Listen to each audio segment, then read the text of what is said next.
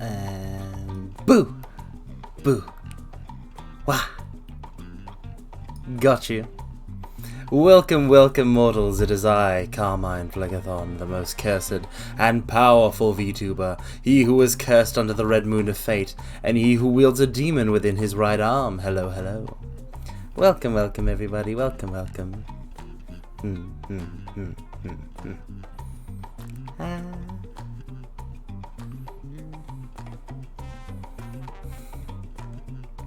So. Today is more Pokemon. It's more Pokemon. It's more Pokemon. It's in fact, well, maybe not more. Maybe the same amount of Pokemon. Maybe less Pokemon will be left alive by the end of the stream. But we're doing more of the LeafGreen Nuzlocke. At least I hope we are. I'm just going to double check my schedule real quick, which is really something I should have done in the first place. I go off of memory on this way too much. Whew. We are in the clear. Okay. Let's go. Small mine.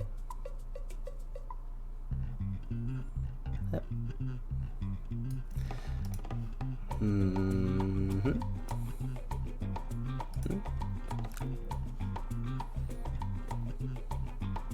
Last time on Pokemon Pocket Monsters Nuzlocke Edition. Is this how? I don't think this is how. I don't think this is how anime dub announcers talk. Last time. Why am I doing the same voice? I'm trying to do like last time on Pokemon. The urge to say Digimon is overwhelming. The urge to say Digimon instead of Pokemon when doing any sort of like announcer voice is just overwhelming. You can tell which one I watched way too much of as a kid. Okay. So.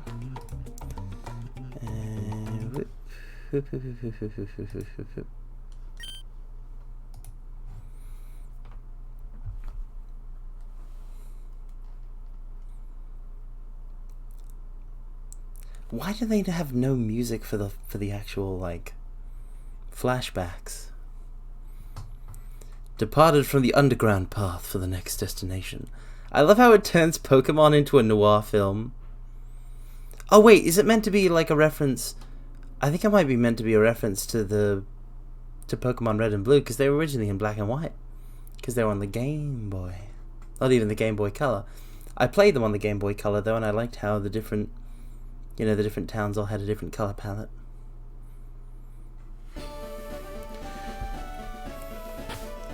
So last we left off, we were on the grind. We were on the grind, the daily grind, in order to get our Sandshrew, who is basically a replacement for our dead Diglett, to a level where it can throttle Lieutenant Surge, and also we have our Rattata as backup. So I'm just gonna pop back right into that. And what happens. Que sera, sera. Whatever will be, will be. The future's not ours to see. Que sera, sera. Bum, bum, bum.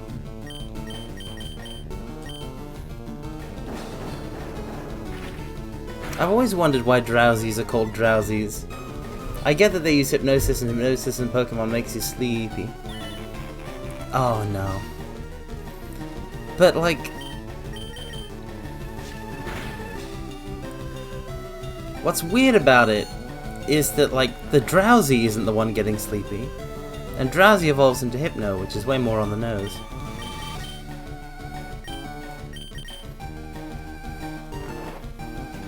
Oh, that reminds me, am I stocked up on... I should check if we're stocked up on various status effect items. Let's go shopping.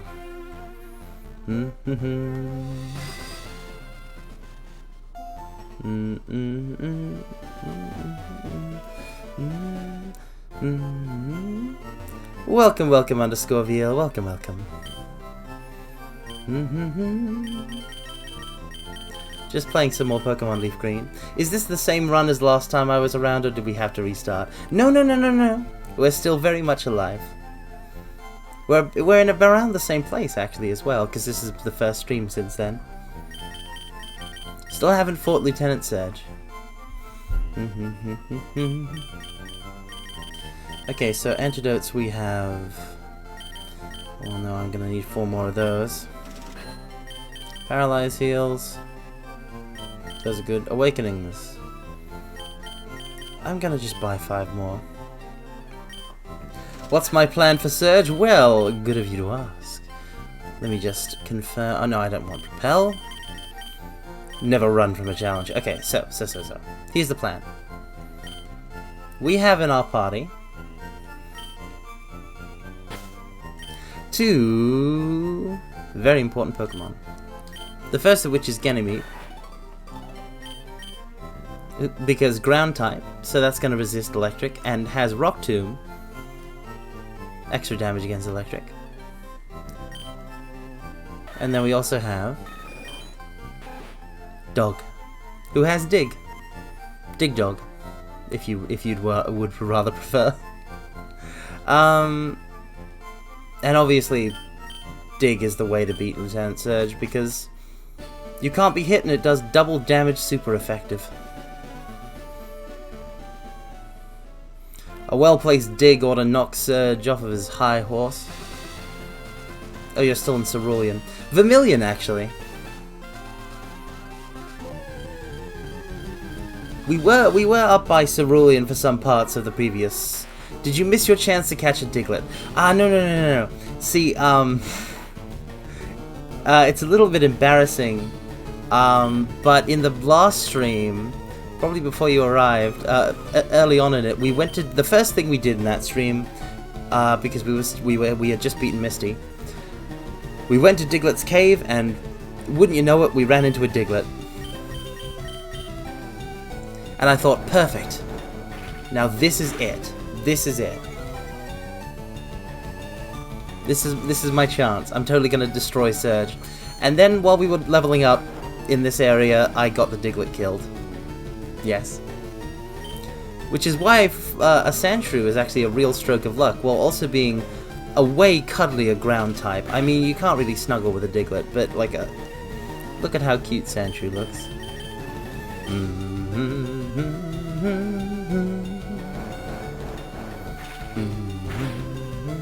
Yeah, it's so glass cannon, right? Like it... Okay, so the thing is, there was an enemy... It was an enemy trainer that was using confusion, and it just does so much damage against itself when confused. I wasn't prepared for it.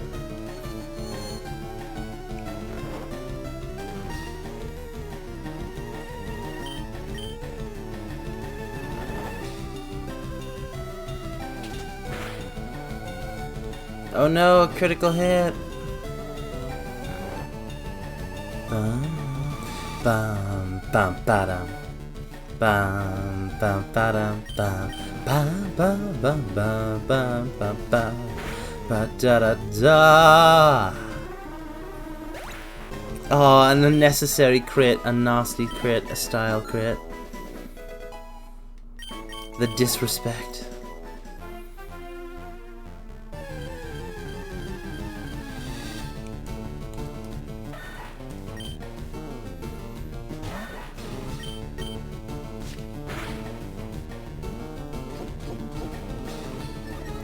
Alright, no, enemy Sandshrews Poison Sting.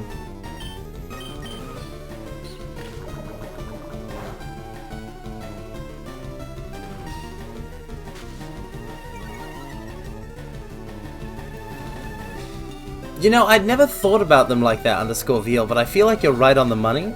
Bum, bum, bum, bum, bum, bum, bum, bum, bum, bum. Because I genuinely would not be able to sing or hum any of this. Not even a little bit. If I wasn't currently in the battle. Now we scratch.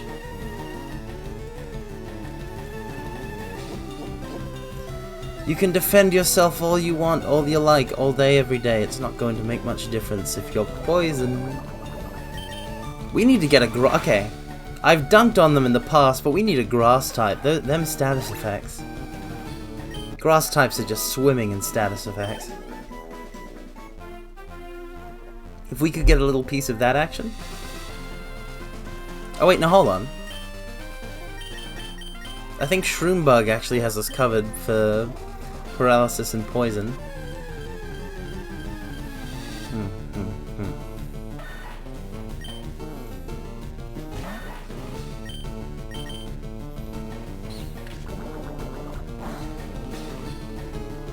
So we do have status effects. But it's that kind of double up. If we could get somebody with confusion. Ironically, if we had caught a Zubat, if in Mount Moon we actually found a Zubat instead of the 5% chance to catch a Paras, we would have access to Supersonic right now.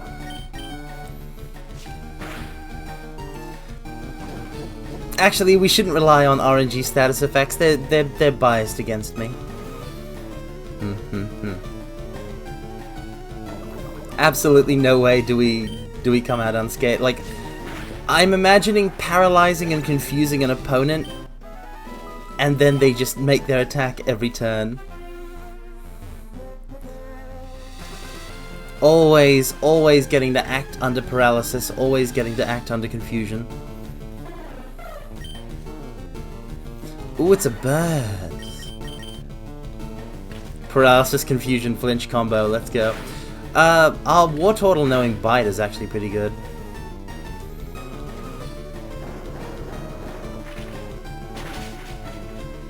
It served us real well against Misty.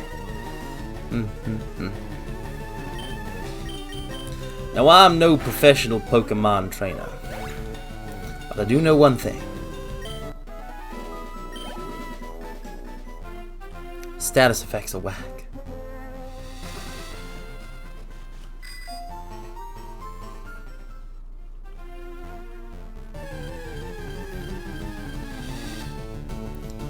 It's another burb with his burbs.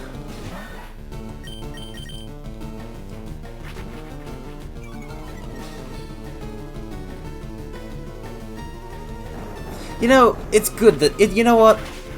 I'm philosophical about it. It's good that our Diglett died. It's good that Terra died. You know why? Because low defense.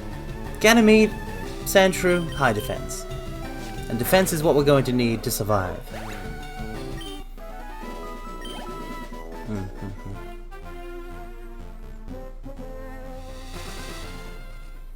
A glass cannon Pokemon is just a liability for training.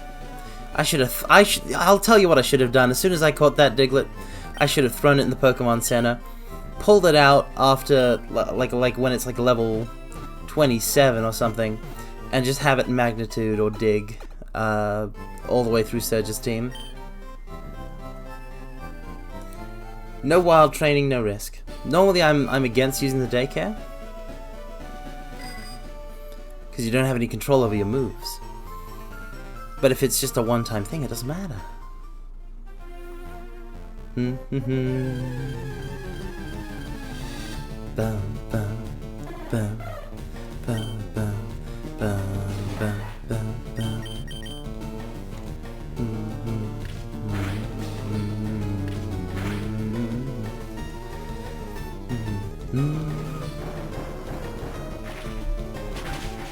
It's interesting, right, that normal moves are not very effective against rock, but ground, they're just decent at.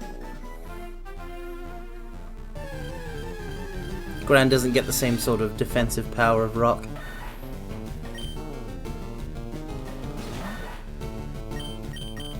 It's, you know what? I think it's actually fascinating. I think it's, okay, so like, how did they even pick?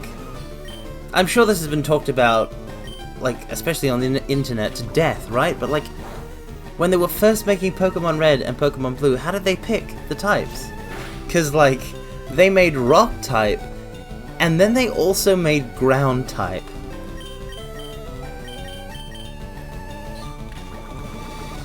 I wonder if normal type will ever have a type advantage against anything. I don't know. I don't think so. I think that kind of takes away... Normal's supposed to be the sort of jack of all trades. Like, it has very few weaknesses, works well against most types kind of thing, without being especially good against any target.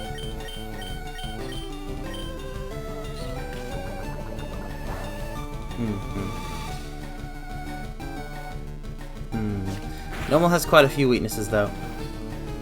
Only to fighting? It's only weak to fighting. Everything else does 1 times damage.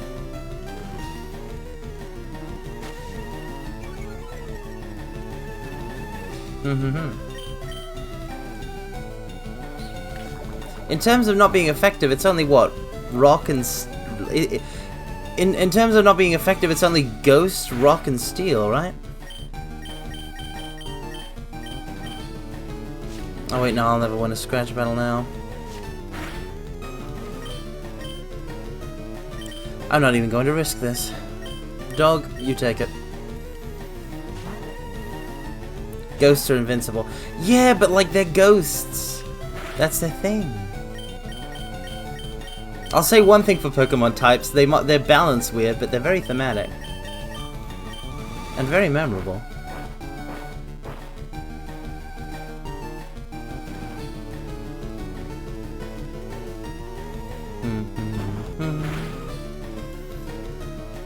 Like, I don't remember every type matchup, because there's a lot of type matchups, but I remember a lot of type matchups, just off the top of my head.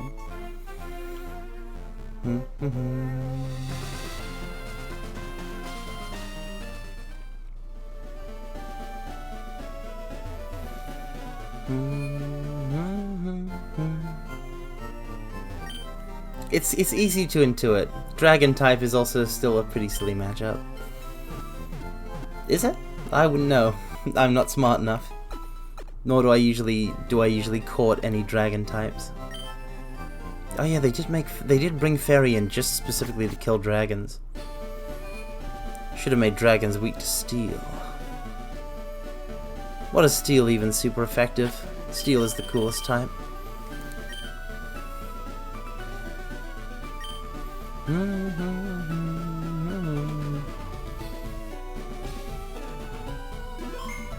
Steel is the most defensive type, even more than Rock. Surely, like I'm pretty sure Rock type Pokemon have the highest average defense. Resistor is immune to over half of the other types. Love it, love it. All Steel team, please. Steel type gym leader over here, please. And I'm gonna throw in a Rock type, a Rock Steel or something like that. I have no idea why it's immune to poison, but it is. I know. I have a great idea of why it's immune to poison, for the same reason that Rock is immune to poison.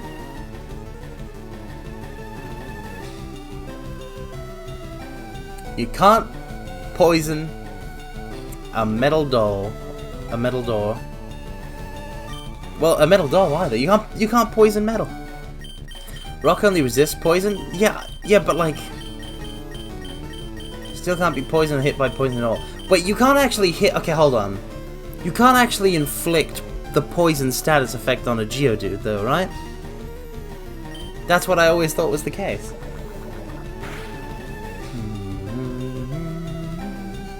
You can poison a Geodude. Well, I'll be damned. Well, I'll be damned.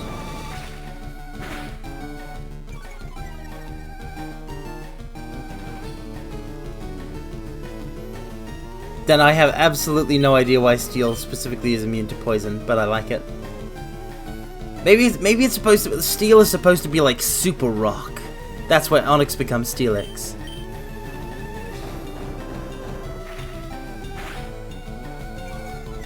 Maybe Steel type was introduced to be the cooler Rock type.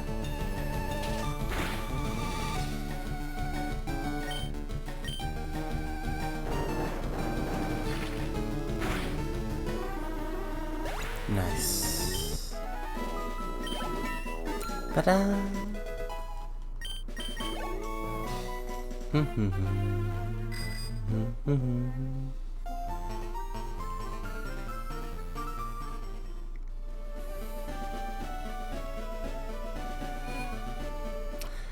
Man, I often find myself thinking, that's a very nice hat.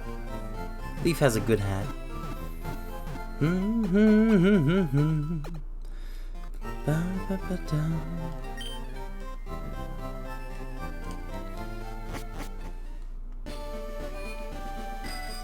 The only problem with steel is that Skarmory has a ×4 weakness to lightning, which is bonkers, but it's a cool steel bird, so I still very much love it.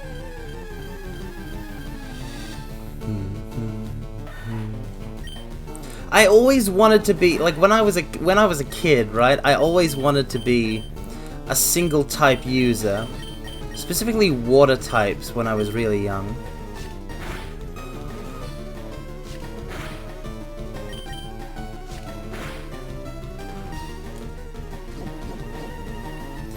But like post that, I did it, and I kind of switched focuses. I was like, maybe this type, or maybe this type, and in the end, I still don't know what my favorite type is. Probably steel.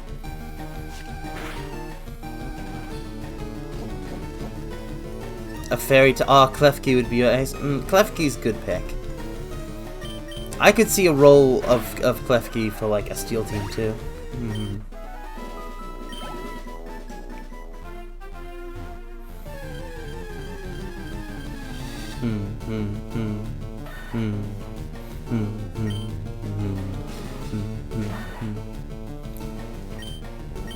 Scratch.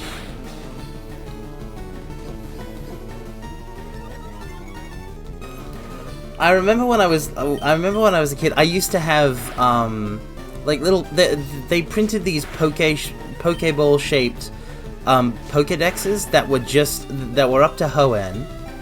They were up to Hoenn, and they were Pokedexes only of a specific type of Pokemon. I think they came with like I think they were like book club sets at my school book club. Like you could subscribe to them and you'd get the next issue or something like that. And I had a couple of them. I specifically remember carrying the grass one around and going to the local park when visiting my grandparents' house. Going to like the local park and searching for Bulbasaurs with my Pokedex, which was just a book. Welcome, Mario Rossi Penguin. Welcome. Good morning. Oh, hey. It's bot spam time. Give me just a second with this battle and I'll take care of it. I wonder if I sound weird today. Do I sound weird? I guess I'm... Oh no, like what is happening with my voice recently? Maybe I sound the same. I have no idea. Okay, so. Were the bots following me into the stream? You fool!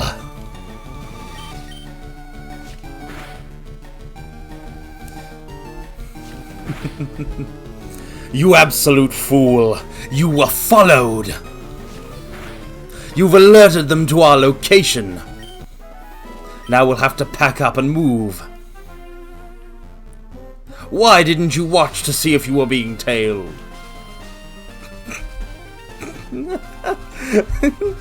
Yeah, no, it's fine, Mario. That was a goof. I hope that didn't upset you. Let's just... a ban. And ban. Wait, hold on a second. I think the second one has a Gasai banner from Future Diary. Also, this account has been since like 2020. Oof, long con. That's a shame. They could have tried. They could have. It could be people getting hacked. Oh man, that's a real shame though. That's a real shame. If only the bots.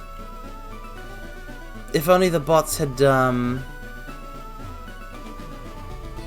If only the bots had engaged with me in a discussion about animemes.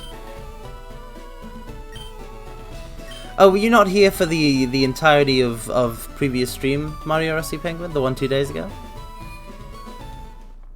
Cause some stuff has gone down in the interim. We lost a Diglett. We lost a Spearow, which wasn't a problem because we caught a Spearow at the same time. But we also lost a Diglett that we caught and our Beedrill, which is really hard for me because I really love Beedrill, and that was our one Weedle, and now we don't have it anymore. But that's life. That's life. Life is dead Pokemon and bots trying to get you to be hacked instead of talking to you about Future Diary. Which is a shame because I'm always down to talk about Future Diary, even though I haven't seen it in like so many years. Unironically, so many years that I barely remember it. But the concept was cool.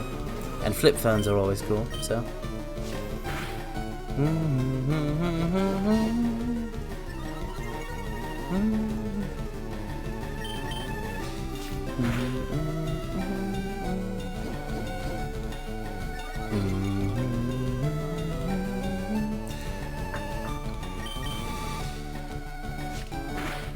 Also, the Borg are way more, like, open about it. The Borg are cool, insofar as that they are evil, but they're honestly evil. They let you know that you will be assimilated. They don't employ deception because they have no reason to. At least in my understanding. I haven't seen, Voyager. So they might be different in that, because I'm pretty sure that involves a lot more Borg action compared to Deep Space Nine or Next Generation. In fact, the Borg were not in Deep Space Nine at all, except in the backstory of Cisco. I think because Next Generation was using Borg, and then when Next Generation stopped, Voyager started, and then they were using the Borg. But then Deep Space Nine had the Changelings, so that's all good. They had some pretty cool storylines with a super-powered enemy, the Dominion. So.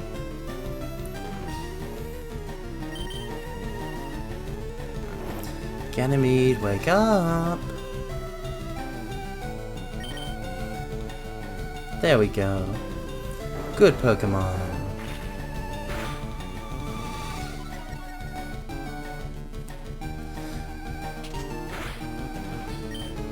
Scratch.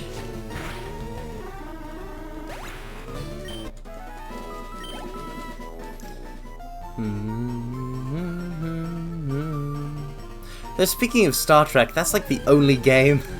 That's like the only game I'm interested in playing in VR, except that and Beat Saber, maybe.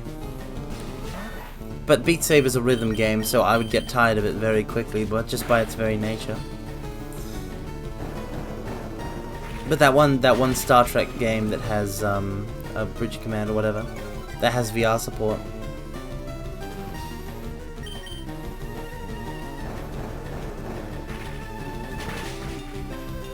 Because who hasn't wanted to be on the deck of a starship in command?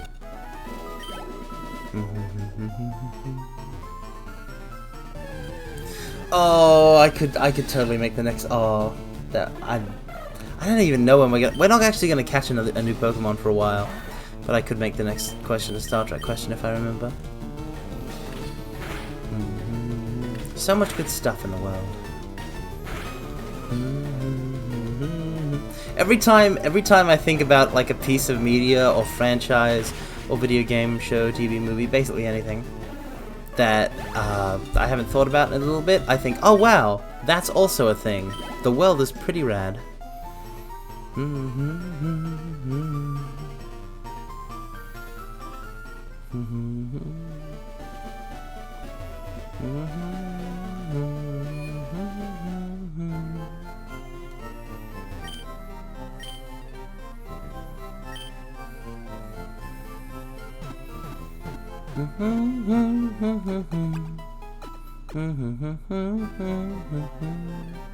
Why does it pause the music instead of a fade out? I try to hum the Pokemon Center theme, and then they pause it for the bump bump bada bump, and then I'm out of sync. Dang Pokemon Center staff trying to make me look like a bad singer slash hummer, like I'm always out of sync. Bum bum bum bum bum bum bum bum bum bum bum bum bum bum bum bum ba da bam.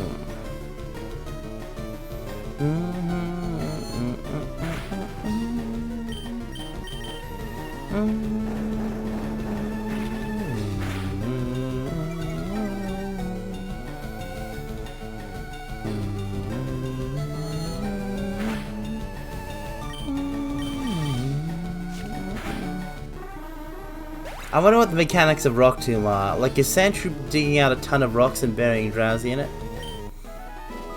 I mean, yes. Okay, so there are two possibilities. What you said is correct, or Sandshrew just gets the rocks out of the sky. Those are the two possibilities. There is no other way.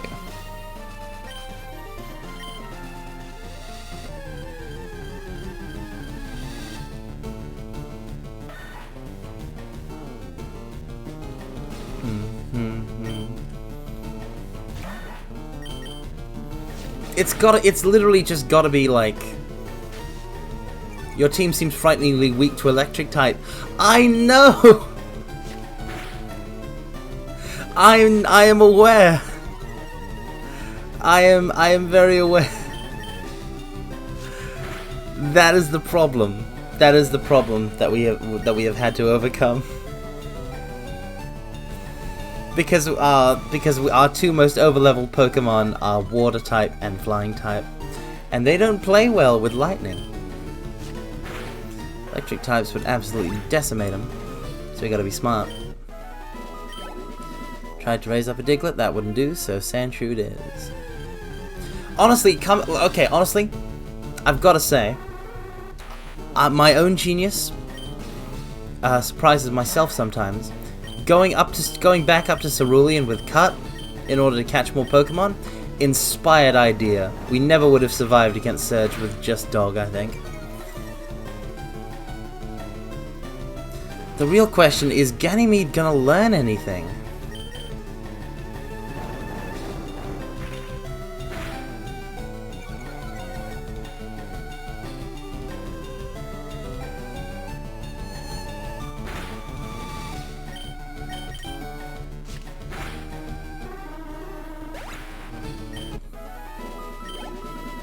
Any new moves of the ground type?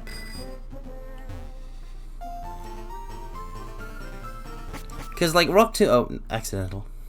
Rock Tomb is good, but Rock Tomb also doesn't give us same type attack bonus.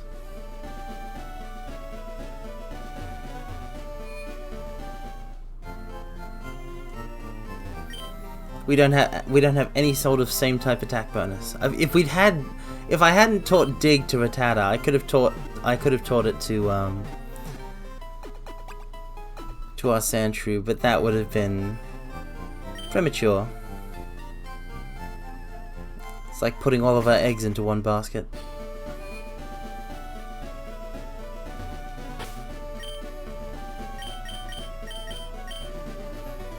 Yeah, honestly, we should swap these out. Would you like to know when, or do you want to leave it as a surprise? I feel like it should be a surprise, just because otherwise I'm going to be constantly consulting Bulbapedia during this playthrough. I gotta do it old school, no guides. Okay, we have a Mankey.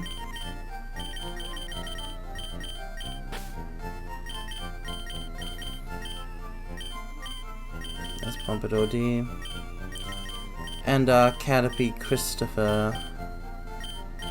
Let's bring out Eufincent. No, I don't want to get confused. Caterpillars.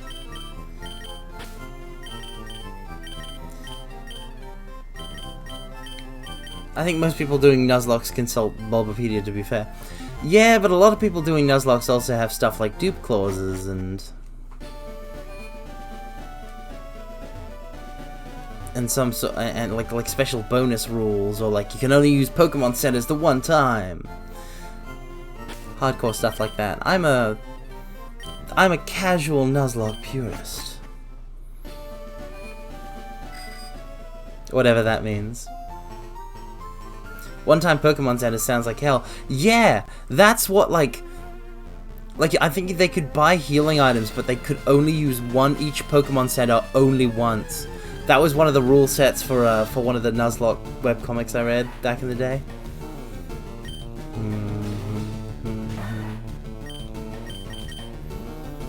We want Ganymede and Dog to be at a decent level. If by 22, why do I keep using Rock Tomb? If I have nothing by 22, that sounds way too harsh. I don't even know if you could beat the game like that. Mario, I don't know how to tell you this, but someone has beaten Pokemon Red, Blue without ever getting hit. Pokemon is like the most played, like everyone is doing challenge runs of this stuff. Everyone is doing challenge runs of this stuff.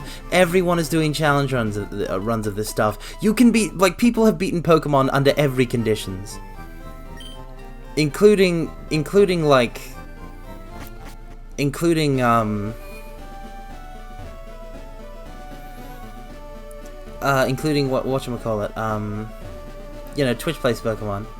Even a collective will did it.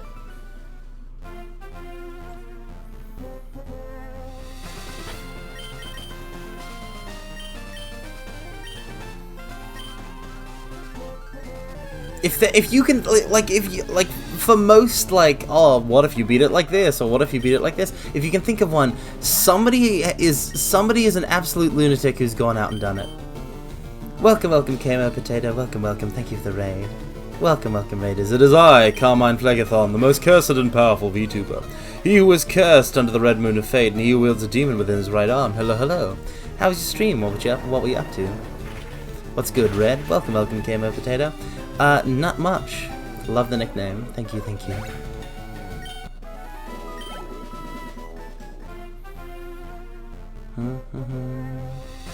Playing Elden Ring and then Metal Gear Rising. Sounds like a full round of Kino. Very nice. I mean, Mario, the thing with the never getting hit challenge run, as far as I understand it, is that they basically had a guide for the entire. They used a guide for the entire game to know which trainers had which Pokemon, because the core of the strat was just super over leveling.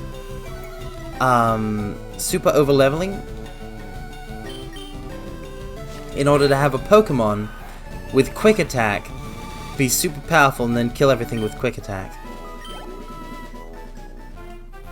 And I think Swift was also a part of it too.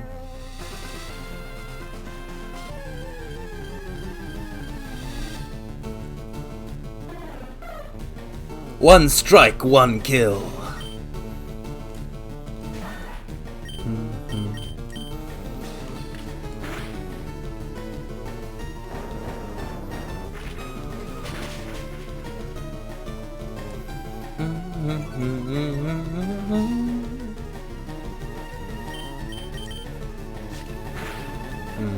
I mean, if there's one thing that, even just speedrunners, the speedrunning community in general, just being aware of it should teach one, it's that there are some people who play video games that are bewitched by a madness beyond the ken of you or me.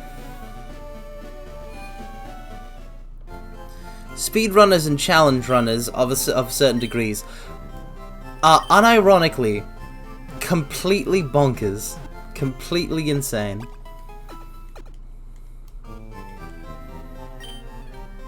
You put the job to do in front of them, and they'll do it. They'll put an insane amount of time into doing it, and then they'll do it. Said by the one with the demon in their body. Okay, listen. It wasn't like I deliberately was like, oh, I want to get a demon up in my body. There were circumstances, okay? There were circumstances. The 1 in 256 glitch. Or sometimes they just want to flex nuts. This is also part of it. Welcome, welcome, Garo Garo. Welcome, welcome. They do just want to flex sometimes, though.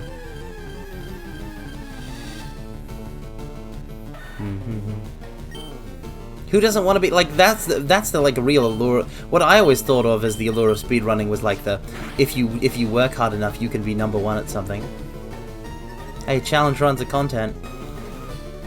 But in today's modern digital hellscape, what does content even mean anymore? You know?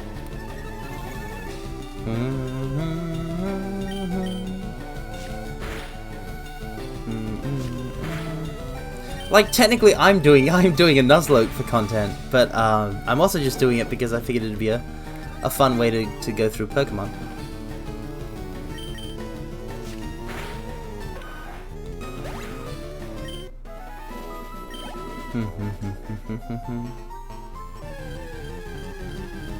Content means literally anything people are willing to watch, engage in. Yeah, I was getting faux philosophical. I do know what content means, Mario. Killing 2 Pidgeys with 1 rock, I say. We can get you a world record. Garo Garo, I already dabbled with speedrunning before I became a VTuber. Metal Gear Solid 2, baby! Only one of my favorite games that was... do I have a world record? Of course I don't have a world record! Of course I don't have a world record, are you insane? Do I look like the kind of person that puts forth the diligence required to earn a world record? I'm not gonna be able to get a world record, Garo Garo.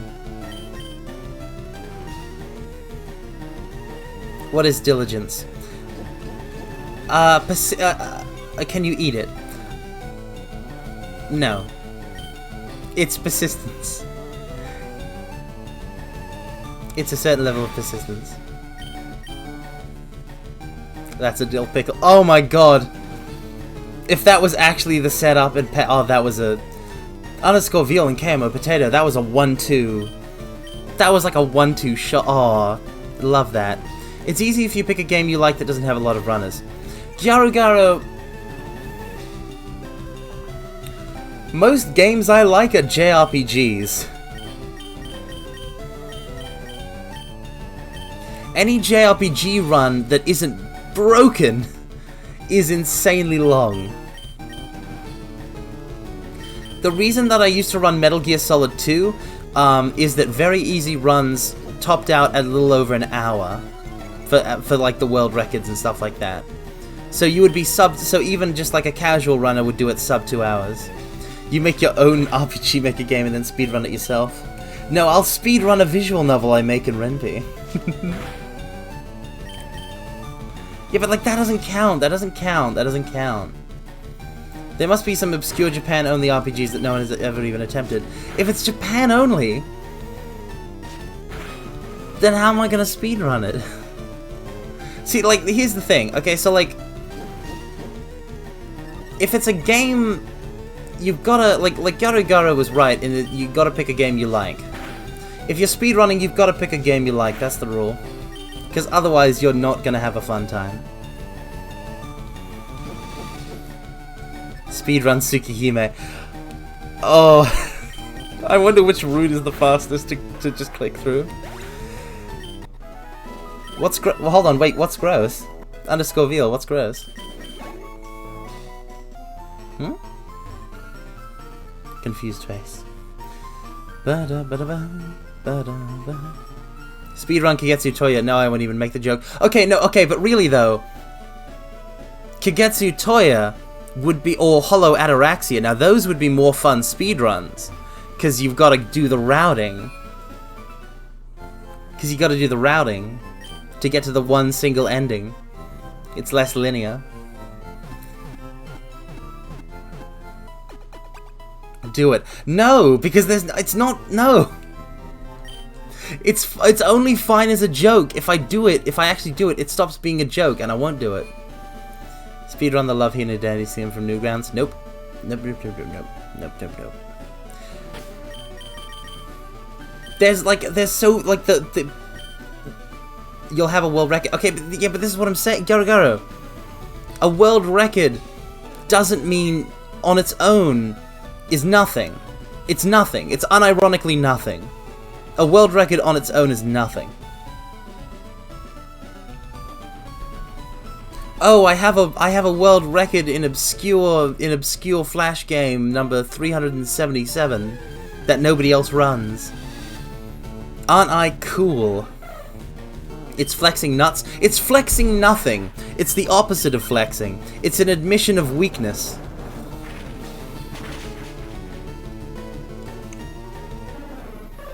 This is why I have no aspirations to... This is why I have no aspirations towards a world record. Because either you're going for a competitive record, you're going for a competitive world record, or you're going for nothing.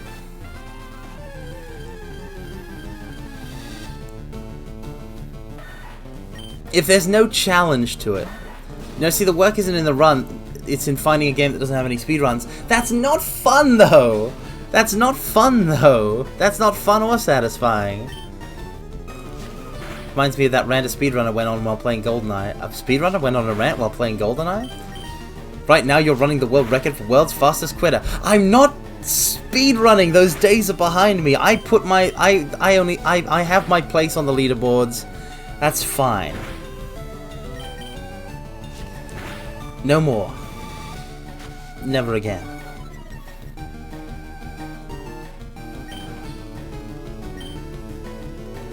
Not once.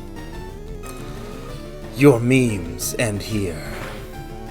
No. I left one. I pass one on. To you.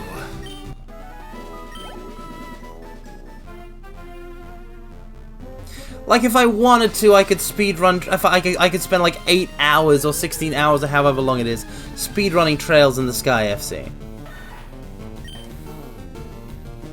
But why would I do that? Speedruns over 2 hours are lunacy.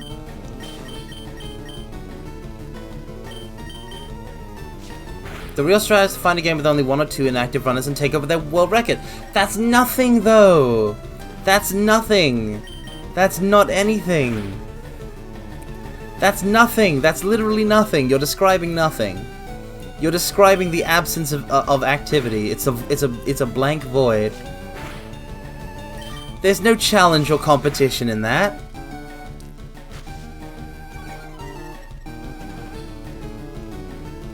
It's unironically some of the best speedrun content.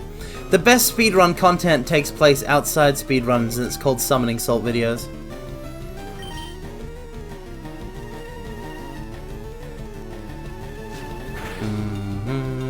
Don't you critical hit me.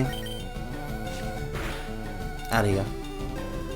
Summoning Salt videos were what got me into my brief period of MGS2 speedrunning. And it was fun. Someone clearly never saw the House of Caravan saga. No, I didn't. I have no idea what you're referring to. I have less than 0 idea what you're talking about. I have no clue.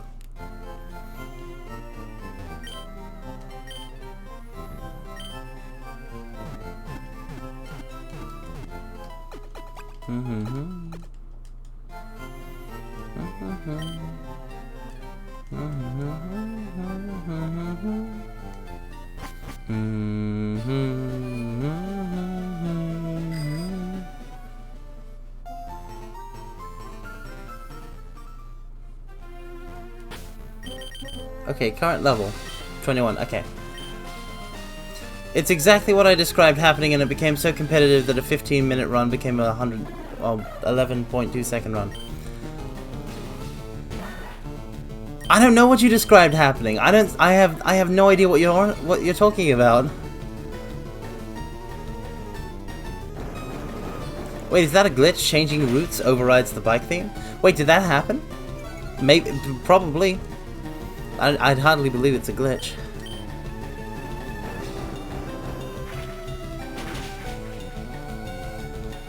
I think the bike theme is like a... I think whatever theme plays most recently is the one that overrides everything else. That's probably how it works in this game. As in someone doing a speedrun for a random game with inactive runners. If you're doing a speedrun with no competition, where's the challenge in it?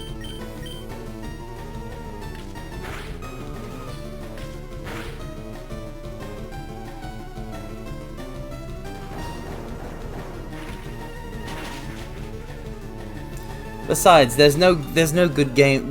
None of the games that I actually like, and you just said it became extremely competitive. It can't be extremely competitive if there was only one person. So either more people joined, in which case it's not the thing that you were originally talking about, because you didn't describe more people joining it, or you're wrong. Those are the two options. Those are the two possibilities.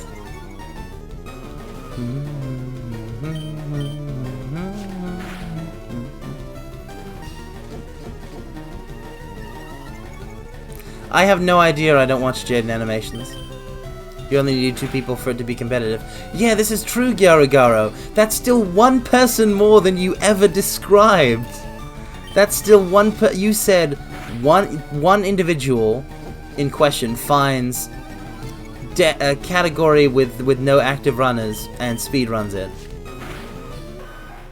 At no point did you mention second individual comes in, they compete. Because once that happens, it's just like every other record that has like people competing for it. Either there's people competing for lower the time, or they're not. You missed the part when you said popping off on them. I don't know what popping off on them means in this context. How does that imply that an additional person joins in? I don't understand. I don't follow. I thought I knew what popping off meant, but apparently I don't. Apparently I don't understand the slang.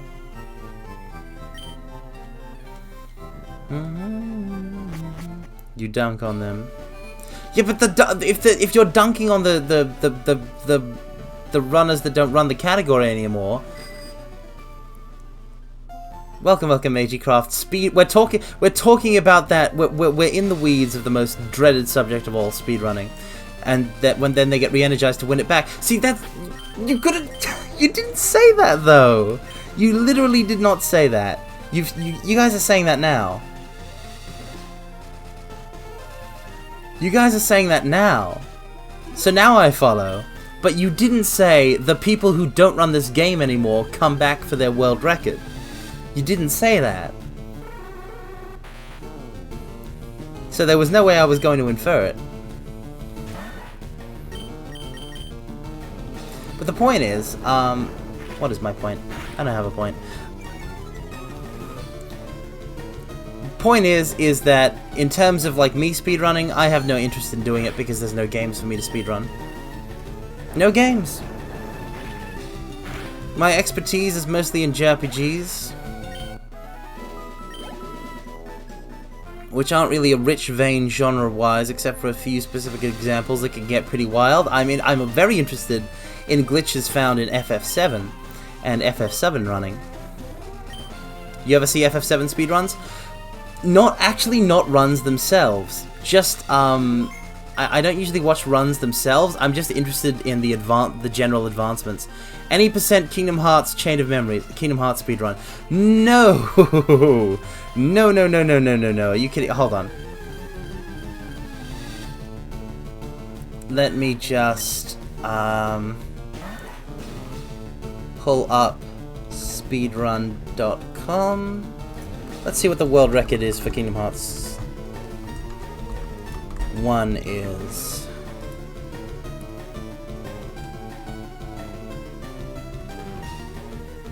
Kingdom Hearts Final Mix.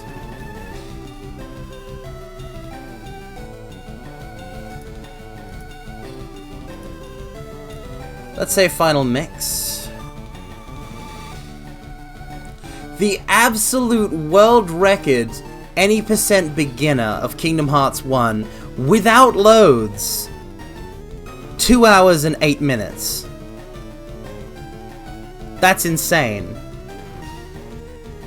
I literally refuse to do any game that I cannot complete a first run in under 2 hours. Absolutely not.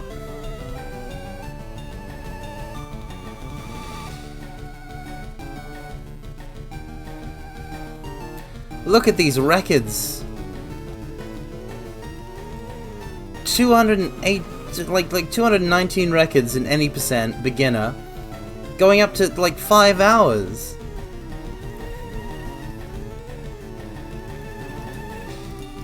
Like if I could like, there's like no way, right? It would be like if I started, I would be at like the 3 hour mark for like a single run.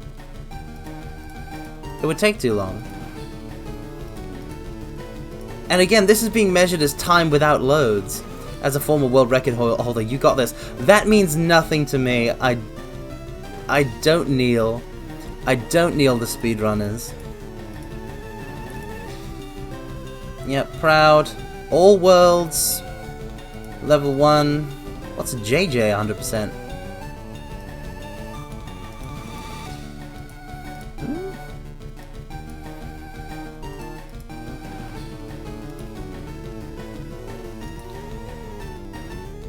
Yeah, no. No. Oh, that wasn't even on the PC. Wow. Whoa. Only about 50 people run on PC. And they measure time with loads as well. NG Plus Recoded is 1 hour 15 minutes. Yeah, but then you have to play Recoded, which is a very good Kingdom Hearts game. But also...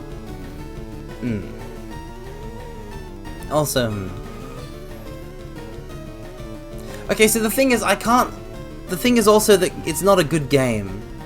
Action games aren't good for me to speedrun. When I speedran MGS2, the thing that like I lost the most time on were boss fights. When it came to like the basic routing and the general tips and tricks, moving from area to area, cartwheeling through guards, stuff like that. Why MGS2 of all things? The time. It's an it was like a run of MGS2. A speed run of MGS2 is like if you're playing like very easy PC, for example, it's like between 1 and 2 hours. You'll find. I think that might be sub out. Yeah, MG2 is at 49 minutes. They've made some improvements, and I'm pretty sure they changed the time. They retimed it, so they they basically made it so now you end the time as in Metal Gear 2 MSX. Oh, yeah, but I've never played Metal Gear 2. It's on the MSX. It's ancient. Do you ever plan on speedrunning it on stream for fun? I can't stress this enough. I'm not a speedrunner, and I'm not going to speedrun on stream. It's not good content. The amount of focus it would require on my part is anti-stream friendly.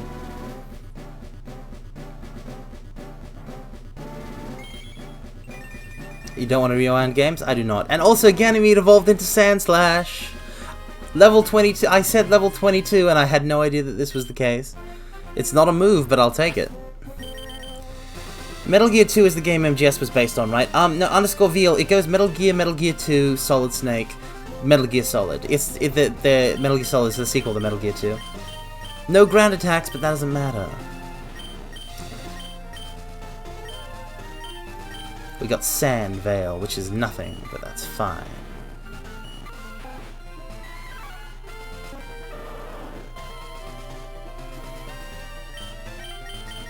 Alright, let me handle the rest of the troops.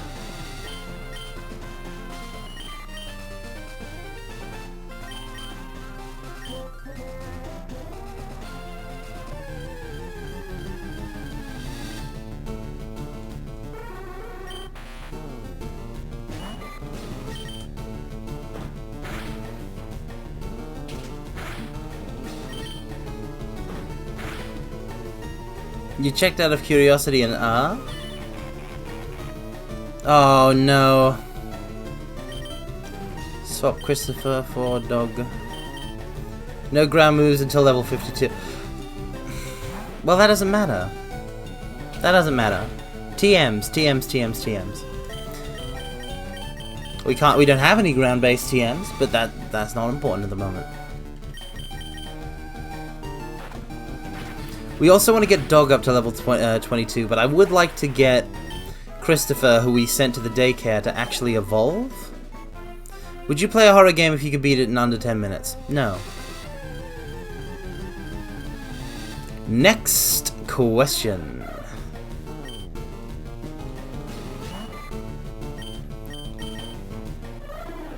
Sandshrew Sandslash's moveset is a freaking moveset is being freaking adorable. This is facts. Dog got Dig instead of Ganymede because when oh no, oh wait, no, it's a bird, I forgot it was a bird, I forgot that Spearow was a bird. Move. So yeah, that was like when we gave Dig to Dog, I was panicking because Diglett was dead and we had no ground types or areas to catch more Pokemon because I hadn't gone back up to Cerulean with Cut yet because we hadn't done the SSN, and I figured Dig, let's use Dig, teach it to somebody who can learn Dig, we'll use Dig, and Dog could learn Dig. So Dig was already used, the Dig is a TM, so it was already used by the time we got Ganymede. Later, Skater Camo Potato, I hope you have a nice rest, and I hope your head feels better. What if it involved no clipping through the entire world?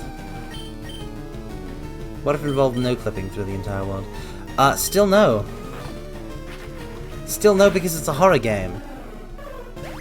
And if you're describing playing a horror game via a speedrun strat, if somebody plays a game and uses speedrun strats on it the first time they ever encounter it, what are you even doing? What are you even doing? Why do you even play video games if this is the way that you will approach them?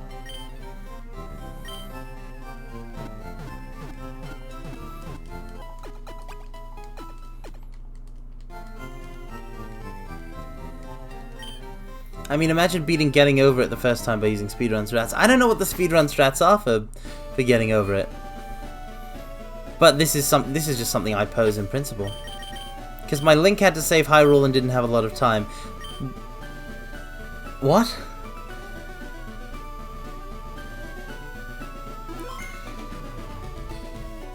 Gyaru, are you, like...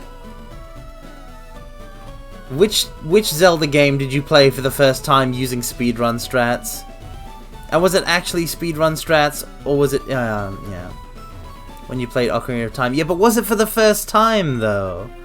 Was it for the first time? Was that the first time you played Ocarina of Time, you used speedrun tricks? Because that's disappointing. I mean, first time to competition. What does that mean? Oh, first time to completion. Then yeah, no. Scum. I oppose it. I oppose it wholeheartedly. It's a scum move. Do it legit or not at all.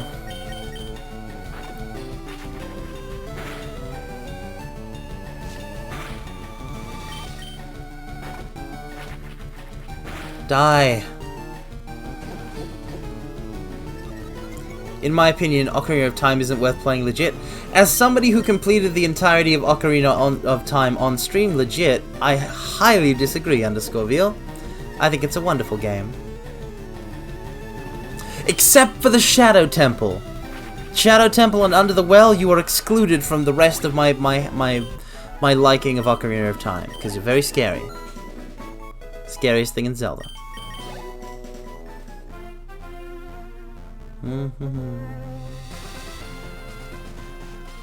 God, I love that God, I love that we're going through Twilight Princess, and it is like... It's edgy instead of scary. It's edgy instead of scary. I love it. It's edgy, Zelda. Fantastic. Carmine's a big fan of the well. Wouldn't speedrun skip it? No! No, I wouldn't speedrun skip it. Because you don't speedrun games the first time you play them. Because then it ain't legit. And if you won't play legit, what's the point?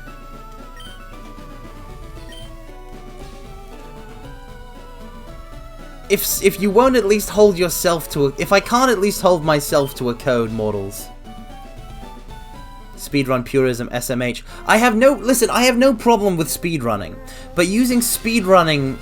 using certain speedrunning tricks to circumvent certain parts of a game on a non-speedrun playthrough on your first go-around of the game is lunacy. No, no, it's a bird. It's a bird. It's a bird. I keep forgetting it's a bird. So you would rather face your fears than not speedrun. It's not speedrun. Unless you are submitting a run. Unless you are submitting a run to speedrun.com or one of the other places or whatnot, using a glitch in a regular, using a glitch that is also used in speedrunning in a regular playthrough is not speedrunning. It's just cheating. And I'm not against cheating. I'm not like doing weird glitch stuff for fun in games. I'm not like against that.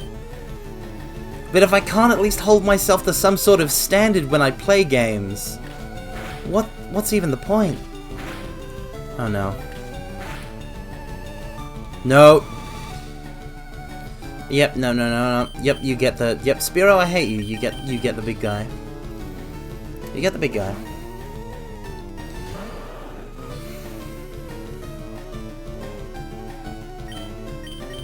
Spiro is rude. Correct. Now Spiro is dead.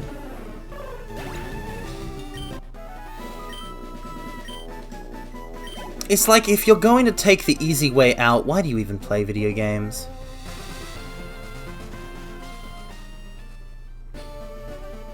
Games are for the challenge. Okay, hypothetical. If you 100% had to play Silent Hill, but you had a choice of using a speedrun glitch to make the game last 10 minutes or playing legit, which would you pick? Am I playing Silent Hill for the first time? Because if I'm playing Silent Hill for the first time and I haven't completed it before, then I don't have a choice there. There's no option there. I have to play legit. I'm never going to be in a position where I 100% have to play Silent Hill, because I will never put myself in a position where that is required. But yeah, no, I'm not allowed to do that.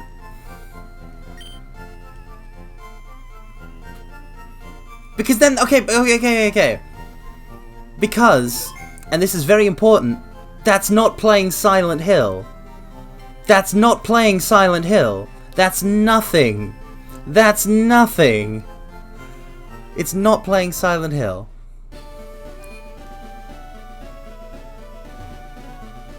If I am being forced into a position where I have to play Silent Hill, you really think I can just turn around and go, okay, 10 minutes of speedrunning glitch, now we've played Silent Hill.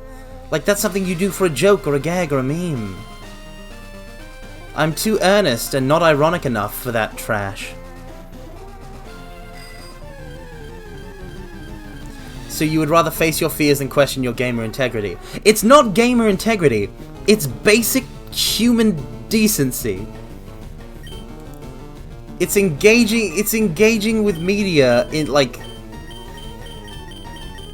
It's holding myself to a personal code. Nothing I'm describing here is strange.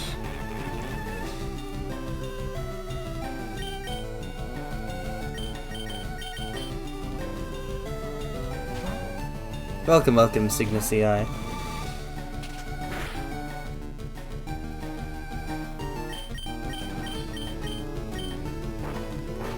Look. So you'll play Silent Hill 4 one day then, got it. Garugaro, no. What part? What part?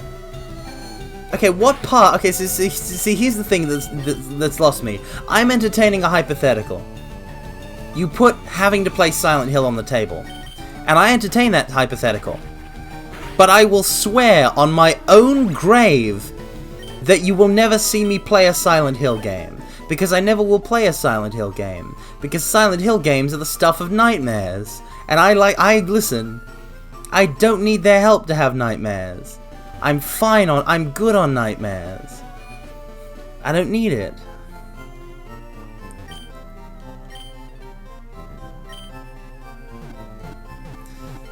If I'm going to get kept up at night, it's going to be from being sad, not from being afraid.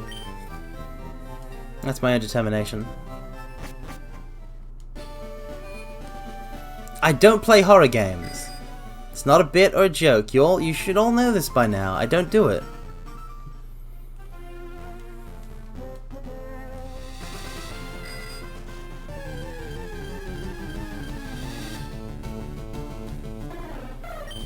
You're never ever going to see me play a horror game. You're never going to see me play Silent Hill.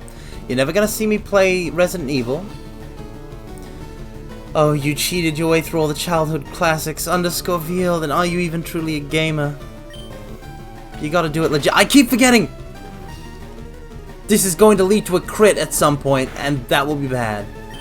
Why can I not remember that birds are birds? What about Silent Scope? I don't know what Silent Scope is, but if it's a horror game, then it's a no. This is a very simple criteria. If you went back and did them legit later, then it's fine, because you were a child then, so you couldn't be expected to know, you know,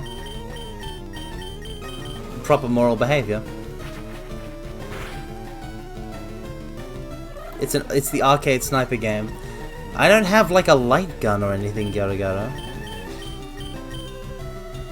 But also no, too scary.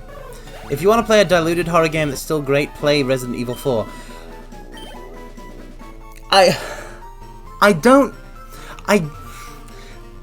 Mortals, you know I love you, right? Like I love you guys. You're awesome. You guys are wonderful. But the one thing that you like really don't seem to be able to understand at any point, and it's been like this for the entirety of my VTubing career, is that no means no, and that me not playing horror games mean me not playing horror games.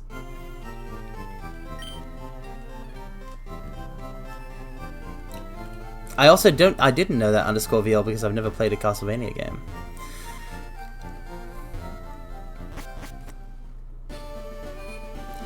But like, yeah, no, I don't care if it's like 95% horror or 95% action, or if it's not really horror, or if it's pretty cheesy. I'm not playing it. Not least of which is because I would have to play Resident Evils 1, 2, and 3 first.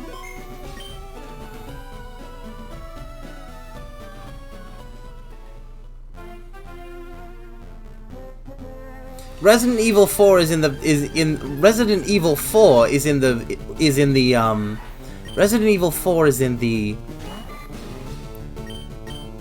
area,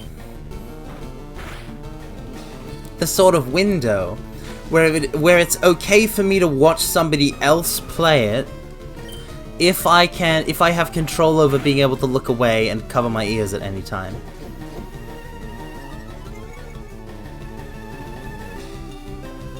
That's where Resident Evil 4 is at. I'm not going to play it. You'll never see me playing it. Okay, would you play Dino Crisis or Kamen Rider Seigi no Keifu? Are they horror games? Are they horror games? It's like the only criteria. It's like the only like is it a scary game? Is it like horror is maybe inaccurate. Is it a scary game? Okay, but is Dino Crisis a scary game? Because if it's a scary game, then no. If it's not a scary game, then But it is scary because dinosaurs jump you. Then no! I don't want to be scared by dinosaurs. Seigi no Keifu is Ari with Kamen Riders. How can there be a Resident... Okay, I know the gameplay of Resident Evil. How can there be Resident Evil with Kamen Riders? That just sounds ludicrous. Send in Alphaba.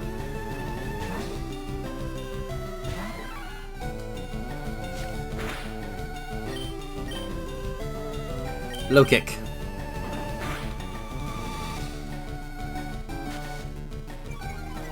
It's a Kamen Rider game that plays like RE, but is it scary? Do dinosaur jump scares count? Yes, all jump scares count. All jump scares and everything count. Anytime that a game that is not inherently scary scares me by including a jump scare or a scary bit, like there are sometimes in the Batman games, the Arkham games, where scary stuff happens, I dock points in my own, like it's like, oh, I like this game, but there's this one section of it that really wants me to be scared, and I don't want to be scared. So I'd like to, you know. So it's kind of a bit of an interruption there. Welcome, your epic bro moment. Thank you for the compliment. Oh, at least I'm taking it as a compliment. I'm feeling very disciplined and honorable.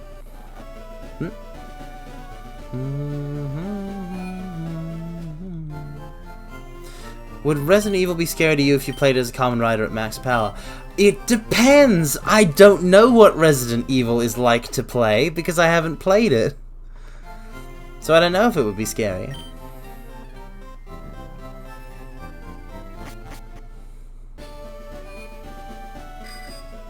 I have no idea.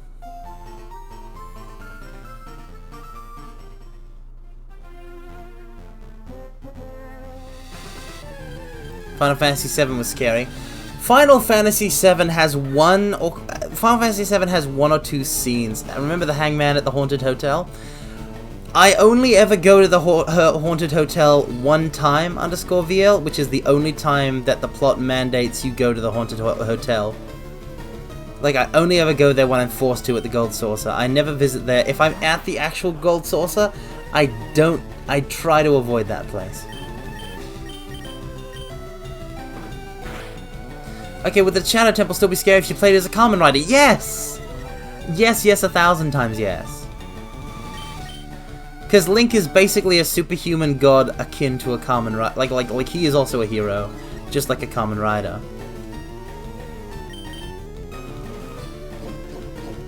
Classic RE is cramped hallways with awkward camera angles and tech. No, I know the gameplay, but I've never played it. So I can't, I don't have the experience of playing it, that's what I'm saying. I know what the gameplay of Resident Evil is. I know it's like tank controls. Because I hear people talk about these games that I don't play, you know?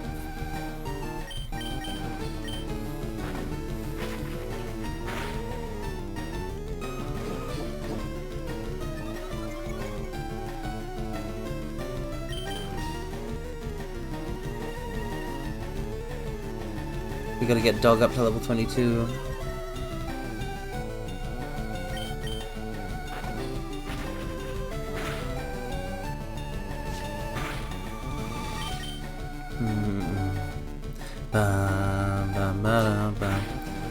This is reminding me of stoner conversations like, would you go to Silent Hill if Goku was with you? What about Krillin? Okay, can I just say, if Silent Hill has any threats in it that Krillin can't handle, that's pretty messed up. At least that's my understanding of Krillin. I have to warn you, Lavender Town is in this game. I know! And we will be spending as little time there as possible. Also, it's less freaky because it's in Pokemon Red and... Fire Red and Leaf Green instead of Pokemon Red and Blue, where it was spookier.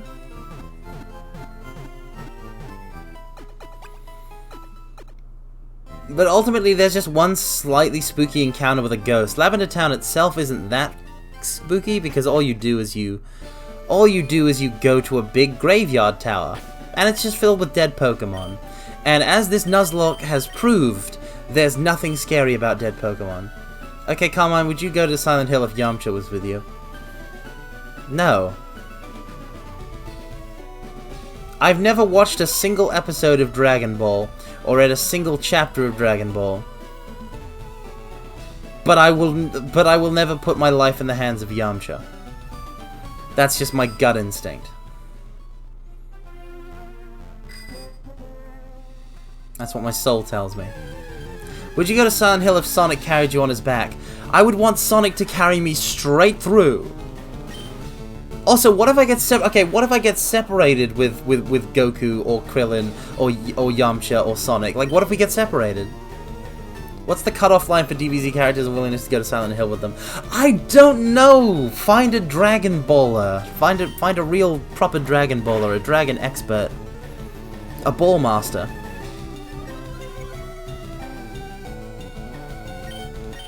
You're gonna want to find a Ball Master.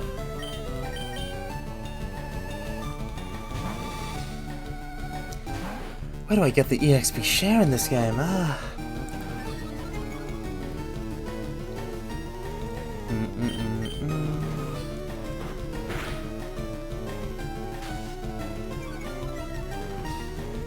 Would you go to Silent Hill with Frieza if you were something like one of his henchmen? I'm pretty sure Frieza kills his henchmen. Like, he's got no qualms about killing some of his henchmen. So, like, no. I don't care if I have benefits, they're useless to me if I'm dead. Also, it would mean that I'm in the service of evil, so no. What if you had to either go to Silent Hill or speedrun a game for your first time playing it? Oh, speedrun a game for your first time playing it, for sure. I have my game of pride, but if I'm in a position where I am forced to go to Silent Hill, otherwise all things mean nothing to me. I'd kill someone to I'd kill someone to avoid going to Silent Hill. I don't like to be scared. Frieza won't kill you unless you desert. That doesn't matter. He's still evil. Would you go to Silent Hill if you could summon Sephiroth at will? There's not enough conditionals there. If I can summon Sephiroth at will, like, does he obey me? Is he my friend? Will he just stab me because he has mommy issues? These are the kinds of questions you gotta answer in your pitch itself. He's your best friend. Okay, but is he ride or die? Okay, no. This is okay. No. Here's my real question, Garagaro. Which Sephiroth am I taking with me?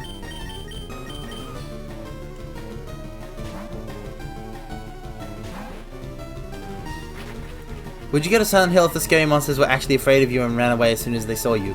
Nope, because the same logic applies to, you know, various scary bugs and spiders and stuff like that, and I'm still scared of them. So it would still be a scary experience even if they were all scared of me. Would you spend the night in Silent Hill if you had a full team of level 100 Pokemon of your choosing? I'm not exposing innocent Pokemon to that. I hate Spearows so much. They're too powerful.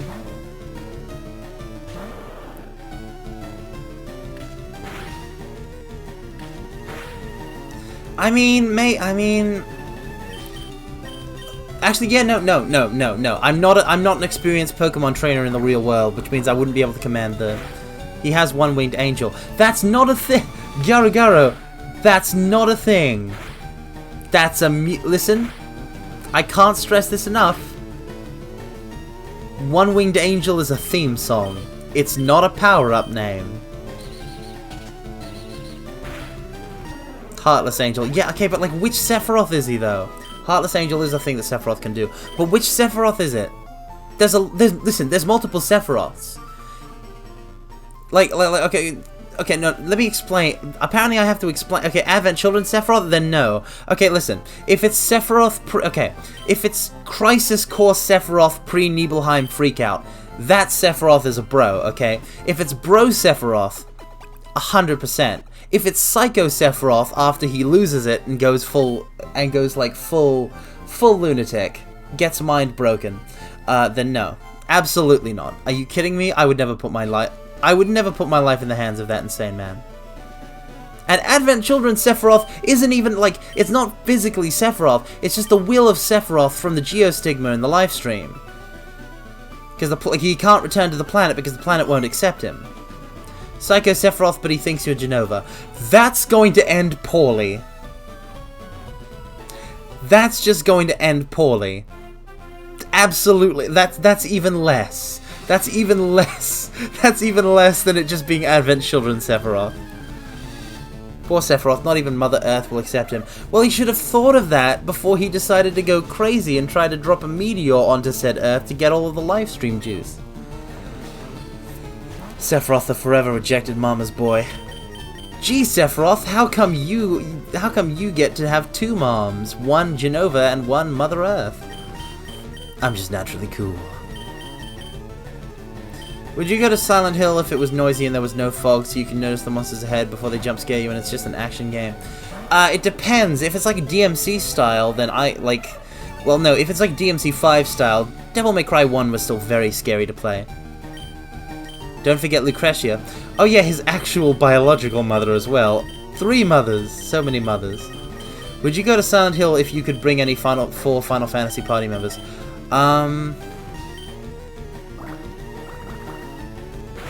Again, the core thing with, like, bringing people to Silent Hill... I bet Aerith would be Sephiroth's mother if she had to. Actually, they're more like, They're more like sort of pseudo-siblings, actually, because Sephiroth is the son of Hojo and Lucretia, and Aerith is the son of Ghast and Ifalna. So there's, like one is the fake ancient, one is the true ancient, were born to different researchers, both half human, you know? Or at least part human, because Sephiroth's like Hojo and Lucretia were both human, but you know, stuff.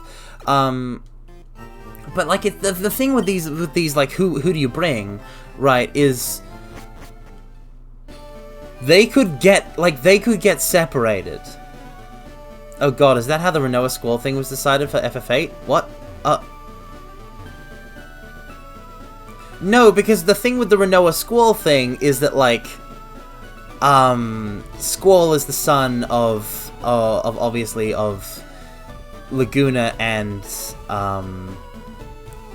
Rain, while Renoa and Julia, Renoa is the daughter of Julia and General Caraway, and the thing is that Laguna and Julia had a sort of like they had a love thing going on until the circumstances of war forced them apart, and then they each found a new lover and had a kid.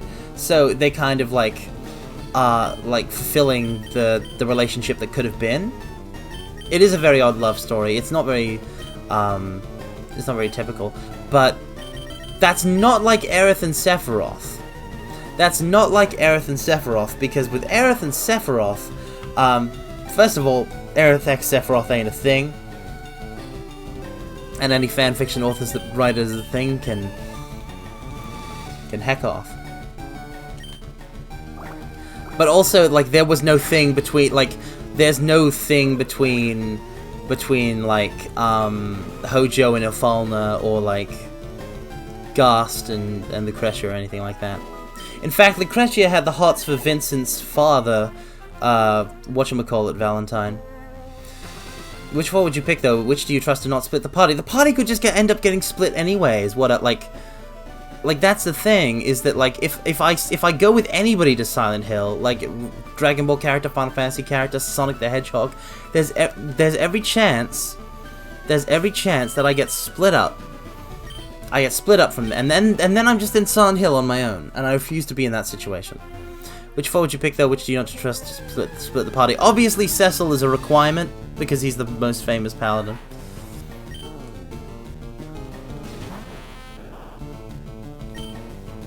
For sure. Not gonna lie, Lucretia kinda sucks. She doesn't make the best choices. She definitely does not make the best choices. For sure, she does not. What if you can make a party with 4 FF characters and you didn't even need to go to Silent Hill, but... Okay, what's the but?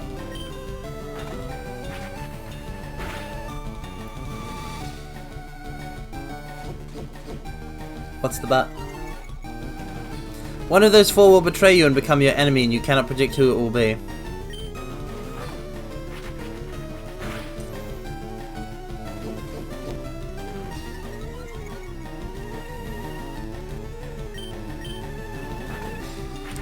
Okay.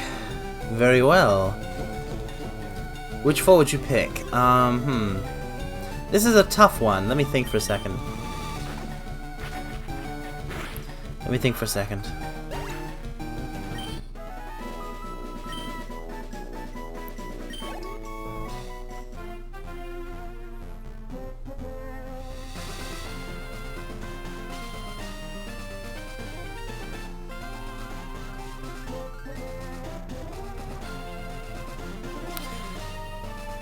Hope.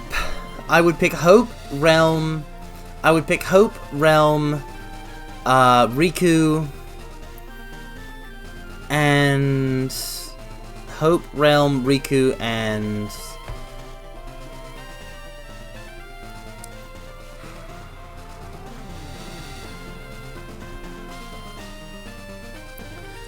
I'm not gonna pick Eiko for the same reason I'm not gonna pick Child Rydia. They can summon impossibly powerful beasts. I want actually weak kids like Realm.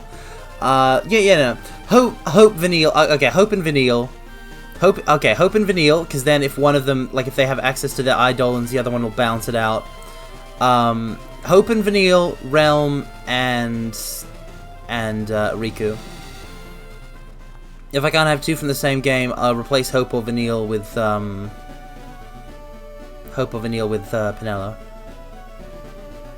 Would you go to Silent Hill if you were asleep the whole time and they just had to carry you through Silent Hill safely? No! No! Who would make that choice? That's lunacy.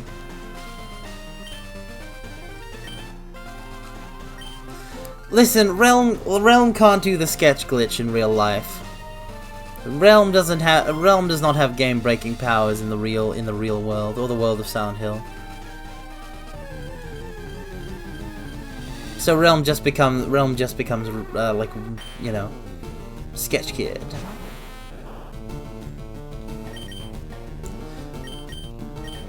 I would have gone with 4 big villains. Why? I wanted to be somebody that I myself can deal with by punching them in the face, if needed. Absolutely not what I absolutely not what I pick like actual strong characters. Are you kidding me?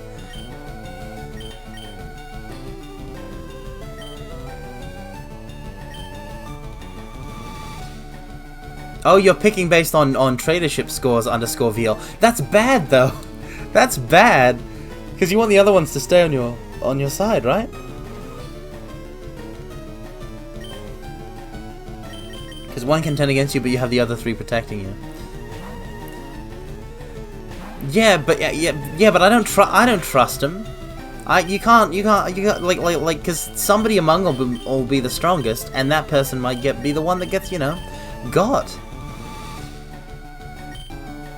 So I would 100% just go with children, and if one of the children goes evil, just deck them. Then the other kids can help. Nope, confused. Confused means switch out.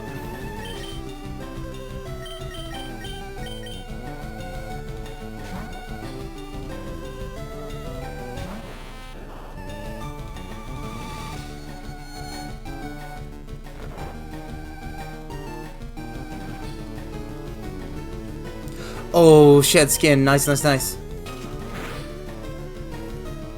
Just deck the child. Carmine. In this scenario, the child is evil. If the child is evil, you are allowed to punch the child. It's only if the child becomes evil.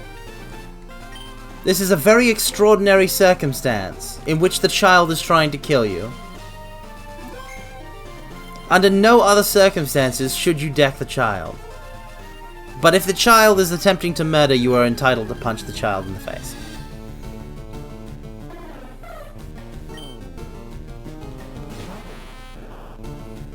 Okay, real stupid question. Okay, shoot.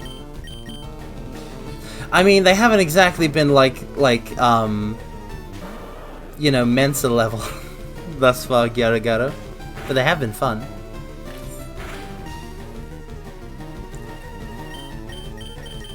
We're not exactly doing highbrow intellectual discussions here.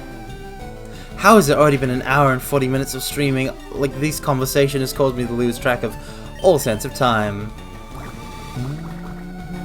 I've been too busy thinking about, like, who to take to Silent Hill.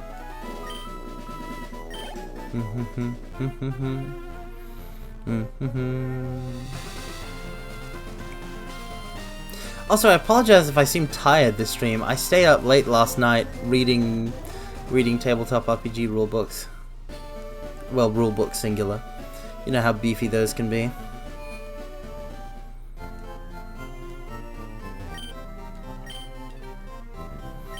I just kept being like, oh, one more page. One more section. I want to learn how this works. I'm not going to keep... oh, which game? Fantasy Craft, Mario Rossi Penguin, because I went and I spent a whole bunch of money getting, ordering physical copies of the Fantasy Craft book, and then also the Adventuring Companion, and getting PDFs of all the extra classes that they made. Okay, 2 excellent questions here. Let's take them. Let's tackle them one at a time. If you were at camp with all the FF7 party members and you were all starving and had no method of getting food, and you had enough rations to feed 3 of them, who would you pick? Now, this is very interesting, _Veal, because you're basically saying, which Final Fantasy 3 Final Fantasy 7 party members would you save? Which ones would you keep alive? And this is great because they originally intended to do this for real by having only the 3 party members you take into the raid on Midgar actually survive and all the rest die in FF7 when they were drafting it. And they eventually decided not to because it would cheapen Aerith's death.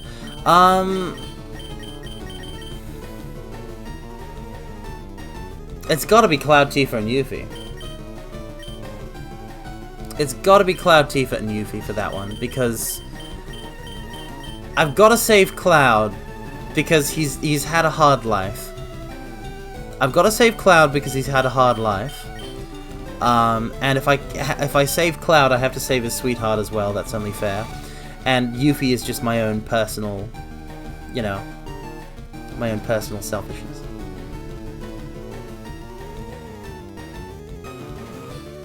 But, I wouldn't be happy about it, that's for sure. What's the second question? Let's see. What if we modified it so that rather than having no method of getting food, you had to pick the 3 to feed if there was a chance of getting food if they had the strength? I mean, it doesn't really matter, it's which 3 will survive. And, you know, those are the 3 I pick. That's the same ones in both versions. I pick those 3. If you had to pick 4 FF party members to help you set up a fancy formal event for someone whose opinion you greatly value, but one of them will accidentally take a few hits of LSD and will start tripping out, which 4 do you pick? Okay, so, Gyaragaro, is there like a rule of like... Is there a rule of like, you know, we're not allowed to just put the LSD tripper in like the broom closet with some soothing music?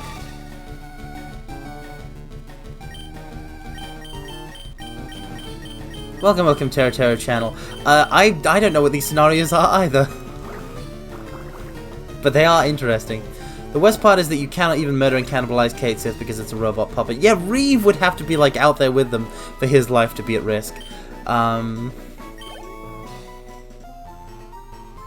yeah, 4 FF4 party members to help you set up a fancy party formal event for someone whose opinion you greatly value.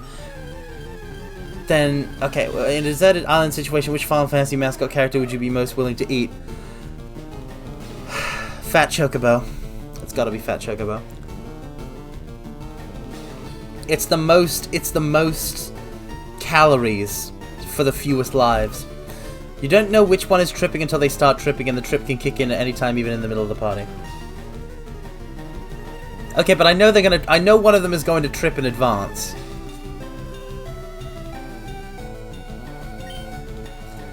But I know that one of them is going to trip in advance, so I can just keep an eye on them. Which FF7 party member would you not introduce to your family and why? Kate Sith, too many questions. I'm trying to deal with this LSD question, and it's a toughie. It's not a simple question. Gotta be Vincent. Summoning Ifrit on Fat Chocobo to make the mother of all KFC menus. I think there was a KFC crossover for FF14. You think it would be more difficult to explain Vincent than KFC? I disagree. There's no way you're not picking Aerith for the LSD question, is there? I don't know anything about LSD tripping, Yorogaro, so I'm just going to try and pick the 4 party members of, like, the 4 party members that will be the best at setting up a fancy party. And obviously Edgar. Obviously, Edgar Ovs. Edgar, obviously. 100% Edgar. Dagger, I guess. Garnet, because she's also royalty. Ash. And I guess we can have Aerith put the final spot. Edward. Hold on, did I say... No, that's fine. Okay, no. For a second I thought I'd missed... I said Edgar. But what about Edward? Yeah, for a second there, I thought you were... Okay, underscore Veal, for a second there I actually thought you were correcting me and that I'd gotten the name wrong. But Edward and Edgar are different. Yeah. Ooh. My brain. Actually, Edge is royalty too. Yeah, but I've played a bit of FF4 and he does not act like it. Yeah, Edward and Edgar and Garnet and Ash would probably be the best bet.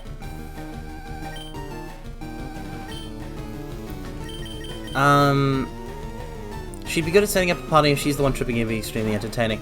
I honestly like, is it entertaining when people trip, though? I have no idea what happens when somebody trips. Isn't that a bad thing?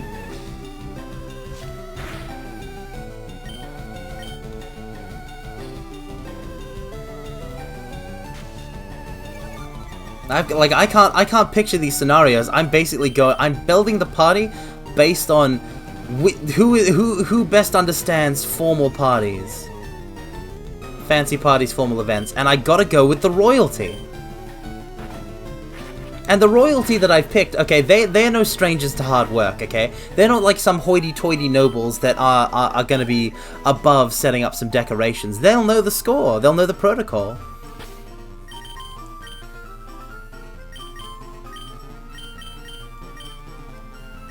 Shame about literally the next day. Oh! Underscore Veal, low blow. Low blow. Some real Ash fans / enemies in the audience.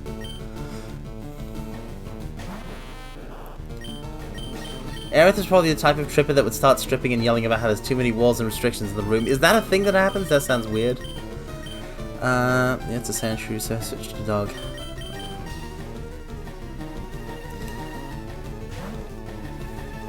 Where are they getting this LSD from? Can I track down their supply?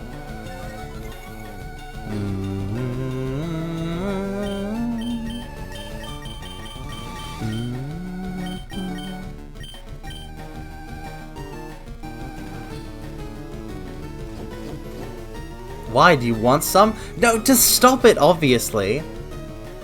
I have absolutely... Like, I don't know what that stuff would do to me. But I bet it would not be good.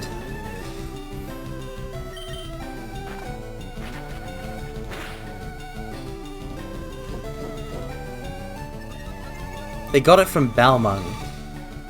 The server? The Final Fantasy XIV server Balmung? Because there's no way you mean the actual thing that Balmung is referencing, which I actually don't know, which is shameful of me. Shift. This is how we overcome the sand attacks.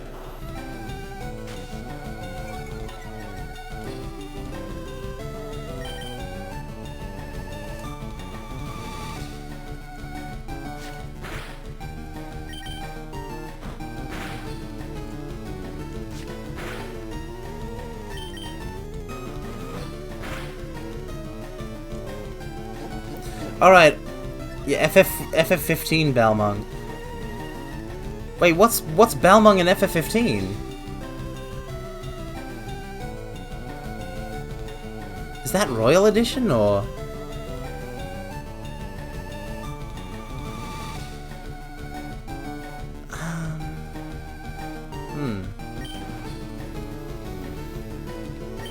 Alright, what Gen 1 Pokemon do you think each FF7 party member would have and why? Bonus points for what type they'd have as a monotype trainer. This is a good question, _Ville. Also, welcome, Mermaid Melody, welcome. Cringe to fur. How can you call Metapod cringe? How can you call Metapod cringe? I just can't believe it. Each Gen 1 Pokemon. Okay, so if it's Gen 1,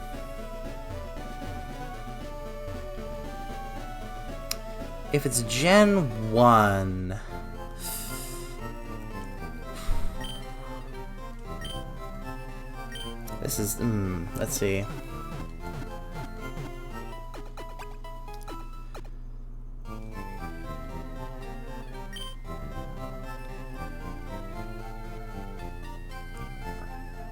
oh wait, no, not Balmung, I meant Bahamut.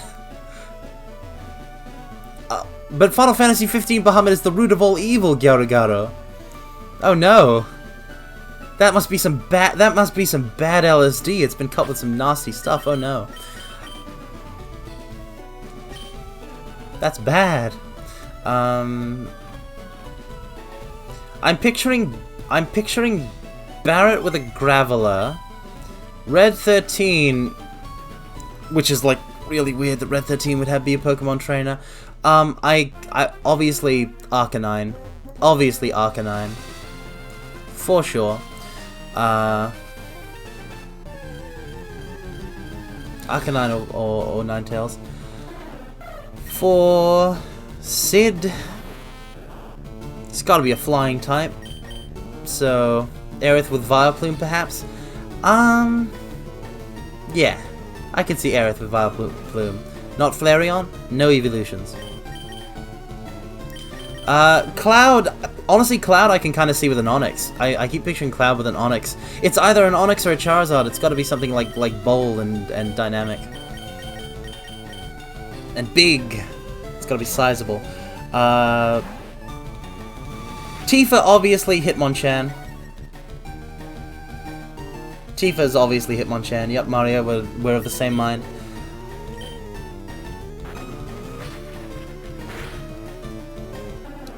Oh, that's got to have been a... Oh, that wasn't a crit? That was just a regular attack? Nice. Yeah, Kate Sith, obviously... Kate Sith has Mr. Mime. Kate Sith has a Mr. Mime. Vincent, what's the edgiest? Vincent would have, like, the only ghost types. He would have a Gengar. For sure. Dark doesn't exist as a type yet. Yuffie, like... They aren't really, like, explicitly like a ninja-esque Pokemon yet. Case of with Snorlax because it resembles the puppet. That might be nice. What's the real scenario, Garagata? I assume you're concocting it at this very moment. It's gotta be... Which 4 FF party members would you pick if you had to ask out each one of them on a fancy date with no outside help?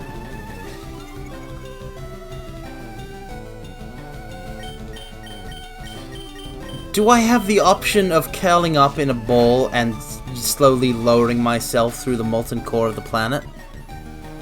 Do I have the option to do that? Because that's a real tempting option.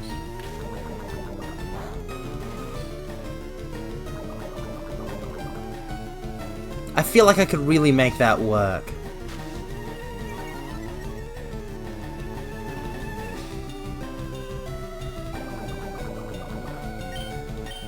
If you had to lower yourself with the molten core of a planet, which planet would it be? Gaia. But I won't specify which Gaia. Because there are 2 Gaias. Which 4 Carmine? I mean, that's basically asking which 4 Final Fantasy party members would I pick to ask out on a fancy date. In which case, the answers are Selphie, Riku, Yuffie.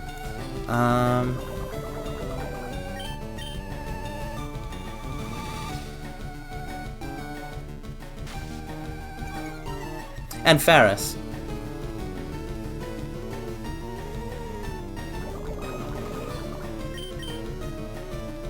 Which is probably going to go real bad. Real bad. I'm literally just picturing her slamming my face into a door. I can see her doing that.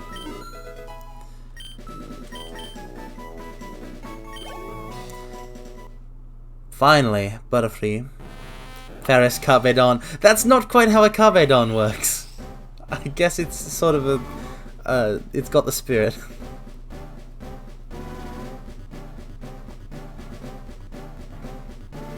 I can't imagine you asking any of them out without panicking. I would panic! I would panic, Garo, but what's the alternative? I'm going to be nervous asking anybody out. There's nobody that I would want to ask out that I wouldn't be nervous asking out. The scenario of asking somebody out on a fancy date is I would be nervous to ask them. And I would never ask on a date somebody who I was not interested in going on a date with. So, like... you left me with no choice. There was no choice at all there.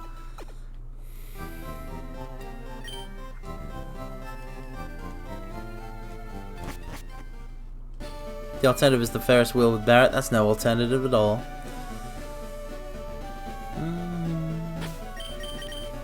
Barrett's a busy man. He has no time for your shenanigans. Okay, so now I could technically, like... do we even have any TMs that we could give?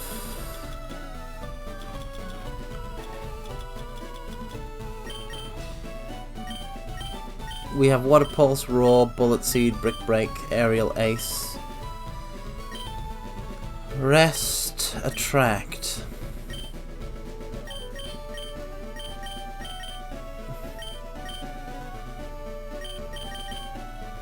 Ooh, we could teach Shroom-Bug Bullet Seed. That actually might be a good idea for... just for damage.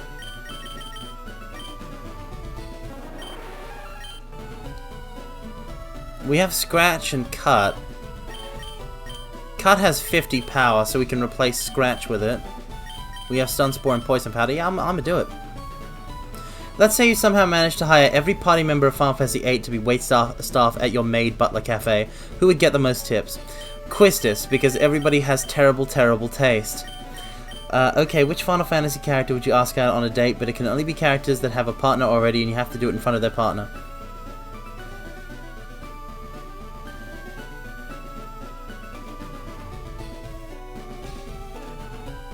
No!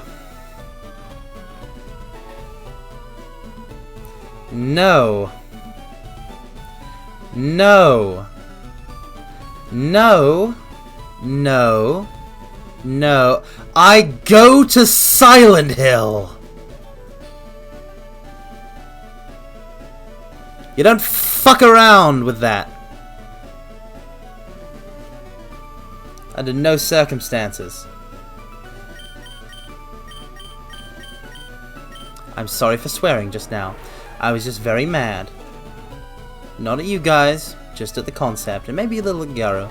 But that's fine, Garo can take it. Yep.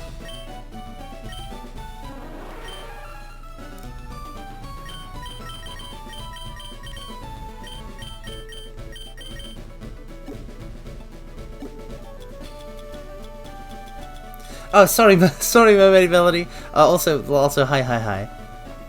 It's good to have you back from the queue. Yeah, I know they ain't gonna say yes, Garo, because if they said yes, they would be scumbags, and they're not scumbags. But the mere act of asking it is an evil. I don't do things unearnestly or ironically. I don't go in for that. Oh, you lost the bet, so you gotta ask this person out as a dare, even though it's not serious shit. I don't go in for that. It's fucked. I'm swearing a lot. I'm terribly sorry. I'm very mad. I'm very mad at that. Also, I didn't mean to slam at Quistis earlier _VL. I think she serves her place, but she's also way overvalued and worse girl. The easy answer is Aerith because Zack would be cool about it and just bust your balls. I wouldn't be cool about it. I would hate myself from that moment on, from now until the rest of time. Way more than I already do. But what's the context? Okay, Mermaid Melody, Garagara asked which Final Fantasy character I would ask out on a date if it can only be characters that have a partner already, and you have to do it in front of their partners. And that set me off a bit. What if you made a bet and had to make one of the underrated Final Fantasy girls into prom queen? Who would you pick? So I think this is called a she's all thatting. And who are we counting as underrated? Who are we even counting as underrated? As far as I'm concerned, there are no underrated Final Fantasy girls.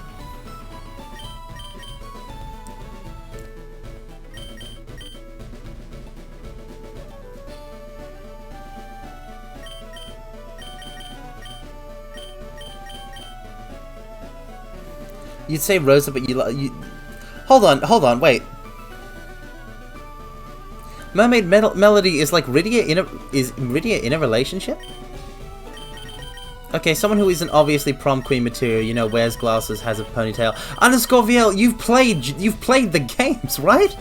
You know JRPGs, you know Final Fantasy like character design. In the after years, I think she marries Edge. Oh wow, good for them. Doesn't that mean you'd be upsetting royalty? Oh well.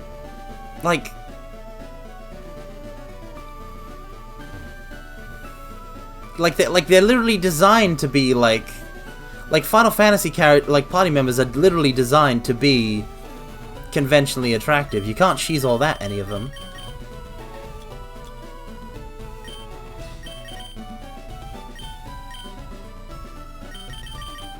Finally, I'm getting so distracted. It's taken me forever just to use this TM. Okay, but what about underrated boys? I don't think any of the boys are underrated either. Get rid of Scratch. Is there an unremarkable, possibly even unnamed NPC girl in FF games that's stuck in your memory for some reason?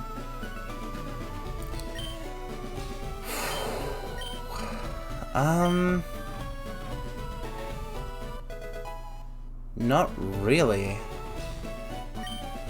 I'm trying to think.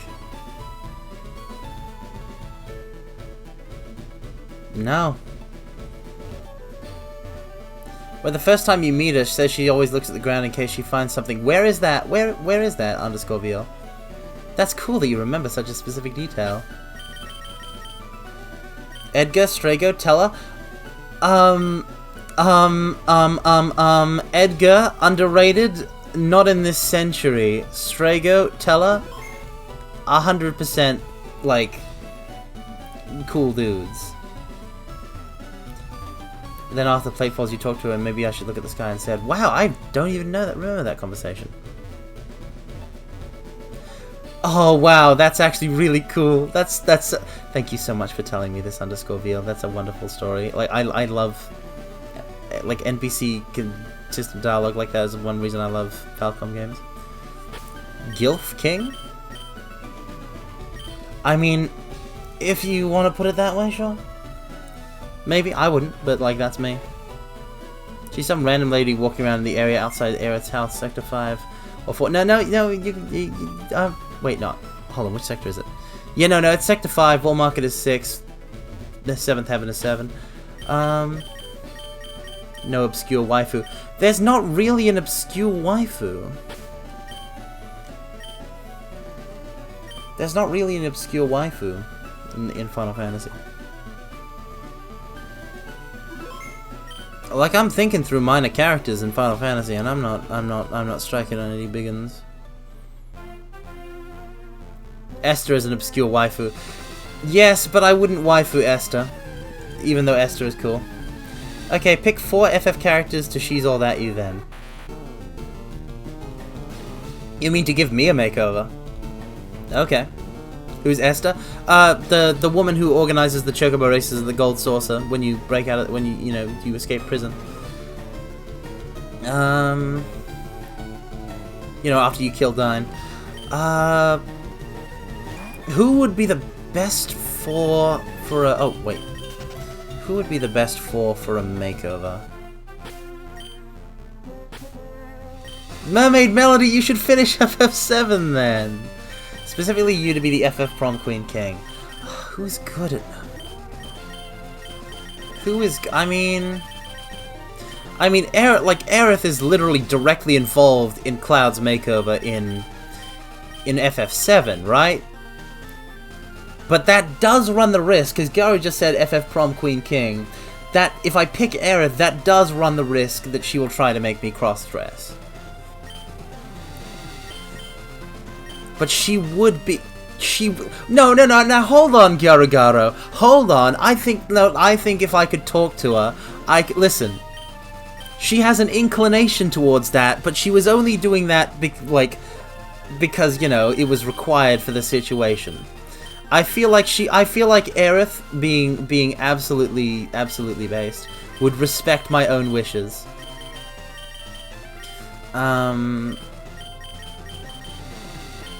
Like an adult.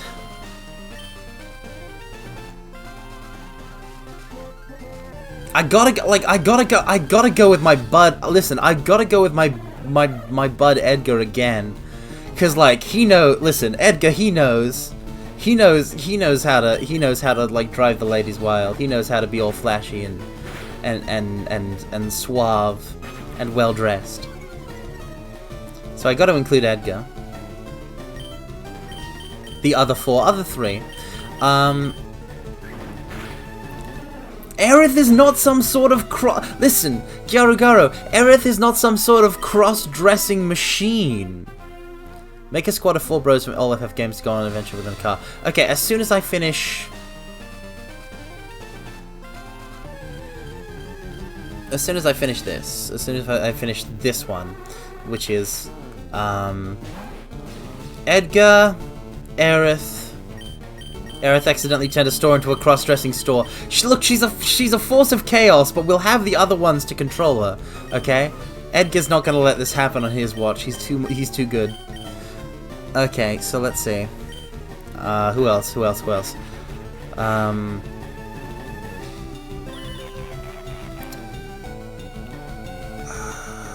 Selfie and Co. Like the FF8 party organizes a fancy party, but nobody really dresses anyone else up. That would be more in their purview than the cast of FF8. Zidane maybe for maximum care. I'm not letting Zidane do it! Absolutely not. Absolutely not, I'm not letting Zidane do it. Not in a million years. Focus energy would be nice, but we already have a... Well, actually, I've got Hyper Fang. Let's just get rid of Tackle. Cecil, Edgar, Setzer, and that one Turk is really cool in FF7. Oh, you mean all of the Turks, including the ones in Before Crisis. It's literally Ignis's job. I will not have a single Final Fantasy 15 party member on my team. No. Finally, it's Eradicate time. Ignis can dress Noctis up.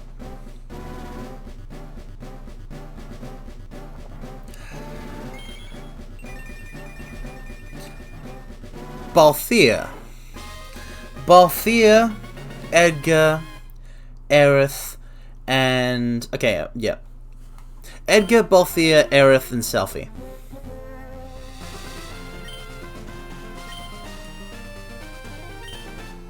Noctis is your prom king competition. Oh, then he's gonna win then.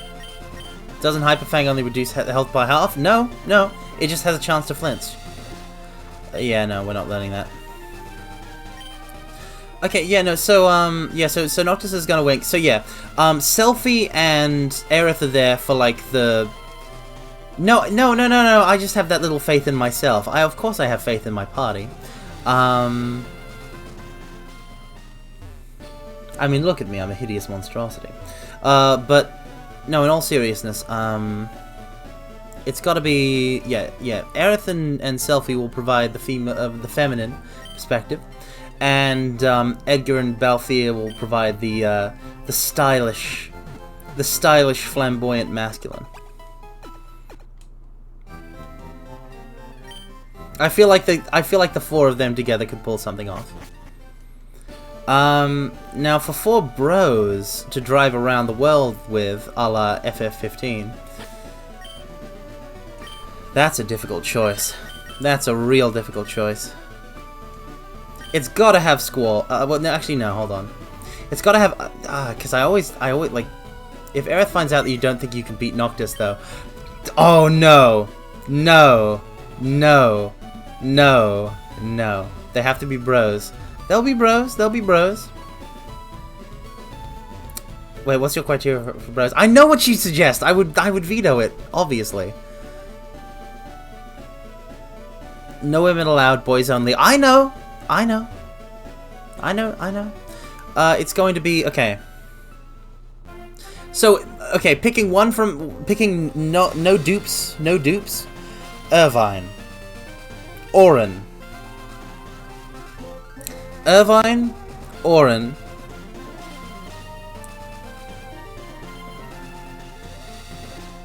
Cloud. And Firion. Okay, how about this? You're holding a potluck and invited the FF7 folks, as much of the cast as you want, but at least the main ones. What would each person bring? _ veal. I actually can't answer this because I don't know anything about food or cooking. To be fair, Mermaid Melody, Firion doesn't have that much characterization in his own original game. But he is also really good. Just in general.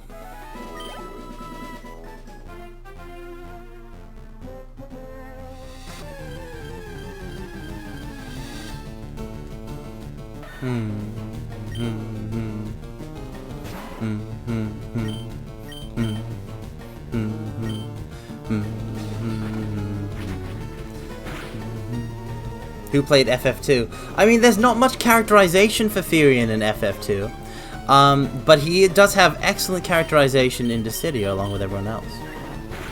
So yeah. But yeah, for the potluck, I have no idea because I genuinely don't know like anything about dishes and like, you know. I wouldn't know. I wouldn't be able to bring it. I wouldn't attend a potluck because I wouldn't have anything to bring. Can I complain about what they did to Rams and Dissidia? Oh yeah, no, you can totally complain. They gave him a nose. You went where I was going before I could get there. Oh, that's fantastic. Ramza Beowulf, you know, from Final Fantasy Tactics, Mermaid Melody.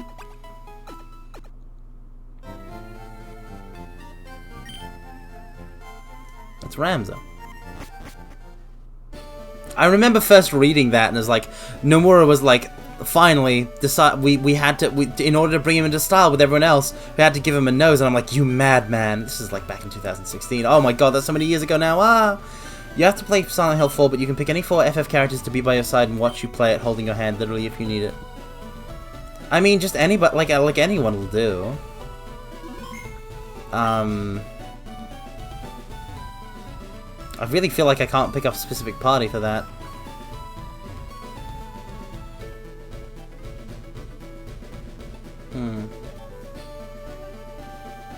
The story happens in the background. It's based on the Game of Thrones. Yeah, it's it's Ivalice, baby. It's Ivalice, baby. And Final Fantasy 16 is shaping up to be sort of a similar to Ivalice, which is bit of a Final Fantasy Tactics vibe. I like. Yeah, no, Advanced Mermaid Melody is totally different because that's an isekai. Anyone will do. Enjoy Gladio, Noctis, Ignis, and Prompto then. No, anyone I like. Listen, Gladio, Noctis, Ignis, and Prompto. I'm just joking. You guys are good bros, but like you're bros with each other. You don't have any room for me. You don't have any room for me.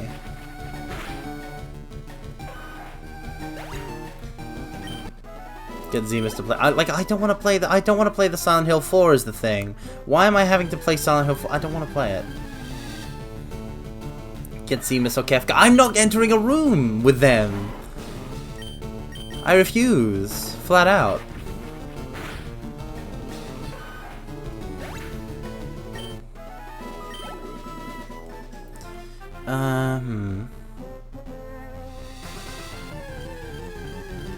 Like, I'd probably pick bright and cheery characters. Like Waka, Selfie.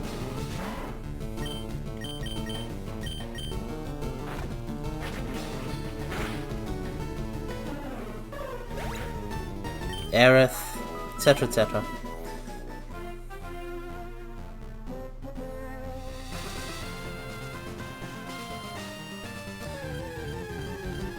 Waka would go apeshit the first time he saw anything about there was something a robot. Yes, he would. Yes, I am counting on Waka destroying the console with his Blitzball in order to prevent me from playing Silent Hill 4. I'm counting on Waka being the realest one. Okay, what if Yuffie and Riku came up to you and specifically asked you to play Silent Hill for them?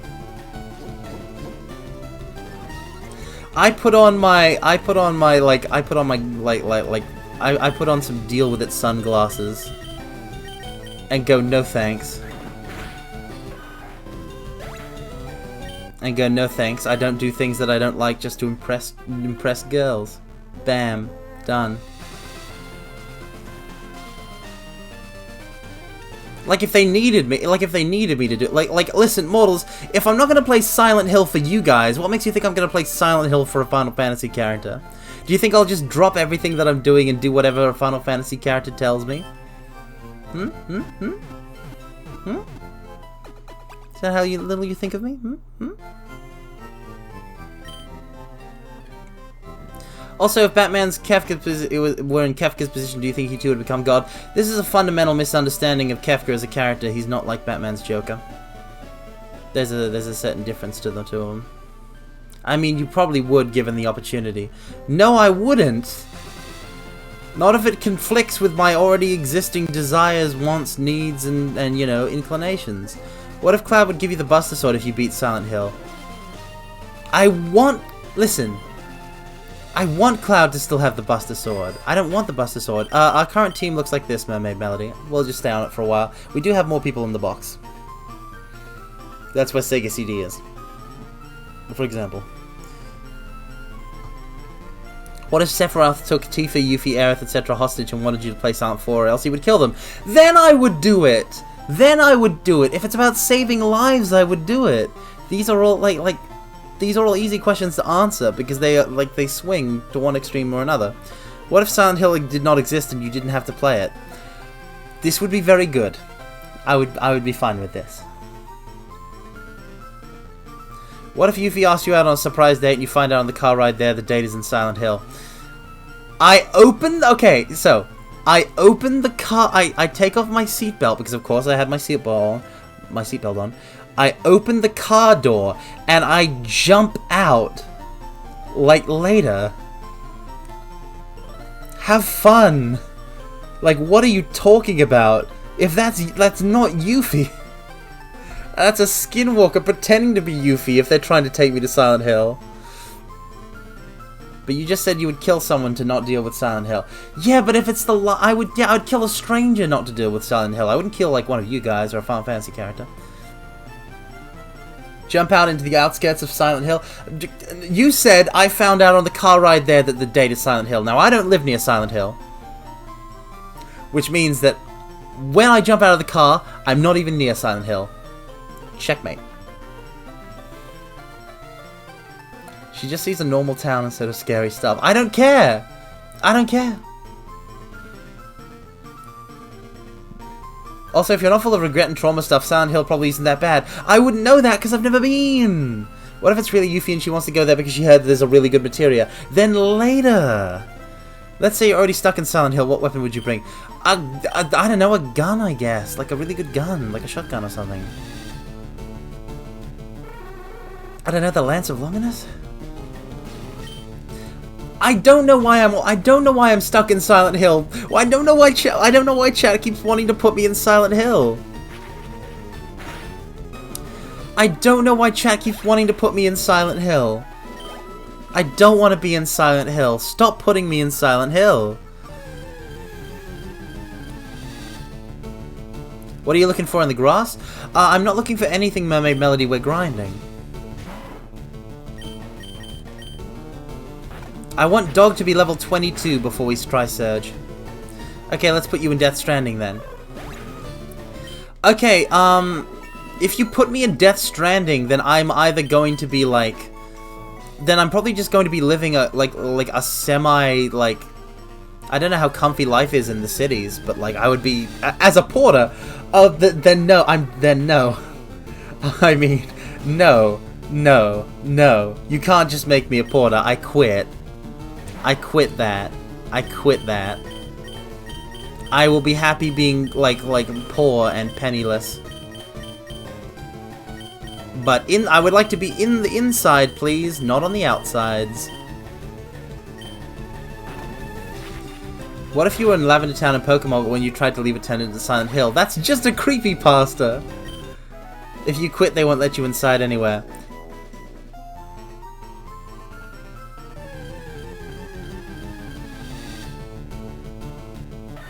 Then I walk up to the gates of a city and I blow my own brains out in order to cause one of those big craters. They deserve it for what they did to me. If I had to play Dragon Quest live or get sent to Silent Hill, what would you do? I would play Dragon Quest, duh. I have nothing against Dragon Quest. If you were in a creepypasta, which one would it be? None! You don't know what to do now! Stop trying to put me in Silent Hill! If you had to choose between being a porter or going to Silent Hill, which would you pick? I mean, being a porter, obviously, but like, I would still end it. I mean, listen, realistically, in either of these situations, I'm going to kill myself. Like, if you put me in Silent Hill alone by myself, I'm going to blow my own brains out as soon as I have the opportunity. I don't want to be scared. Would you end it if they gave you a motorcycle? I would use the motorcycle to end it. Drive off a cliff, like at the start of Death Stranding, but only I would jump off the bike and hit, like, you know, the canyon floor below. Would you go to Silent Hill or Loud Hill? Warning, it's loud. It depends on how loud the hill is. I don't know why you're saying no, Mario Rossi Penguin. Like, you guys are the people trying to put me in Silent Hill. I'm the one reacting to Silent Hill in a rational, human manner. I'm engaging with the idea of being in Silent Hill, and I don't like it very much. You're hanging out with Yuffie at the bar, and a sentient copy of Silent Hill 4 walks in and slaps it. Nothing, because I don't know. I take my meds and stop hallucinating, which will be weird because I don't have any meds to take. If you had to pick a copypasta that you have to read out loud for an hour straight on repeat, which one would it be? No matter which copypasta you pick, that's going to be a dreadful experience, so I'm just going to choose the Navy SEALs copypasta. Oh wait, no, I choose the Dumbledore copy. I choose a Dumbledore copypasta. I choose a Dumbledore copypasta, for sure. Because at least I'll have a little fun before it gets the boredom and pain sets in.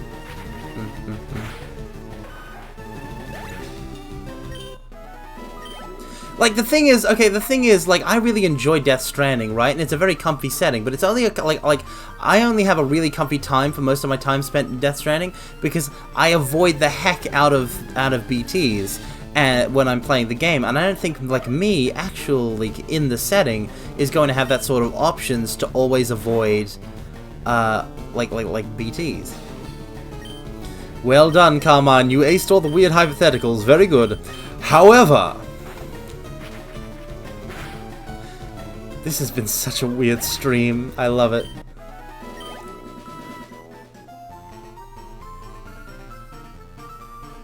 Also, we've been grinding for like 2 hours. Oh my god. If you had to read the entirety of... It just seems like it goes by so quick. Because like this. If you had to read the entirety of the seminal fan-authored work My Immortal on stream, or take a 100% safe guided tour on a bus through Silent Hill, which would you do? I'd read My Immortal. I'm not going near Silent Hill.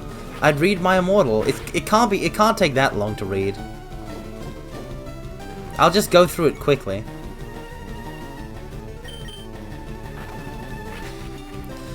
Okay, you're a porter in Death Stranding with Congo as a porter with you. Would you still end it?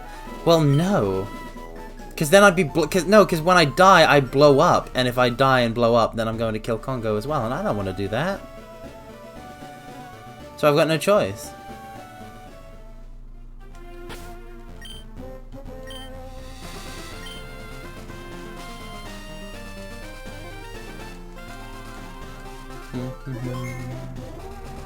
Poor Carmine. Poor me indeed. I have a chat that keeps trying to send me to Silent Hill.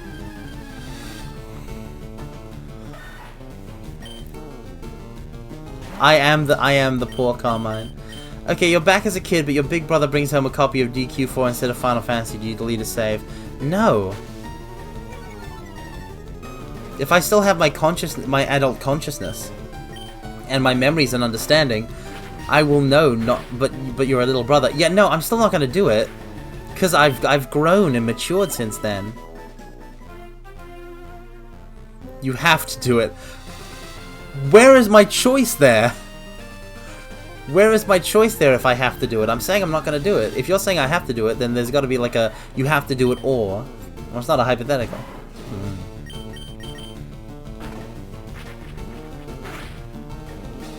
I only ever deleted saves out of like it was never out of malice, which is what it would be doing if I did it with my own intellect.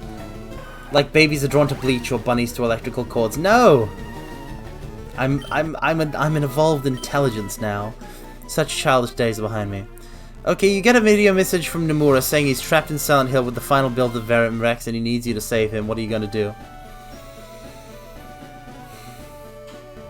You had a good run, Nomura. You really did. If you hadn't screwed up the Kingdom Hearts 3 so bad, I might have been more inclined to help you. But I really don't have any guarantee that Verum Rex is going to be good. And listen, buddy, at the moment, you're just not worth it. You're just not worth it. I can't trust you anymore. You keep messing with... You keep not using Kairi correctly. You're like the top level. You can just decide for Kairi to be used correctly. But you don't.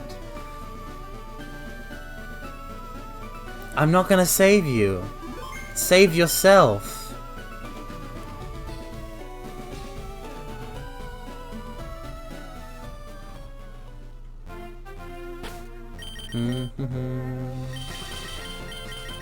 Like, what is he expecting me to do? I have a love-hate relationship with Nomura. Your older sibling gives you their copy of Pokemon Crystal, which has a full Pokedex and 5 shinies. You have no way of transferring any of the Pokemon. Would you restart the game and overwrite the save, or go to Silent Hill to destroy it for good? Wait, what? Wait, what's the question? So I either have to overwrite the save, or go to Silent Hill and destroy the game? Or am I destroying Silent Hill for good? Okay, no, I'm probably destroying Silent Hill for good. I restart the game and overwrite the save. I restart the game and overwrite the save. I'm not going to Silent Hill. Would you go to Silent Hill if trauma took the shape of viewers harassing you with weird scenarios instead of monsters? I'm opposed to the idea of physically being in the location known as Silent Hill, so yes. We are Carmine Silent Hill. Yes, this is my own penance, my own torture. However it works in Silent Hill, I think it's trauma and like past sins or whatever. All of that, like, yep, no, yep, that's you're this for me. Oh no, I was secretly... It's like an episode of The Twilight Zone. We were in Silent Hill all along. Wee-oo, wee-oo.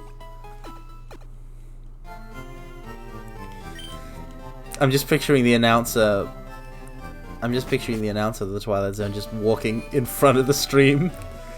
Doing the narration bit. Okay. Stakes are about to get real high. We're actually going to take on Surge. Okay, but what if one day you're forced into going on a walk with your anime GF, and you're having a picnic on a hill and having fun, but then you realize there's a sign that says Silent Hill. What do? I leave. I leave the hill. I'm like, okay, honey, okay, darling. We gotta pack up the... Okay, honey, okay, darling. We gotta pack up the picnic basket. Oh, Ah, sorry, welcome, don't believe in magic. I should have turned that off. Let me refund your points. There can be no coat redeem because I'm wearing, I decided to wear this at the last minute.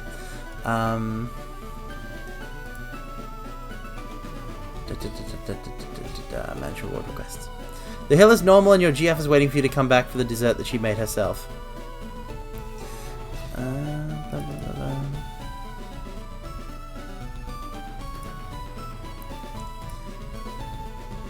I literally go to her and I'm like, okay, honey, okay, darling, we've got to go. Let's pack up the picnic basket and the blanket, and let's go have a picnic somewhere else, okay?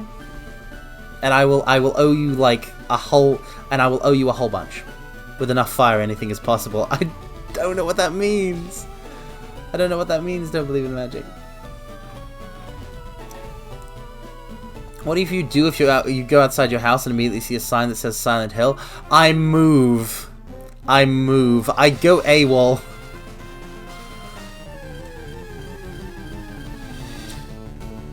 You can't see the sign if there is no sign. I'm not going to burning down the sign isn't going to, like, erase things. I'm here by habit. We gotta go fight Surge. Seriously though, like, you underestimate my ability to run away. What if it's your birthday and you go visit your friends and family and they have brought you a dessert pastry of some sort in celebration? You've already taken a bite of it and it's incredibly good. So you ask where they got it from and they say it's from a bakery in a town called Silent Hill. What do? I go into the bathroom and induce vomiting, and then I leave, and I never speak to any of these people ever again, and I make a new life for myself under a new assumed identity. What do you do if you go outside your room and there's a piece of paper on the wall that says Silent Hill with an arrow pointing to your own room? Run! Run! Run! Run! Run! Would you go to Silent Hill if there's absolutely no condition or weird circumstances, but you are now aware there are sexy nurse monster girls in some of the games? No! No! No! No! What if I draw Silent Hill on your arm with a Sharpie, not the demon one? No touching! No touching. No touching. Okay, please tell me that this will be... Please tell me that level-wise this will be decent. I'm gonna be so mad if we wipe here. The Lightning American. Yep, that's him.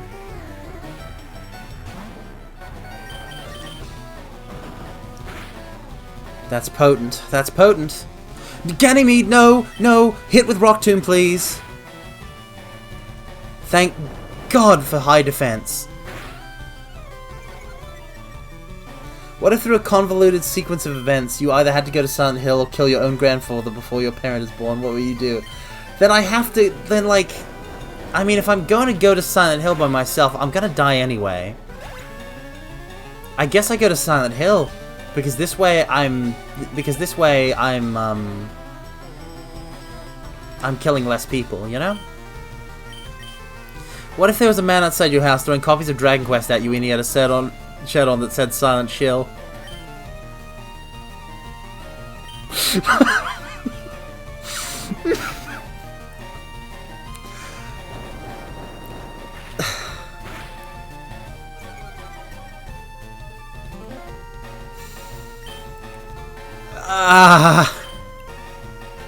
Why? Just why?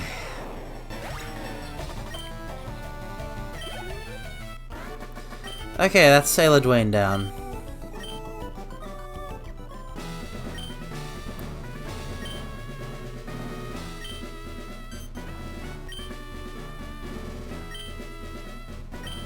When you open the first lock, the second lock is right next to it.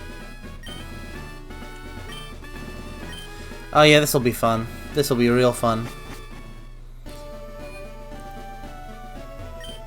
Is the hill silent? Honestly, I don't know, and I don't care. I genuinely don't know, and don't care. But yeah, what is, like, oh... My street, this is so... You've, like... How do you guys even think of all of these hypotheticals? I'm flabbergasted, even if the last one was a pun.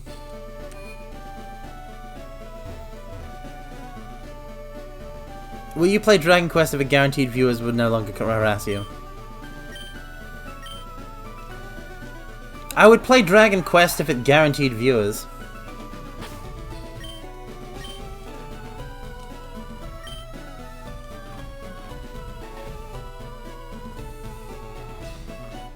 You'll get one guaranteed me. That is true. That's a very tempting offer.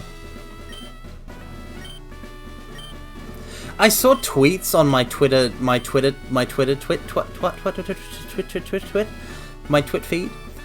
Twitter feed, my Funny Blue Bird webpage feed, of I think Iron Mouse hitting, I think it's Iron Mouse hit 1 million, or it might be somebody else. I think it might be Iron Mouse. Listen, some indie VTuber hit some very cool indie VTuber, which describes most indie VTubers, hit 1 million subs, 1 million followers on Twitch rather. Subs to YouTube, like subs to YouTube. I'll use Twitch subs. The point is that like I looked at oh wow, 1 million. That's a high number, and then I'm like, what is the gap between me and that? That's a very big gap. That's a very big gap that I am aware of, but it is there, and it is a gap that I want to overcome. Is that what they call gap moe? Well, I am moe, so it checks out. 1 million is in fact a big number. It is. It's like it's 100. It's 10 times 100,000. So like we're halfway to 1,000.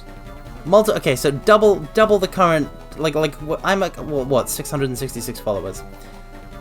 Roughly double it. Then times it by 100, and that's like what, 1,000? No, you know, yeah. Double that, you've got 1,000. Times that by 100, 100,000. Times that by 10, you have 1 million. It's ludicrous. As humans, we're kind of bad at dealing with exponentially larger numbers. This is correct. Yeah, I noticed today I have 666 followers. I considered a tweet, but oh no. No. No.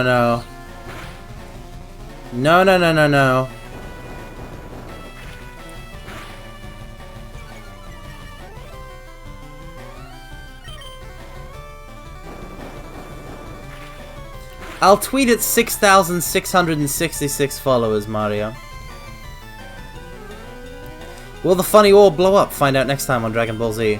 I'd rather not. No, don't miss.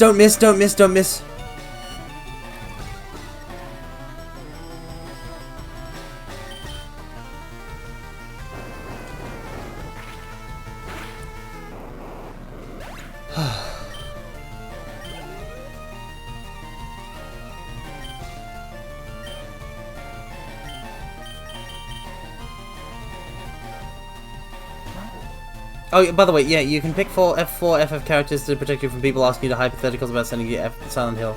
I choose Orin, Barrett, Steiner, and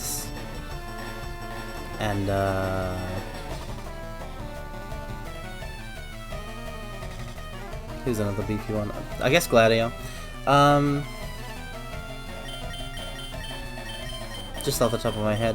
You have 666 followers, but 4 of them are FF characters. This has to stop at some point. It's 80% in this game, isn't it? I have no idea, don't believe in magic. We can check. You're forced to pick 2 Final Fantasy characters to fight to the death. Who do you pick? Party members. Oh no. Oh, then I choose Cloud and Sephiroth. Wait, no. I choose Seymour and Sephiroth. I choose Seymour, Guado, and Sephiroth.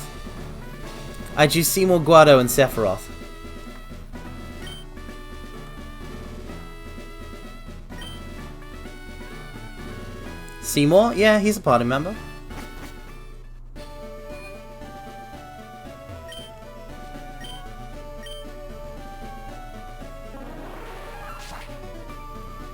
for like one fight. Still counts, baby! He's a guest! The guy from FF10 at the beginning, right? Not at the beginning. There isn't really anybody at the beginning in particular.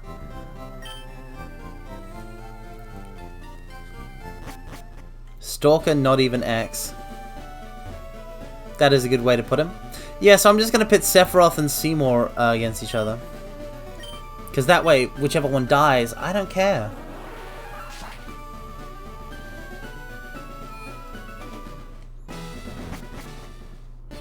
I went outside to save, even though I probably don't need to do that.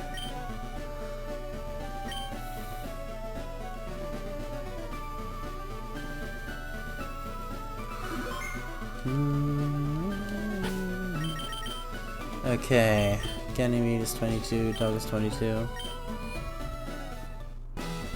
If you could make any FF party member play an mainline FF game they aren't from, which ones are you picking and why? That is such a buck-wild question, in that I have no idea what I would even answer. Like, I have no conception of, like... There's no... I would just pick... I guess, like, I would get everyone not from FF7 to play FF7, and the FF7 crew to play FF10. Just all of them, every one of them, because good games, you know?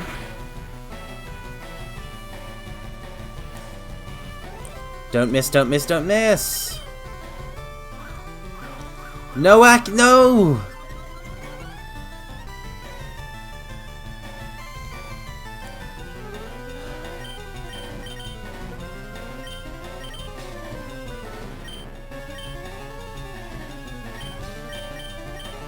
Yeah, it's 80 accuracy. You organize a tournament filled with all the fun, fancy feelings, and the winner gets ultimate power. You can rig it to make sure one of them will not win. Who do you rig it against? Kefka. There's multiple of them that will just use the power to destroy the world, so I might as well pick one of them and knock out one of those options, so I pick Kefka. Seymour would be another good pick, for example. Stop double teaming! Yes! Lower your speed, foolish Pikachu. My defense too high, my defense too high. I can just afford to keep spamming this. And the winner is Silent Hill. Silent Hill isn't a Final Fantasy villain.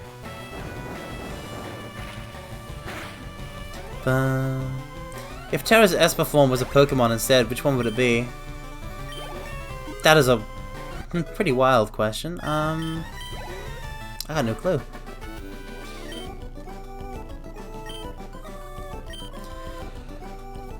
Okay, so Surge is gonna be a problem.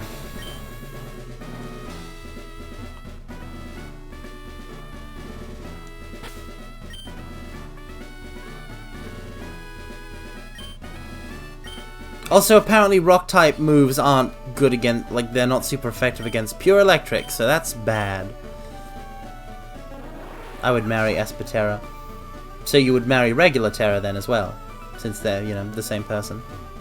Don't know why you need to add the qualifier there. If Terra's Esper form was a Pokemon, honestly, kind of, I'm feeling Ninetales. They've got similar ethereal qualities.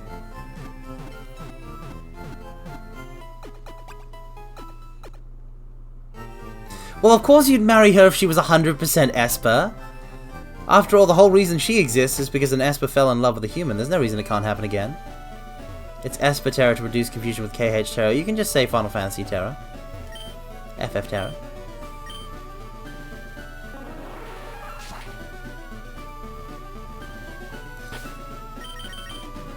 Just like the Riku thing.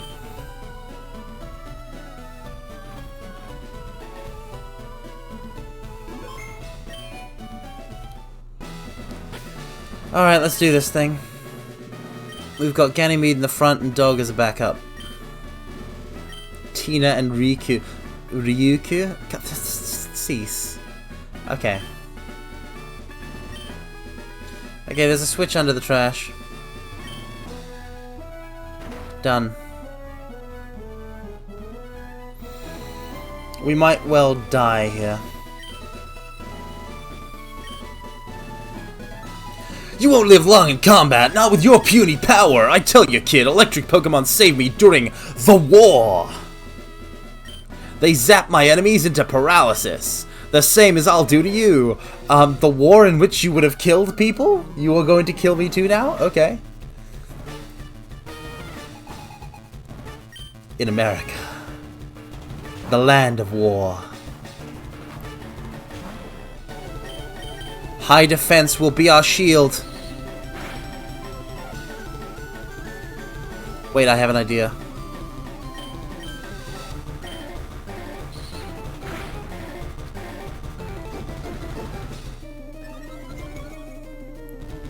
How many of these do I have?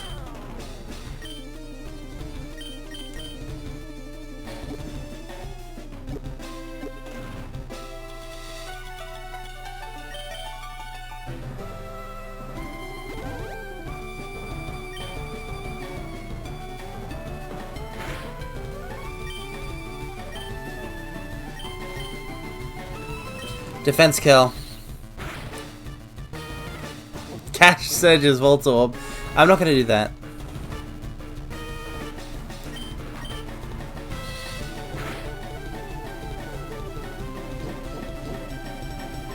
Defense kill. Super Potion.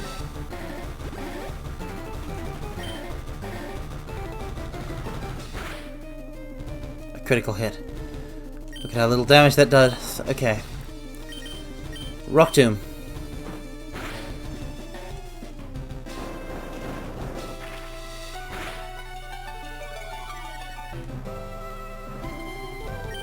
Scratch.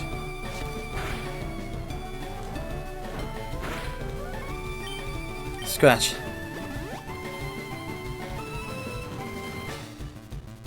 Is he throwing? He just used a Super Potion. Rock Tomb.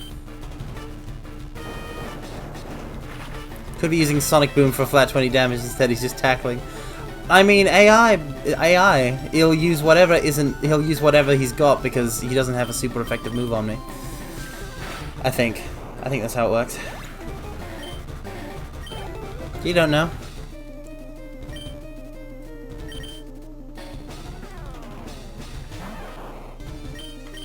Rock Tomb.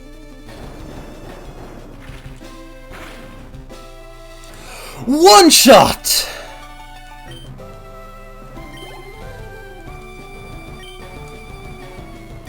Why does Ganymede not have any ground attacks? Because we didn't have Dig. Oh, they're gonna use Double Team. Please hit, please hit, please hit! No. We can always scratch, but I want to cut down the speed. This is going to be a real challenge. This Raichu has speed! Critical hit! Okay. Go for the scratch, go for the scratch, go for the scratch. Oh, it's still quick, but it's using quick attack. Go for the scratch!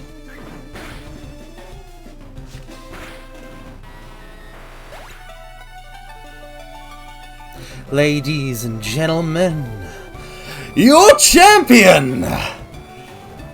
Ganymede, the Sand Slash! Soloing Lieutenant Surge! Whoop! Oh my god! Yes! Foe's Raichu's static paralyzed Ganymede. It may be unable to move. Ganymede gained experience points. Absolute new mainstay of our party. 100%. Slash has 100 for 70 power, high critical hit ratio. Scratch is gone. Alright.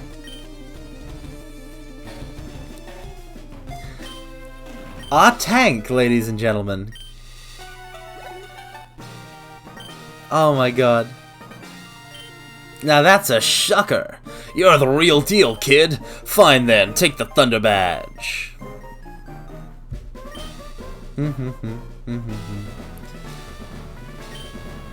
We can now fly lightning quick anytime.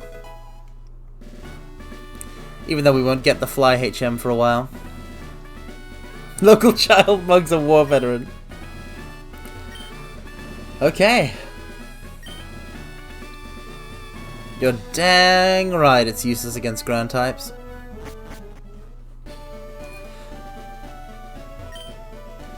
We didn't even have to use Dog at all against Surge. Alright, let's switch our team out for the true team.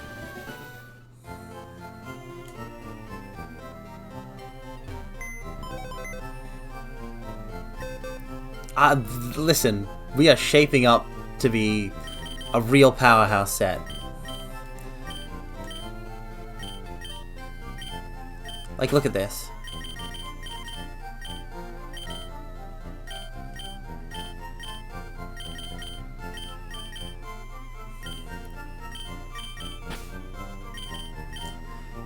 You know what? We've already got a flying type. Pompadour D, why don't you take a back seat, and we'll actually have the Mankey, you know, participate. It will only learn Sand Tomb at level 52. That doesn't matter. Surely it learns something before Sand Tomb. And there's listen, Celadon will have TMs. We're fine. Sandshrew kind of dog water as a ground type, and not gonna lie. Listen, don't talk smack about one of my favorite mons. Just don't do it.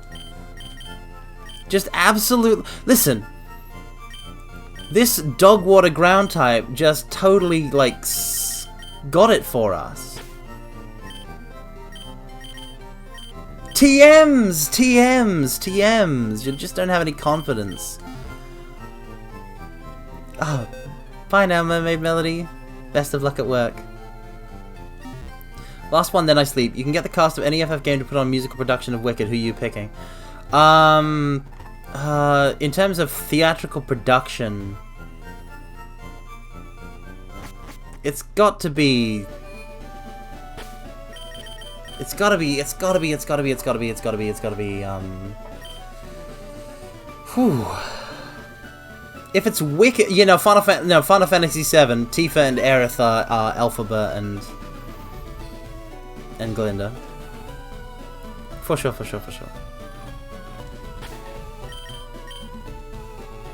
Okay, so where's the Flash TM?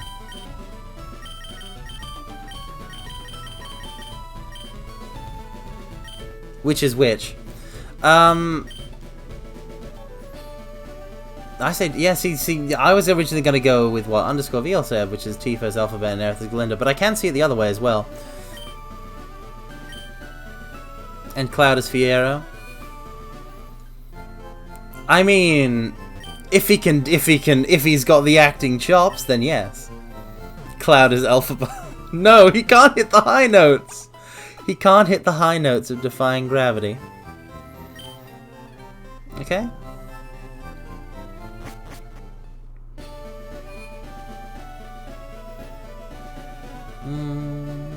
His hair defies gravity and so does he. Yeah, but he can't sing Defying Gravity. Where am I going to get the Flash HM? Do I get it through Diglett's Cave, or...? I'm going to try.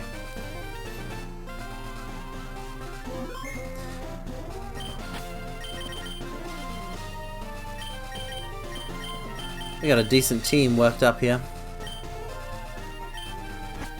You would adore Cloud being forced to play the part of Alpha for Popular. Obviously, Aerith has to be Glinda there.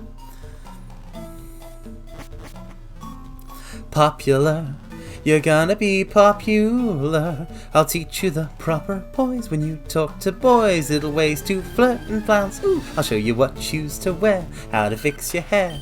Everything that really counts to be popular. When I see depressing creatures without prepossessing features. Oh boy. Love that one. When you think of celebrated heads of state or especially great communicators, did they have brains or knowledge? Don't make me laugh. They were popular. Please. It's all about popular. Ah, oh, man. Then Tifa is Fiero. I can see that working. I can see Tifa doing the serious Fiero bits pretty well.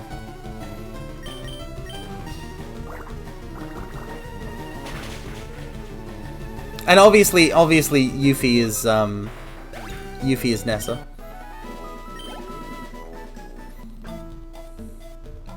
Ada.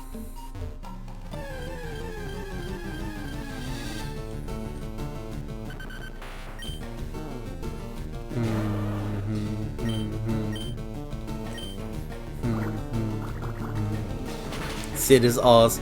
Sid is going to be a test. I can't imagine. The thing is, I don't know what Sid's acting chops will be.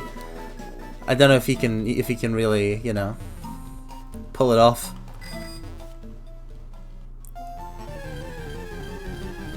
No, Hojo is Oz. We're not putting Hojo in the production. That'll have weird undertones. Really weird undertones.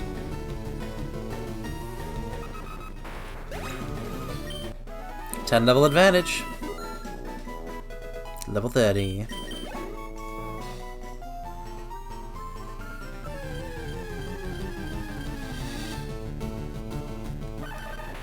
Level 29, Doug Trio. What a gun.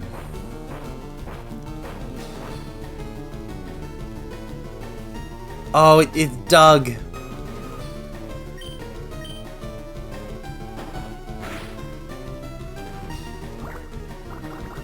So is Cloud gonna be Guy Alphabet or will he wear a dress? Obviously he'll wear a dress. Duh. Like there's an alternative choice. That'll draw in the crowds. Well, that's the idea.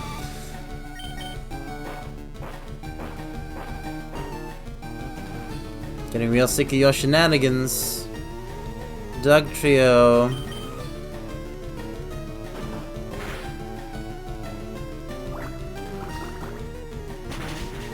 Boom.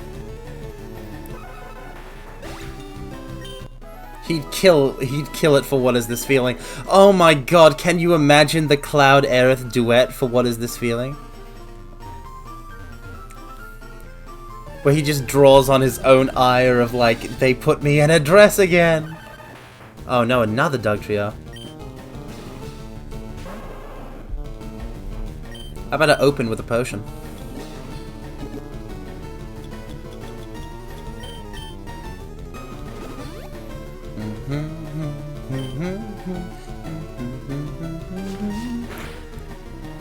Oh no, Fury swipes. Oh no. What do we do?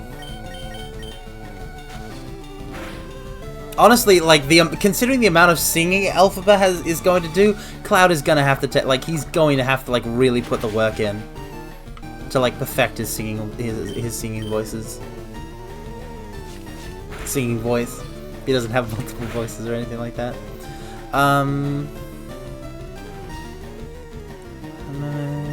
Come on, hit. Oh no. We were trapped by Sand Tomb.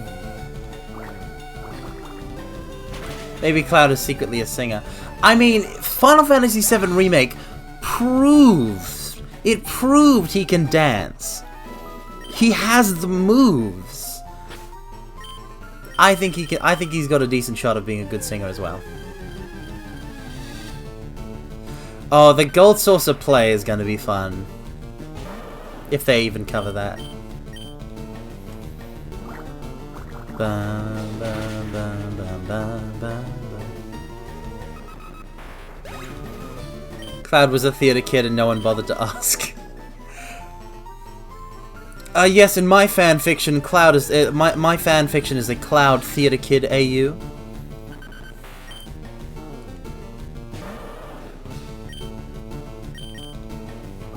Evil Dragon King's true form, a girl who was turned into an evil Dragon King, top tier unnamed NPC. Wait, in the play itself? That's only the case if you take certain choices, I think. If you kiss the dragon. I don't think I've ever kissed the dragon. What a fool I am. We're finally back here, on the other side of Mount Moon. That AU has Zakura written all over it. It does not. I also don't know what Zakura is.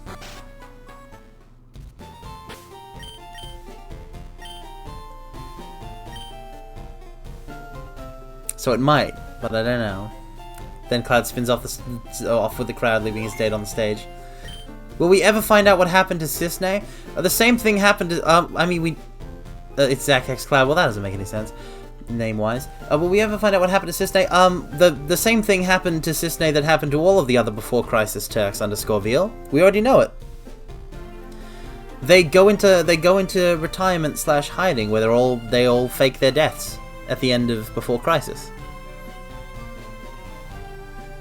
After beating the final boss.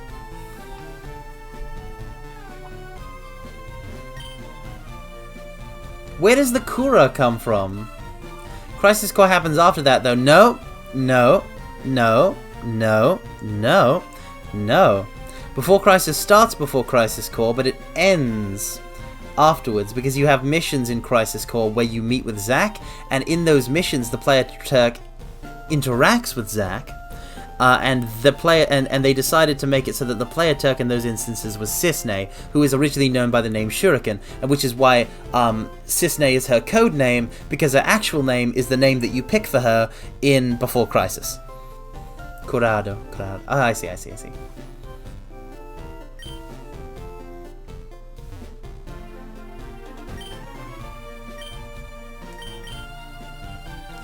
So yeah, no, Cisne is just chilling with the rest of the Turks. Yeah, of course she's still alive. There might be an on the way to the she might be referencing an on the way to a Smile book. I don't know. Where is this?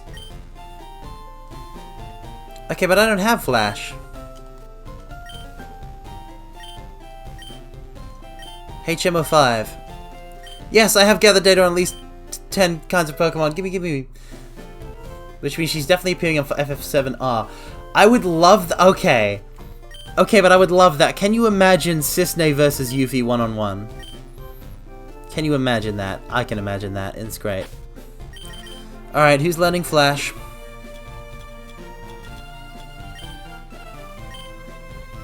Put FF7R on hold for me and do the FF7 musical adaptation. How do you even adapt Final Fantasy VII into a musical? Because, like, where do you cut... Like, if you're going to make it a 2-act musical, then you gotta cut it on Aerith's death. You've gotta cut it on Aerith's death. So you do have to fit all of post-Aerith's death into the 2nd act. Which now that I'm saying it, does actually sound possible. I think you could do it. I think you could do it. I think I could do it. Just do Midgar the musical. Midgar doesn't have enough plot meat. Remake had to make some changes to make Midgar like Midgar is even about the right length for a musical. No. There's not enough happens in the original story in Midgar. There's not enough character growth. Cut, Flash. Oh, now we're in a tough, oh, I don't want to get rid of... is Shroomberg really going to be our HM slave? I don't want to get rid of Bullet Seed. I guess we'll get rid of Stun Spore, because Poison is more consistent. Make it an in-universe thing, like give me Cloud and Tifa in their late 20s with Tifa Jr. watching FF7 the musical. Then it will almost certainly be changed. It will almost certainly be changed. With Jessie somehow alive and playing Aerith. No! If it's... No! No! Also, that's a that's a kind of like. Also, that is kind of the difficulty of like making it. The difficulty of like doing that is that means that they made a play in which someone has to play Aerith, who is recently dead, and then like easily still very much within living memory. A play about it would probably happen like. It wouldn't sit right with me, is all I'm saying.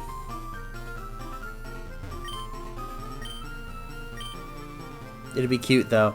A lot of things would be cute.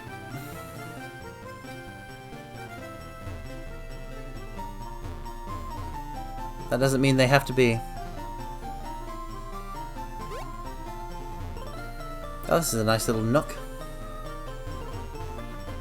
Oh, now we have a short... Okay, so it's a shortcut to bypass the Viridian Forest. I get it now. So we technically can go chill in Viridian City. If we wanted to, but we have no reason to do that now that we've picked up Flash.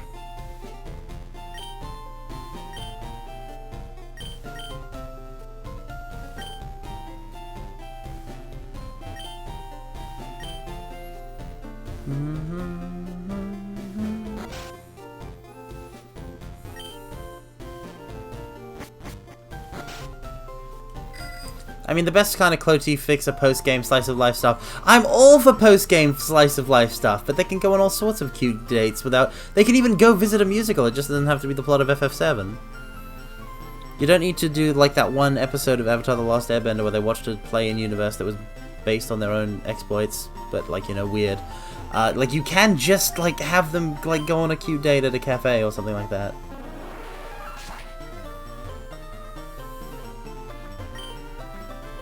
The Clarity ship. Ah, so a Cloud Aerith Tifa ship? Ooh, he learned how to eat dreams! Oh, I can learn Dream Eater here. Nice. Now that I have cut.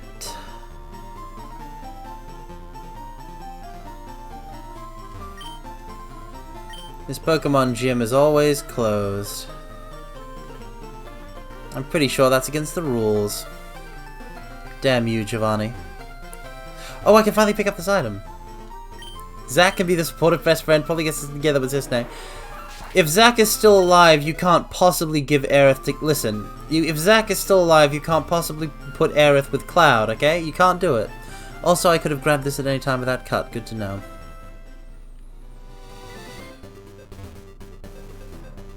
No rival here anymore. Ah, dang it. I'm no Aerith Zack shipper. It's canon! Deal with it!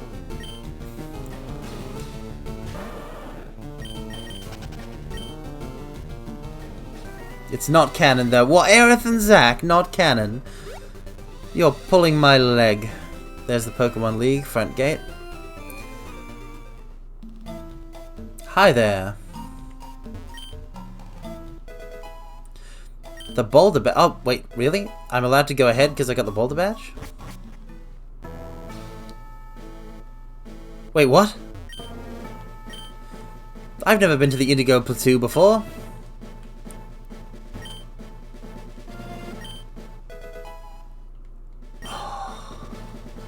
So you get more... Okay, so it's each individual gate.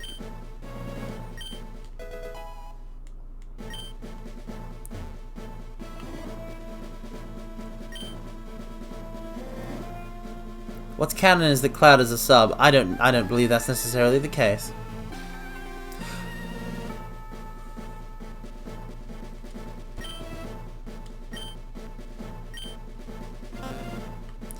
Okay.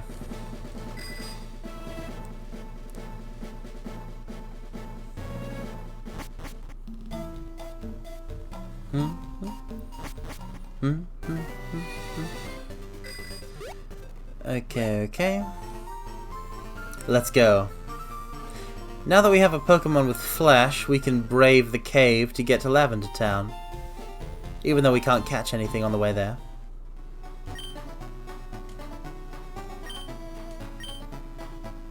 Cloud, please give me a number, Strife.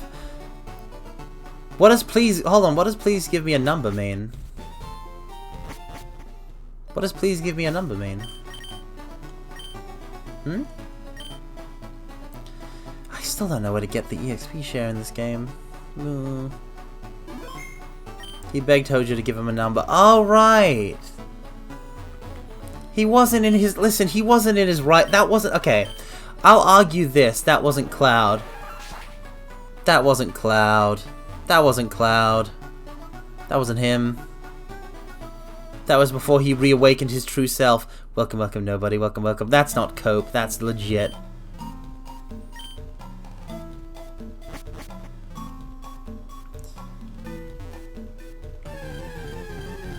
It's legit, I'm telling you.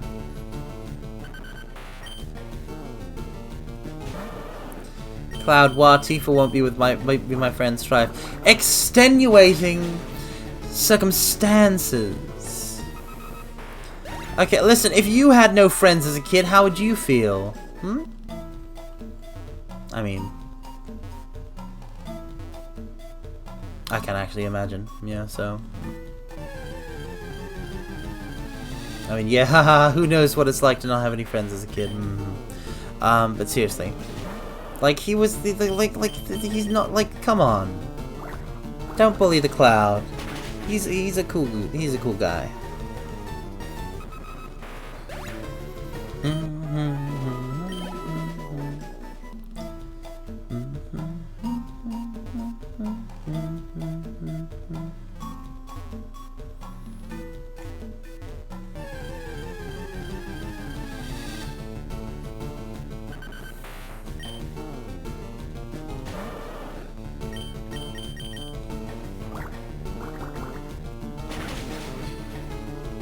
I see a big reunion party and Cloud phones Tifa ahead that he's not going to be able to make it till tomorrow, and Tifa's upset and understanding. And you forgets Tifa to go to the roof for whatever reason. Everyone is up there and Cloud is there too, under an ornate flower arbor with a box small enough to fit a ring in hand. Well, listen, they can only listen, Garagara. First of all, that's not a sequel. That's more like an epilogue thing. And also, you can't. They still listen. They only get to propose once. They only get to propose. You only get to propose the one time. Coffee dates can be a multiple kind of thing. And I never said they have to be coffee. I said they go to a cafe. Maybe they have tea.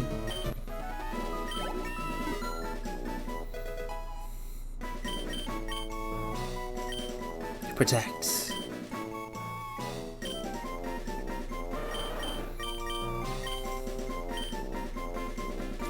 Oh, I'm totally gonna swap withdrawal with protect.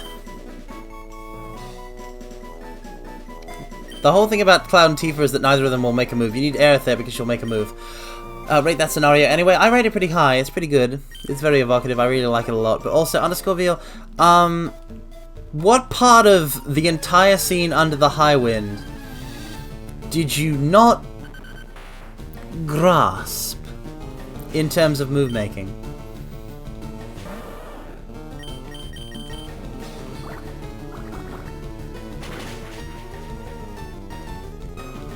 If you don't have Tifa's relationship score high enough, nothing happens. Ahem. But if you do, then they,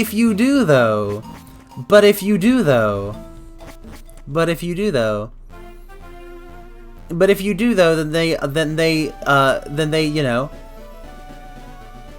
make moves on a level equivalented only by, you know, Tidus and Yuna. Yeah, and then Cloud runs away for 2 years. He doesn't run away from 2 years. There's extenuating circumstances. What's the toppy? I'm sorry, but when you say what's, like, got the toppy, all I can think of is, like, chocolate topping on ice cream, which is, like, delicious. Or strawberry topping. Lime topping is a really good flavor. Lime topping is a really good flavor. Sloppy toppy? I don't know what that means. A package from Professor Oak around Route 2. Oh, I already visited that guy. That was the guy who had Flash. Alright, fantastic. Again, I'm just thinking of ice cream topping. Damn it, Garo, now I really want to have ice cream. I want to eat ice cream. No, I know they didn't just eat ice cream together, okay? I'm not a child. I just don't know what the terminology means. And I also really want some ice cream. I really want some ice cream. I don't have any ice cream.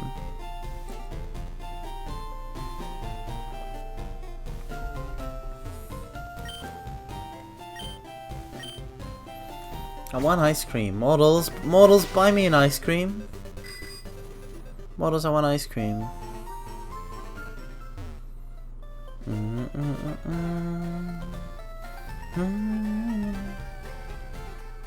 Bigger question, do you think the rest of the party knew? Yes. Yes. Yes. They all, like, it's canonical. Look, nobody. Thank you for the gift sub to Signacy. I still don't know. I mean, I think I can figure out how paying forward gifts works. But yeah, thank you. There, go buy yourself one. I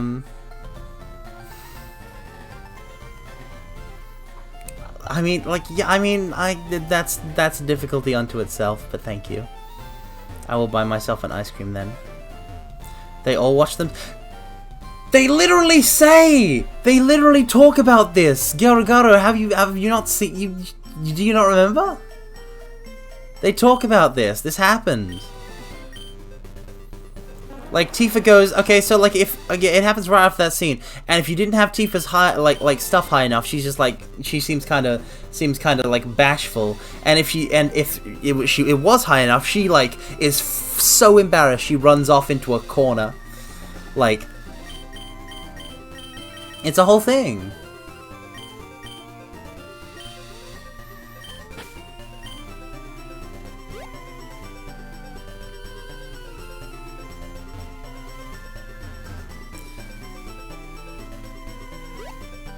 They would all absolutely watch except Yuffie. I have no idea. I have no idea if that's accurate or not. They apparently did. Wow, I've really cleaned out the trainers here.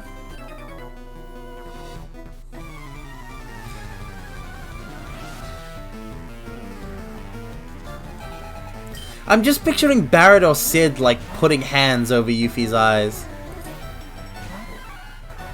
Because she's too pure. Oh, this is good. This is a good matchup. Karate chop.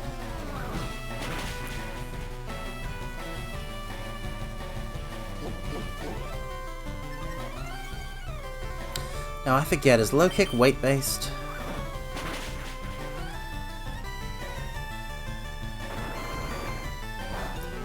You get one!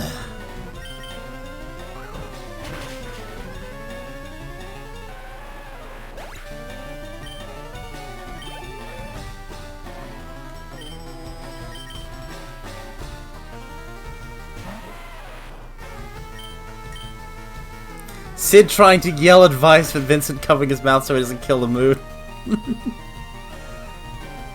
Oh no, no, no, no, no!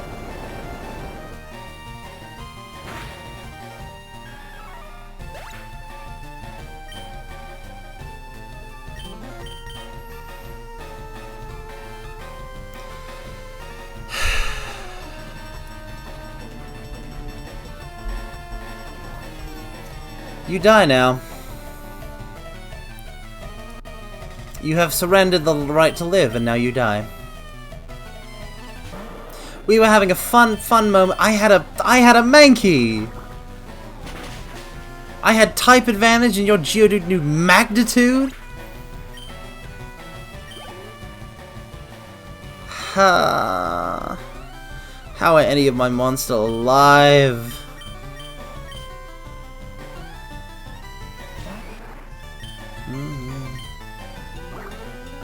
Honestly, Garo, I would love for Kitase to hire you to write for Final Fantasy. It can't be better than anything Kitase... I mean, it can't be worse than anything Kitase writes. Die. Welp. Guess we're back to 2 birds on the team. Guess we're back to 2 birds on the team.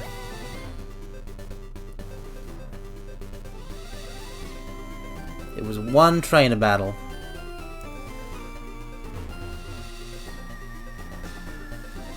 God, I'm so man, like I'm mixed because I'm currently like, oh, Final Fantasy talk. I want to talk about how excited I am for the voice actor performances in, like, you know, in part 2, like more Max Middleman as Red 13, and who's gonna be casting, who's gonna be cast as the, you know, various additional party members and characters. And then also, I'm mad because one of my Pokemon is dead. This city has a slice of life rom-com. Yeah, I can kind of see it. If it was Upper Omnium, maybe.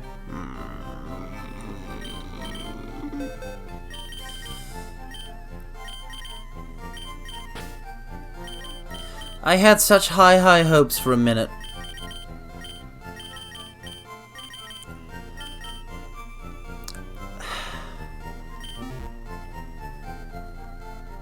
West Squall and Cloud absolutely hate each other's guts. No, stop, rewind, stop, no, stop, pause, stop, no, stop. They have no reason to hate each other. They're cool bros together, you can't do this to me.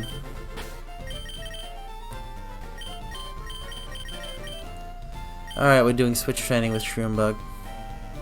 I should have switched. If I was lulled by the type advantage.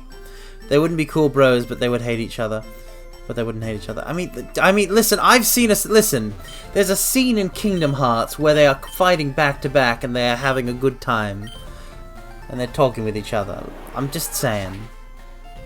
You don't know what it's like having two that actually have that personality type be, 2 people that have that personality type be in close proximity. If you're saying that Squall and Cloud have remotely the same personality type, then you're wrong. They're different characters. Also, Leon doesn't have the same trauma as Squall. No, he just has the trauma of failing to protect his home, and he's trauma so bad he changed his name. Those 2 different personality types. Yeah. Squall will willingly hang out with Cloud because Cloud wouldn't talk to him. Exactly. They would literally just have like hang out and like do stuff without like really talking to, like they would both get stuff done.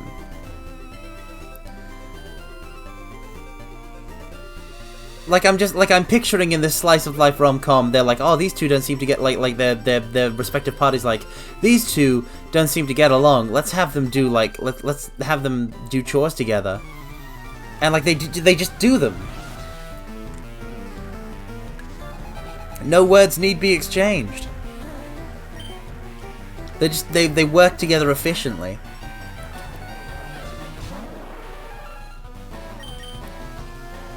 Well, that's a normal type, so normally I could try using them. Could try using a fighting type move, but no! I got my fighting type Pokemon killed by my own negligence and incompetence.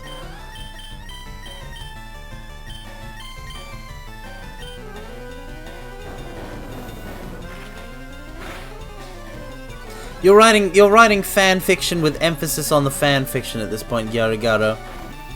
Kitase will never hire you. Kitase will never hire you. You can't do the fist fight to friends with Cloud and Squall. They're just not. It's not gonna work for them. That's not how they do things. I disagree. Squall is too awkward at parties to drink, let alone fight. True. Absolutely true.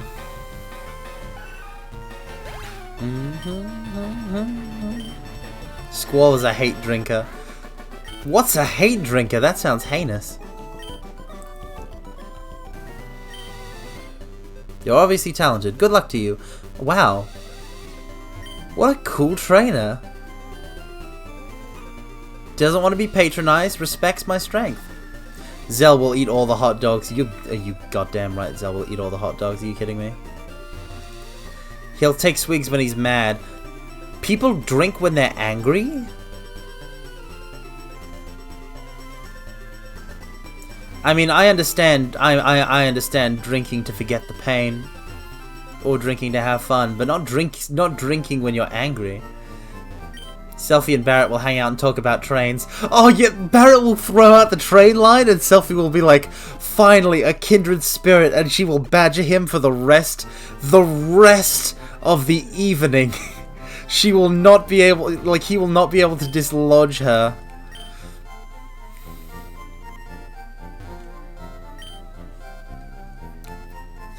Oh yeah, you can sell nuggets.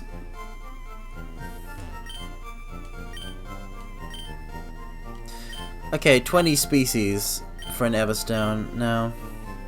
Where is the XP share? I want it. I need it.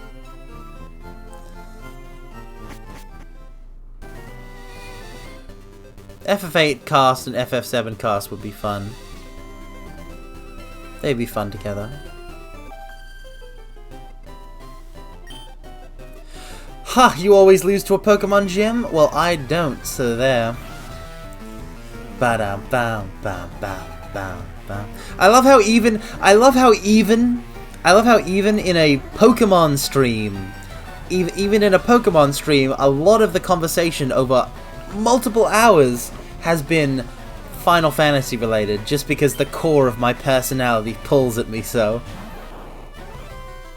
As a child playing FF8, I didn't understand that Quistis was about the same age as the rest of the cast. I assume she was old because teachers are older, right? Yes. I mean, like a lot of people get suckered in by that. A lot of people don't realize when their kids playing, and I didn't realize this when I was a kid playing, that she's like a year older than Squall. It's laughable. I don't think it's weird that they gave her a whip at all. It's her weapon. Selfie is using Nunchaku.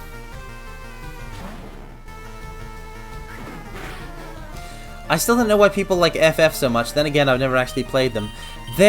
Final Fantasy is the single most iconic JRPG series, and like most iconic, well-known, well-played among casuals JRPG series. So you might as well ask why people like JRPGs so much. Which is, you know, Heavy Folk is the single most iconic JRPG series in the West. Yes. In Japan, it's Dragon Quest. Oh, for sure. But yeah, no, it's literally just, you know, heavy focus on narrative, typically turn-based combat, where usually the main game isn't too tough for casuals. Final Fantasy is also like borderline anime, really. Every isekai in fantasy and anime is based on Dragon Quest. Yep, pretty much. Change Pokemon. Dog, you take care of it.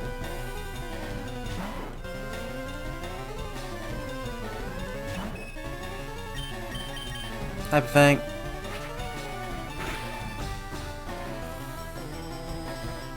Flinched.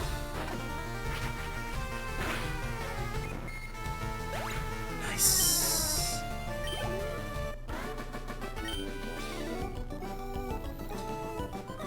I mean, there's literally a Final Fantasy isekai manga that's more based off of the MMOs, I think. Can you imagine them up here in the mountains? I can, because they're here. And there was an isekai anime too. Yeah, Final Fantasy Unlimited. Yeah. He had the gun with the magic sands. The bullets. He combined the 3 colors to make a summon. World of Final Fantasy. I still need to play World of Final Fantasy because it's a send up of the series, right? And it was like what, 25th anniversary or 20th anniversary when Stranger of Paradise is like 30th anniversary, which is why that game is also a send up of the entire series. Or rather, it has references to the entire series. But yeah. I still gotta play World of Final Fantasy.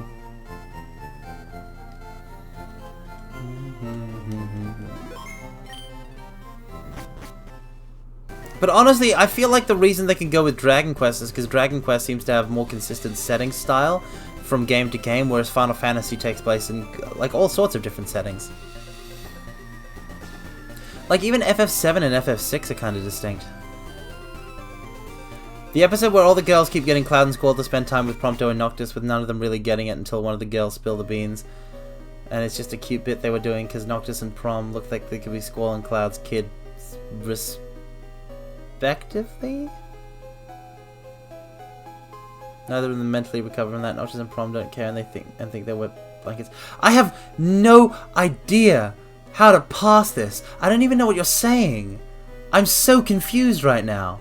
Final Fantasy is crystals, airships, and magical technology. Not all the time. Okay, not all the time, _VL. I mean, kind of all the time, actually. Even in Tactics and 1. There will always be some level of Magitech somewhere in the setting. This is just Wattpad fanfic now. But I also don't understand the plot that you've outlined, so... Draft it again! By the way, 3 badges, baby!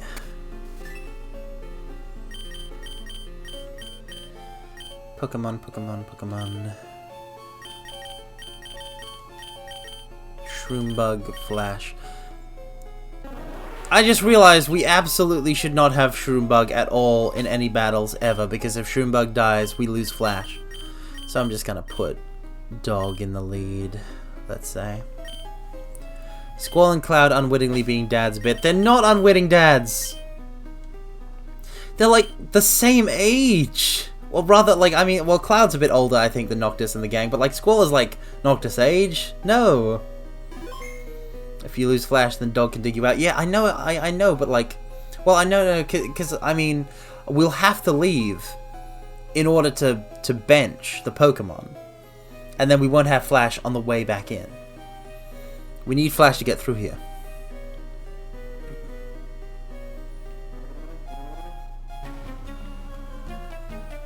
Pokemon fight, ready, go!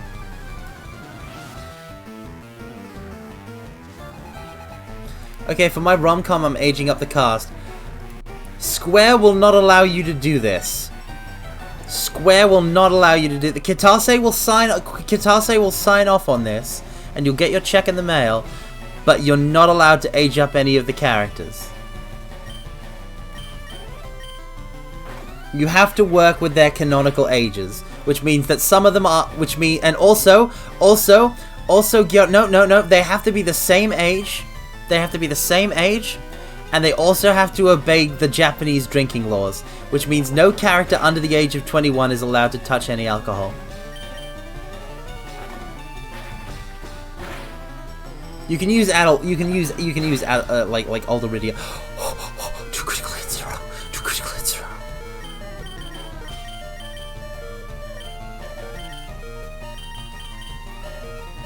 You can use age like older Rydia, but you can't like age her up any past that.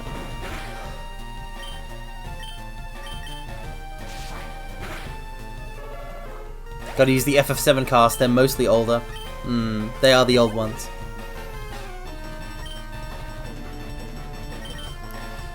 They'll just drink some juice.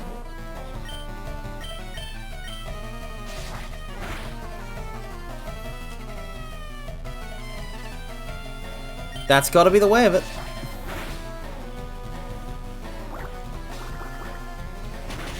No.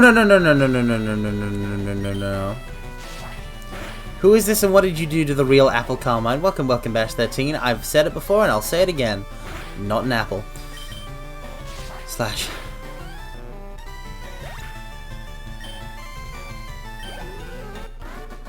That's what I thought, Pokemaniac Ashton. Which Final Fantasy 6 party member is the most likely to spike the punch, and which is the most likely to have all full PTSD about drinkable liquids being spiked? I have no idea. I don't have like the necessary worldly knowledge of punch spiking. Listen, I've never drunk punch out of some sort of bowl, or I have never been in an affair that served punch, so I can't even imagine the punch being spiked.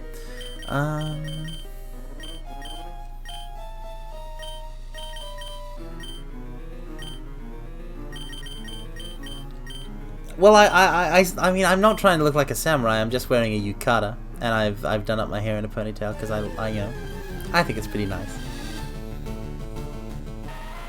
Come on, why can't the FF4 cast be in their 40s, FF5, 6, 7, 8, 30s, late 20s, and everyone else can keep the same age? Because, listen, Gyaro, it's not up to me. It's not up to me. It's up to Square Enix and Kitase, and they've had their say.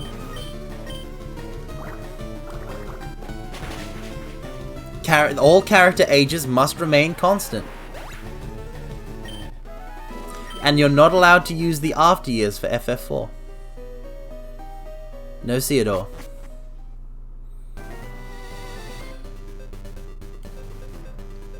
Only young Cecil. Kitase said I can age him up. Kitase did not! Kitase did not say you can age him up. He's right now. You are not sitting next to Kitase! I'm sitting there. Wait, hold on. Then who am I sitting next to? But I'm But I'm sitting next to Kitase. Wait. Wait a second. Wait a second. Let me take off that mask. Ah! Toriyama! Abort! Abort! It's Toriyama!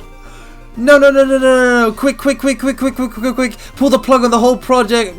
Garo, you're gonna be forced to write plot lines about only lightning. For now until the rest of time. You gotta get out of your contract. Quick, quick, quick, quick, quick, quick.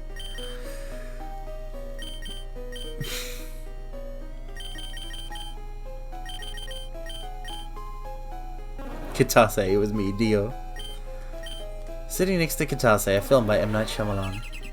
Which Final Fantasy character is the most likely to reverse isekai into the regular world and then become a supermodel for Louis Vuitton? I'm not going to say the name.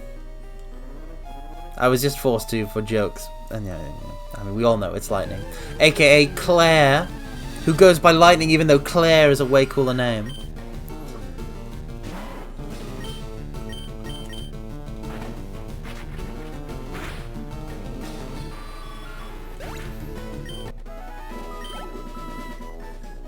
I think her name in Japanese is like a Claire. I mean, yeah, but it's Claire. It's Claire Farron in English. I'll write Lightning if they let me make it about her trying to date girls. You have like actually, you know what? Yeah, no, I was about to be like, Vanille and Fang already exist, but then I'm like, I mean, it could work. It's not like Lightning has like a strong hetero romance in 13 itself. I think Farron is a cool name. No one's disputing the coolness of the surname. No one's disputing the Farron works well. Oh wait, no, I should not be doing this. Ooh, fine. We're good. I could see Lightning as a bit of a player.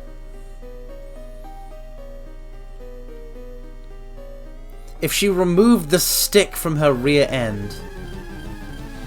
In Breath of the Wild, there's Farron Woods where a lightning-themed dragon hangs out. Coincidence? I think yes. You would think yes, because Farron in Zelda has, like, you know, been around for a lot longer. I still have no recourse against rock types now, except I finally had a way to beat rock types other than Carmine Jr., and I lost it. Lightning would be terrible at dating, but longs for affection secretly. It'd be good TV. I mean, if you say so, you're the expert. I don't really watch, you know, the televisions. Lightning is cursed to have awful birthday parties. Oh yeah, and don't get me started on her 3rd birthday.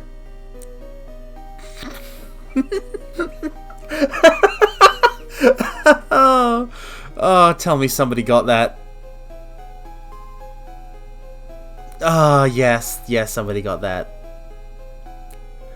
I'm happy. I'm very happy. Yeah, I know they have like one of them has a DLC outfit looking like the other. I'm pretty sure.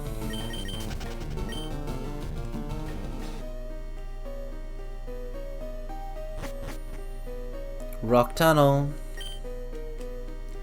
I have no rock smash. Let's fight. I honestly like Parasite Eve sounds like it would be kind of interesting to play, but too spooky, so sucks. Can't do it.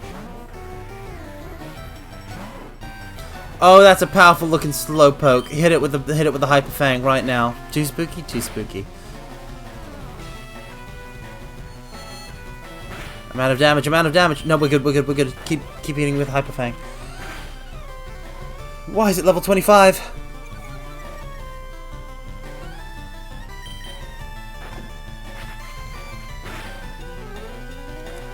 Critical hit. We're good. We're good. We're good. We're good. We're good.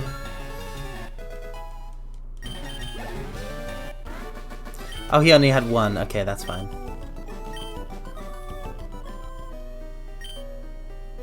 I'm an artist, not a fighter. Would you play something like Medieval? The loading screens as a kid. I have played some Medieval Mario, where I tried as a kid to sort of overcome my fear of the spooks, but it was still very spooky. I prefer not to, honestly. That's an Onyx.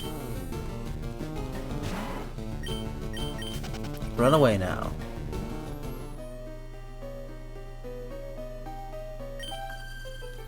I don't often come here, but I'm about. What would you do if they made a mainline horror-themed FF? Same thing listen, same thing I do every time Square Enix does an action I don't like. I fly to Japan in the dead of night, hunt down each member of the board of directors, and brand them with a mark of my own design to let them know that I am displeased with them, and they must correct course.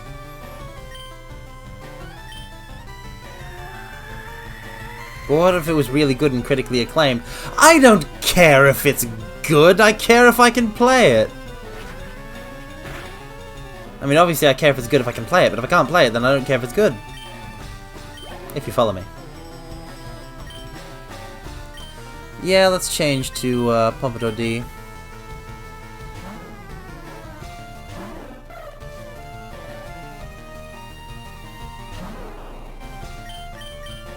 Peck. Halfway. Let's brainstorm an FF horror game. Let's not. Let's not do this thing you've just described.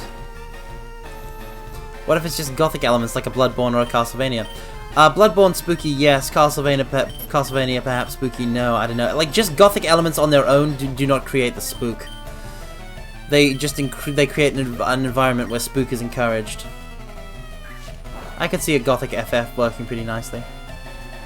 What if it was horror themed, but it had baby mode difficulty that removed all the scary bits, but made all the characters have binkies in their mouths? I actually read that as bikinis in their mouths, and I was like, and not on them? That's kind of risque.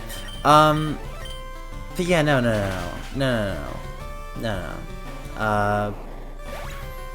Because then I would only be able to play on that baby mode difficulty, but I can't play on baby mode difficulties because it's against my gamer oaths. It's against the gamer oaths. The pacts, the vows. Oh, Pompadour D is evolving. We've had a lot of evolutions this stream, mortals.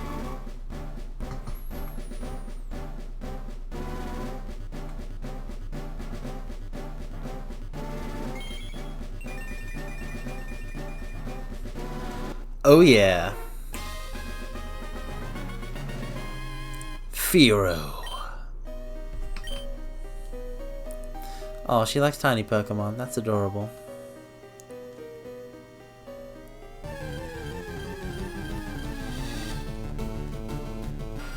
I mean, if it's a gothic, if it's a gothic, listen, if it's a gothic Final Fantasy, then that means you can have a cute vampire girl as a party member. And I am all for that. 100%. Oh, make it gothic and do it in an Amano art style. Make it gothic Final Fantasy and like have the actual game itself, like the art style of like the 3D models, be Amano style. Tonberries. They walk slowly and inexorably towards you and have instant death connotations, so they're perfect. Is that how it works? I don't know. Vampire Hunter D. I have no idea what that is, but I will say yes. More undeadish. You don't mess with the. Listen, there's plenty of spooky. Listen, there's plenty of spooky looking. Like have an Ahriman. Have an Ahriman. Have Ahrimans as like a basic enemy. Tonberries must remain Tonberry looking. That's the most Zoomer thing I've ever said. Really? Out of everything, that's the most Zoomer. Do you know about Pokemon cosplay? Why, yes I do. How else do you explain somebody cosplaying as Charizard poorly?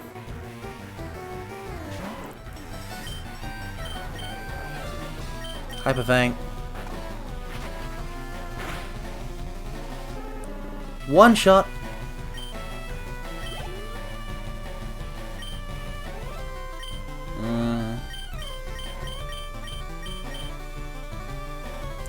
Let it ride.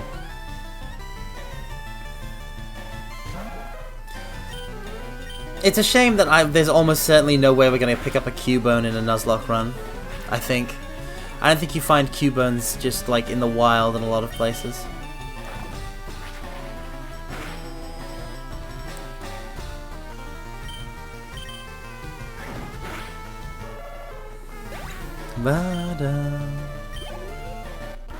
All I'm saying is Amano art style, cute girl vampire party member. Maybe the protagonist is originally some sort of like.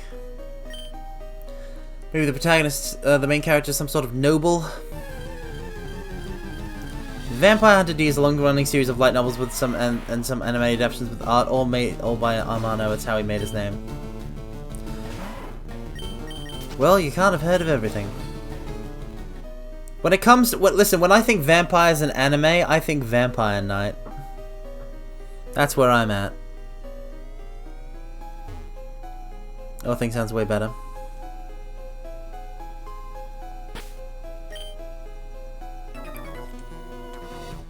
Hit me with your best shot. Welcome, welcome, Kuro's Not Salty. Welcome, welcome. If you name a Pokemon after one of us and it dies, does that mean we die as well? Kuro is not salty. We don't name I mean, unless you name a Pokemon after yourself, that's not going to happen. But yes, if a Pokemon dies that is named after someone, it will, you know, they'll perish. You know, Helsing lifted from Vampire Hunter D heavily. Well, I know Helsing, sorta. Vaguely. Let's bring out Pompadour D because burbs. Yeah, no. Our Pokemon have cool, different names. Peck.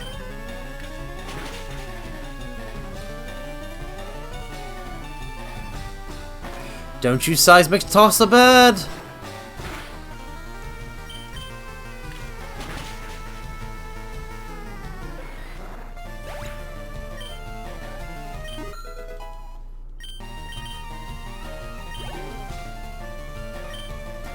Yes.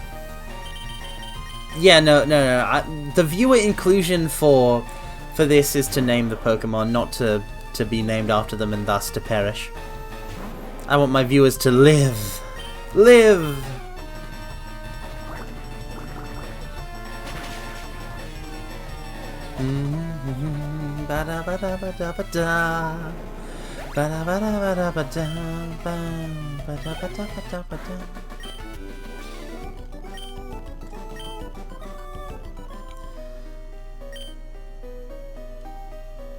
Carmine Jr., your own son.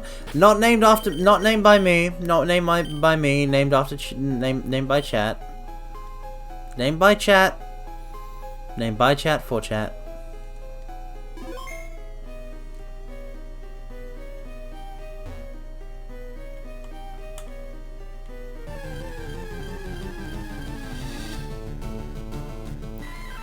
It's a Mankey. It's a Mankey. It's a Mankey. No, don't miss your Hyperfang. Run. Run, run, run away.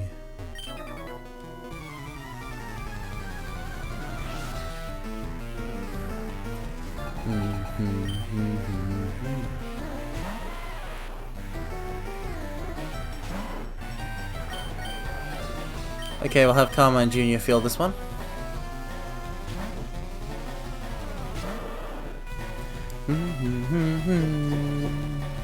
Defense kill all you like, for you cannot stop the torrential downpour of water gun.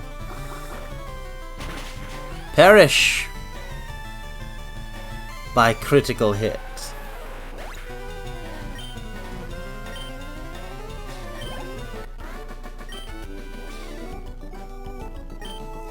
Man, I'm in such a... I came across some like I'm in such a like a tabletop TTRPG craving mood at the moment, because some YouTube clips of that like Vox Machina series got recommended to me, and I fell down a rabbit hole a bit of learning a bit about Critical Role and stuff like that, and I still would probably never like watch those streams, but like I'm surprised, like they're pretty much like living the dream. You got to admit, running a home game, turn it into a stream game, get an animated series based off of it. That's pretty. It just makes me crave. It just makes me crave a fantasy campaign. Line reading, yeah. Okay, well, okay, Russian bro. I see. It's actually instinctual for me to say welcome, welcome, but I'm dodging it. All right, Russian bro. Line reading redeem. I'm Carmine. No, no, I'm Car. Vroom, vroom, vroom.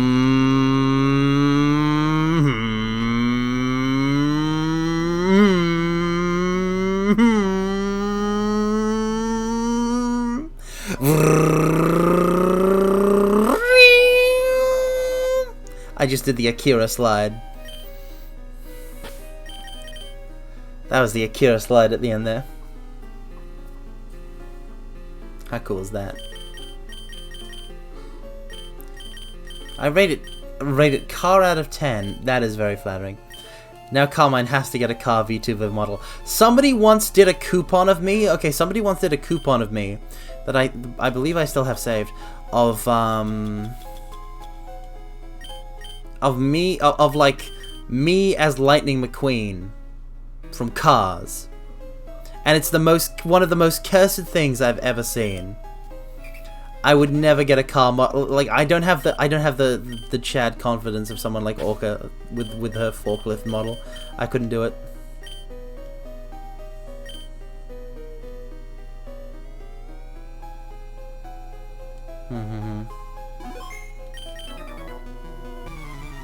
This tunnel goes a long way, kid.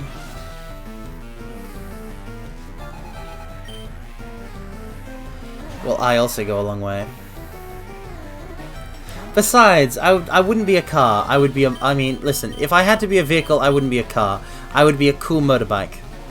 Like Bumblebee in that one... Oh, wait, no, it wasn't Bumblebee. I think there was like a little... Like, I remember that wrongly, and it was like somebody else was a motorcycle. Never mind, I don't know anything about Transformers, but the point is, I would be a motorcycle. That's my core point, is that I would be a motorcycle.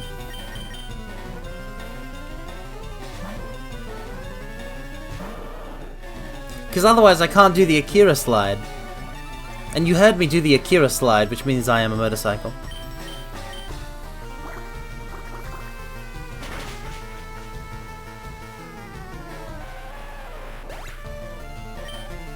In other words, I'm Bike Bomb.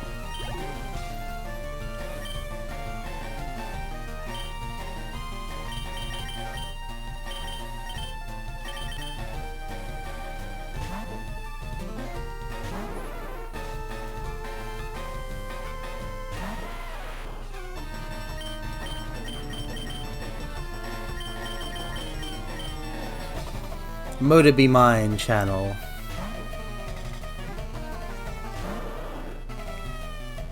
That sounds like I'm telling someone to be mine. That sounds like I'm telling a motor to be mine. Motor. Be mine. channel.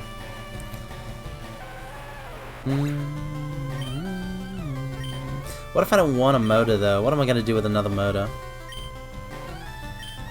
I already got all the motors I need. Okay, bring in the shroom bug.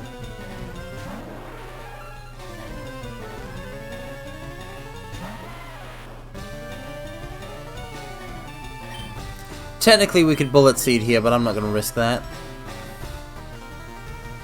Oh, what the heck, everybody gets one. Let's see the damage.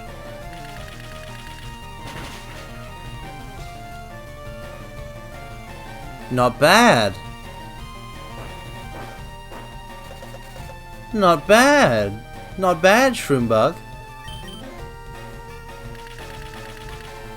Even on a measly 2 hits, that almost killed.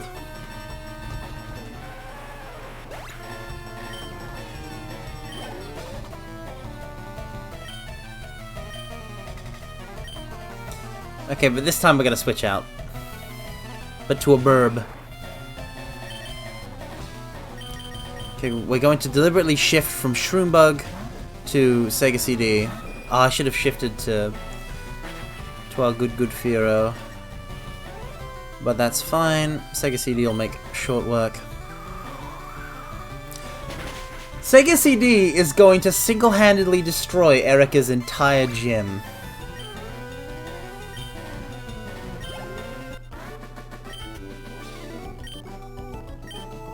It will be quite the beautiful sight. Watch for Onyx, they only appear occasionally. High-level ones can put the squeeze on you. It's that blast processing. Elden Ring, but my PC is potato run. I wonder if my PC is too potato for Elden Ring. It might be possible. I won't ever find out, because I'm not gonna get it, because I'd have to play other Souls games. Unless I wanted to start with it, which might be fine, but I do have Dark Souls 3 like in my Steam library, so it would be kind of weird for me to...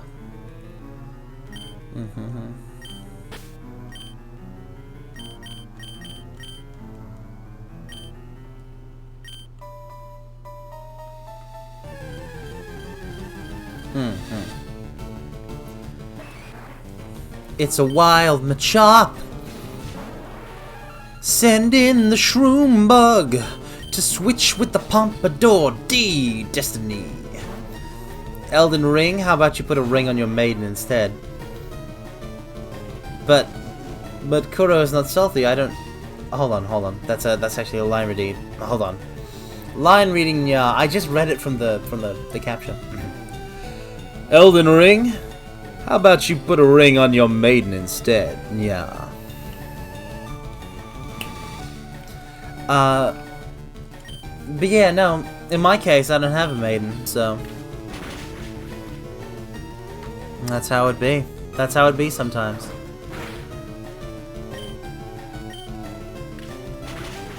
No maidens? No maidens. Welcome, Russian Bro. Wait, hold on. No, Russian Bro's already here. What am I talking about? Oh, that's why I was going to say welcome. No, Russian Bro entered the chat with a redeem, and I was like, oh, I'm saying welcome, but I have a habit of saying welcome with redeems. Let me forcibly deactivate the welcome protocol from my own brain, but I was supposed to there. I got played! You played me like a fiddle! You played me like a fiddle. Like a damn fiddle. Leech life. No way. Absolutely no way. It's only 20. Don't be smug with me. You tricked me.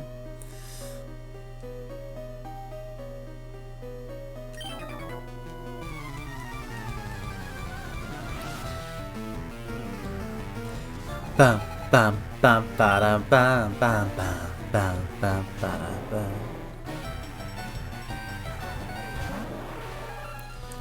Fight, Bullet Seed. Oh no, never mind.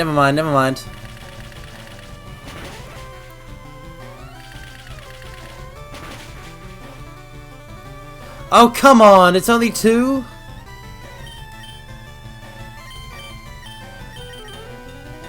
Ganymede can take this one. Ganymede can take it the rest of the way. There's no need to bring out the big guns of Carmine Jr. for this.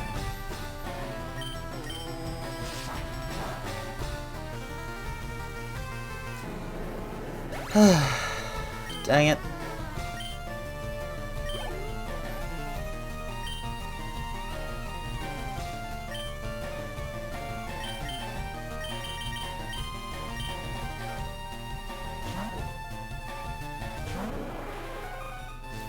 I gotta use a potion on Shroom-Bug, but not at the moment.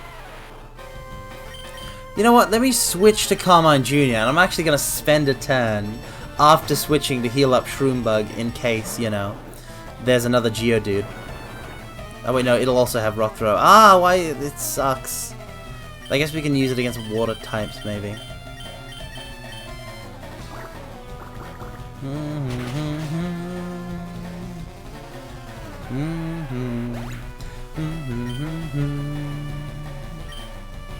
Ba ba ba ba ba ba ba ba ba na na na na na na wa wa na na na na na. Alright, switch over to Carmine Jr. Okay, like all the casualties aside. Okay, so all the casualties aside. All of the dead Pokemon that I really liked aside. From the, for all the dead Diglets and Beedrills and Mankeys and so on and so forth. I think we're really shaping up a powerhouse team here. I think this is the start of something big. Ease up, what am I doing? Which way is out? You should know these things, fool. Oh, you too, huh? They got forced to take the detour because of Snorlax as well.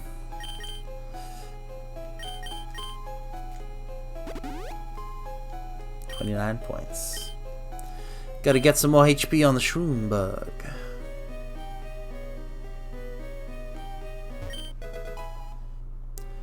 One escape rope.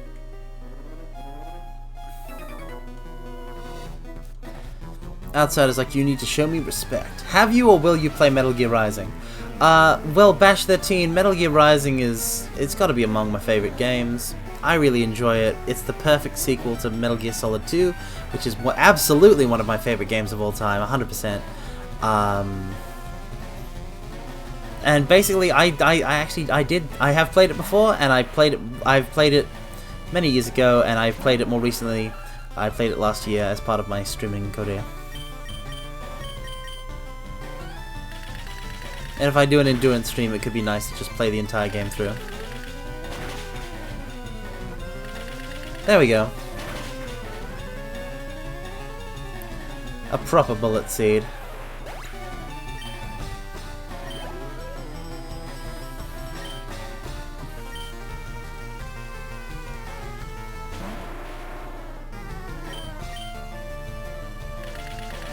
Hit once. Hit 3 times, hit 3 times. Yeah! Maybe I can play it on hardest difficulty next time. Maybe, maybe. Although I never claimed to be good at the game, so how that one works out would be rather fun to see. For an audience that enjoys watching me struggle. Struggle. It's hard to roll your R's off the back of a st. A st. A st. A struggle. Yeah, moving your tongue into position after a stra, because normally when you're going stra, stra, stra, stru, stra, stra, stra, it's like that.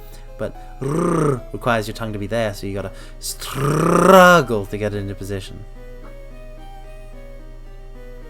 I'm a big dumb. Which way is out? I want to go the way that is not the way that is out, so I can, you know, get loot and stuff.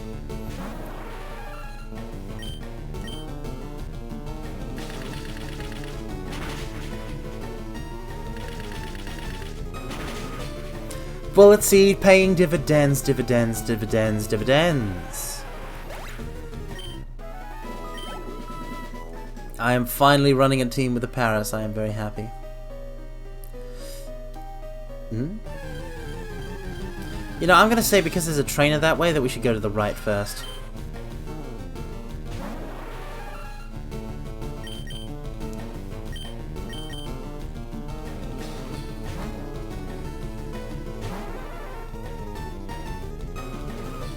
Miss. Is there a food you don't like and refuse to eat?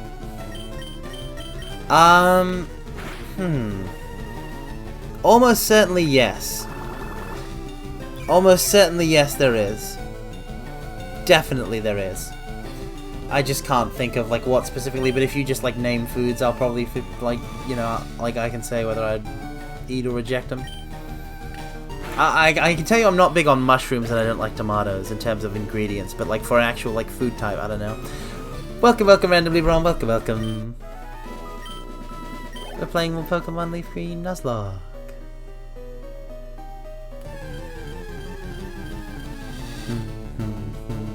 Bullet seed, let's go.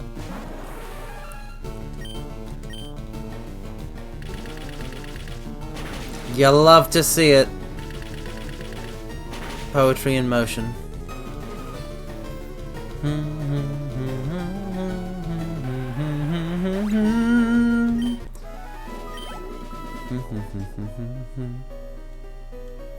Okay, so there's nothing here.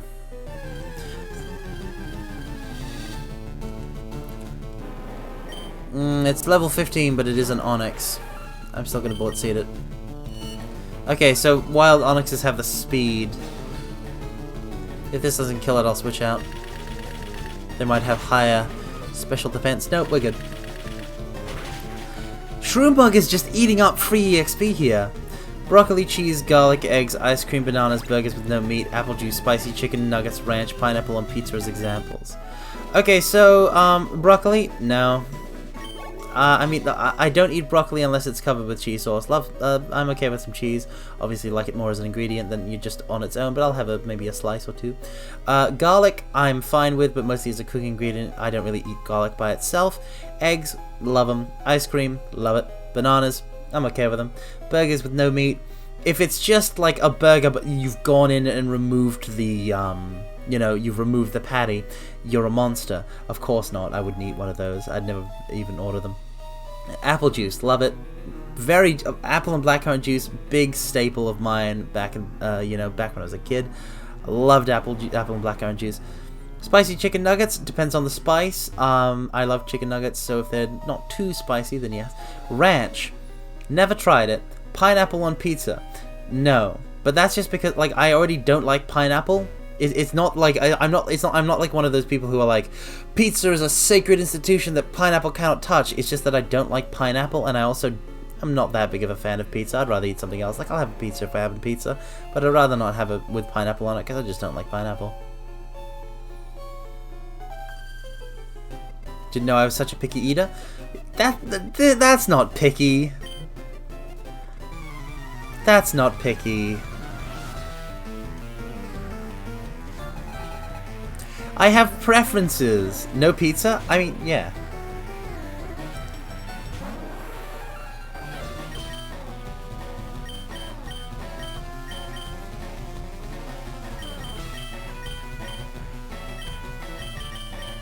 I mean, like,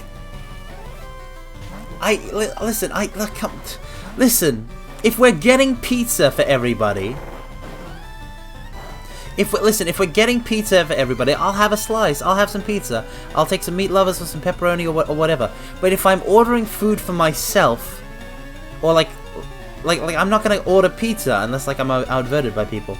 Oh, it's another bot. Let me just ban. Hiss. That hiss better be directed at the bot now, randomly, bro. Slash. Why wouldn't you order pizza? Fastest ban in the West, I am. Why wouldn't I order pizza? Because I don't like, I mean, listen, okay, because if I can order pizza, I can order some other form of, if I can order some other form of, listen, if I can order some other form of fast food, like if I can order like Chinese, or like, you know, some of the more standard stuff like McDonald's, I just prefer that.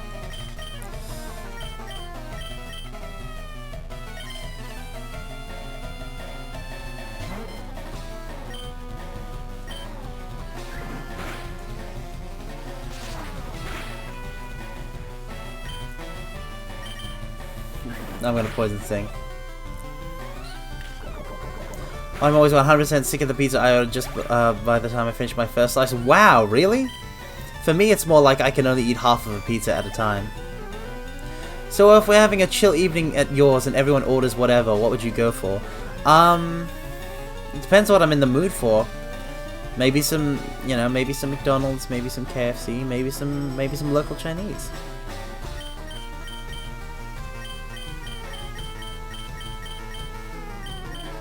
Oh, but if somebody else, but if somebody else is getting pizza delivered, like, I will 100% be like, hey, get me some garlic bread, please. I'll take a thing of garlic bread, because I love garlic bread. Nope.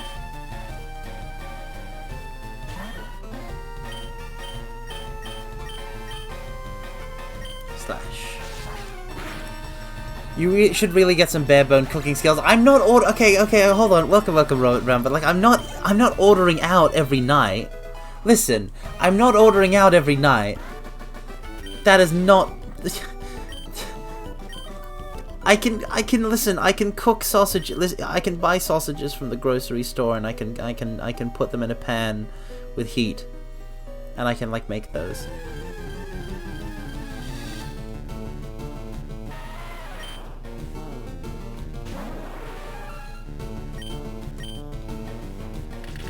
I'm not really interested in crab or lobster. Fish is all the seafood I need.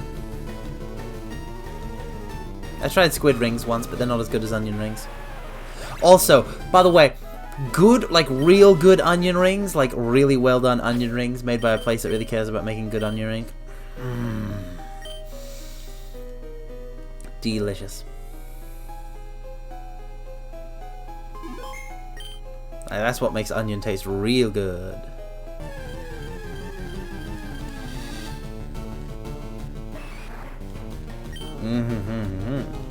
Now I'm hungry. I was hungry for ice cream earlier, and now I'm hungry for like a full-on meal. Mortals, take responsibility and buy me dinner.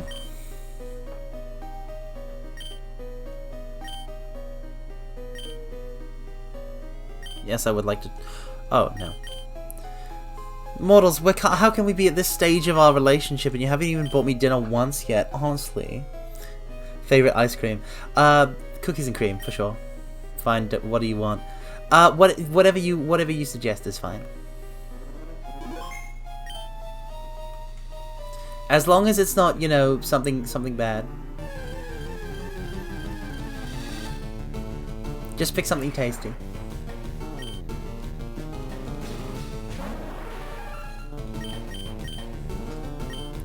Oh no.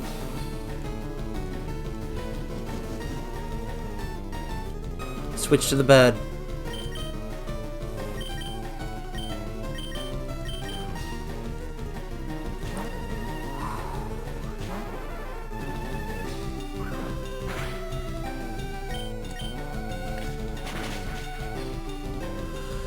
Whew.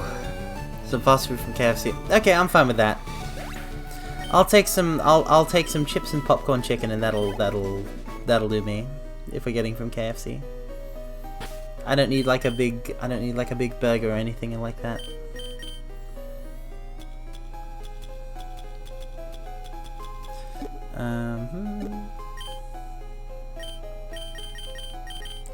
You found the top 10 most gross ice creams on Google? Why would you Google that? Why would you Google that? Why would you Google that?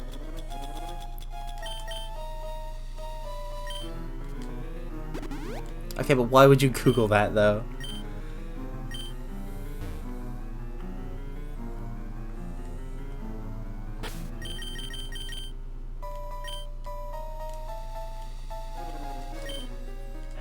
I mean, yeah, no, fair. Why not is an excellent answer. because it's interesting is also makes sense. You know, I can't make a case against it. I can't make a case against it. I'll say that much. Salad flavored ice cream complete with cucumber and red pepper. No, thank you. I'd love to try sea salt ice cream. By the way, speaking of dinner mortals, have you ever gone to like a fancy restaurant? I've always imagined like going to like a fancy restaurant as like a date option or something like that. But I honestly like feel like I live in a different world from such establishments. I can't imagine being a person who goes to a fancy restaurant regularly.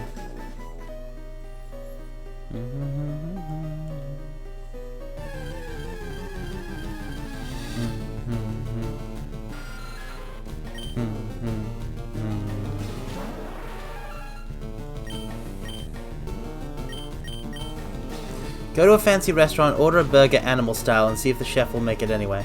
What's animal style?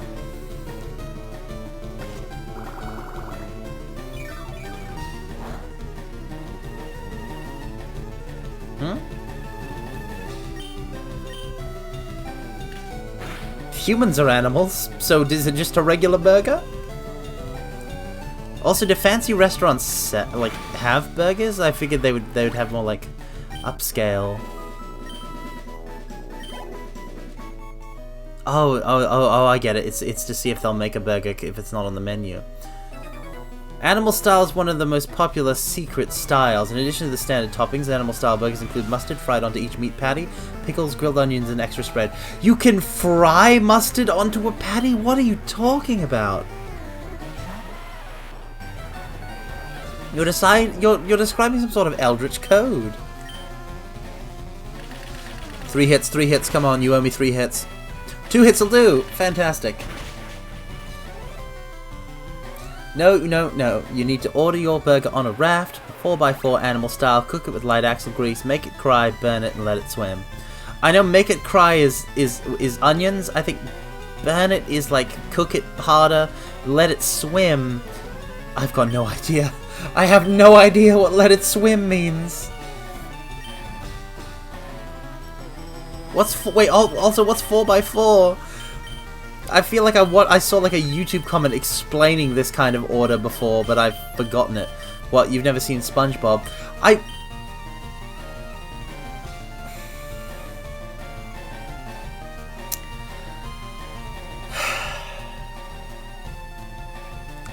SpongeBob was a bit before my time.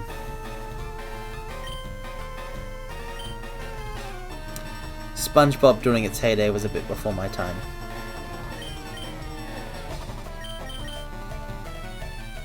I'm sorry to tell you this.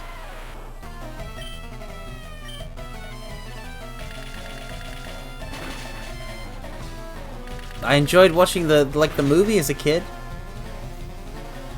I just never was like a regular SpongeBob watcher because, you know, it wasn't, you know, it wasn't like the heyday of SpongeBob. Oh, Barney the Dinosaur! I love Barney the Dinosaur. I used to watch like old VHSs or maybe they were DVDs, but like old VHSs of Barney the Dinosaur at my nana's house when I was a really young kid.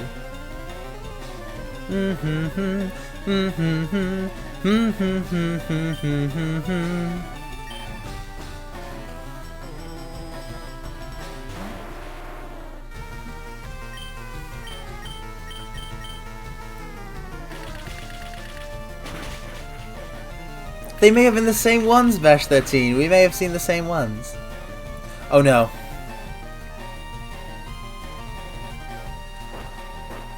Let's go, Shroom-Bug! Hit with the bullet seed.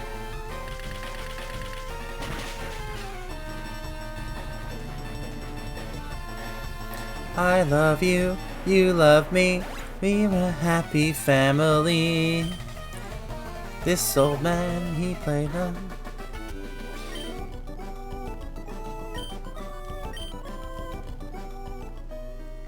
I mean, no, cause like... No. I don't know if we grew up in the same era, Bash 13, because like... Barney wasn't a thing Like Barney was old school. I say I had VHSs. By the time I was a kid, like VHSs were kind of like on the way out. DVDs were a thing. We just had VHSs because they were they were legacy media.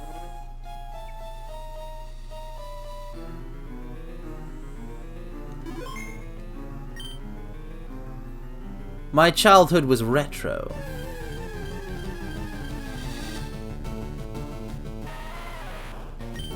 I don't know if that means that you're the boomer of this chat.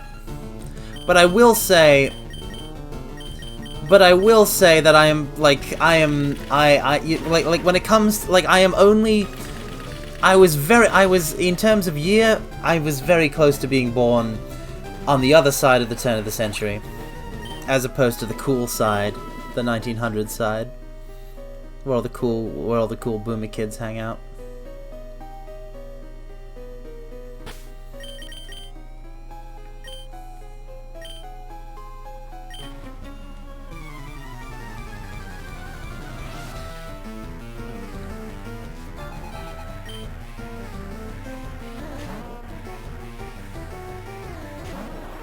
I'm not a millennial.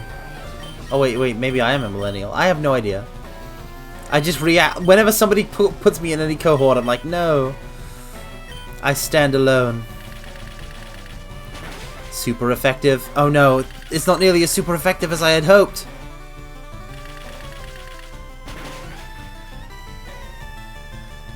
But if I can get another 3 hits off, what is Slowpoke gonna do?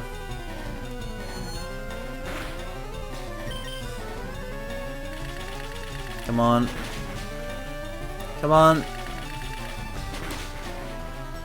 No!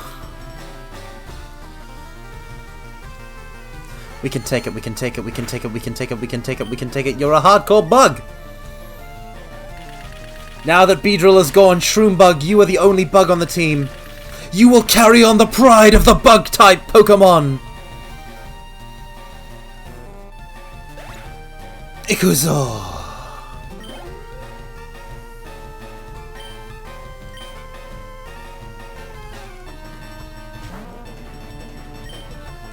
Bullet Seed!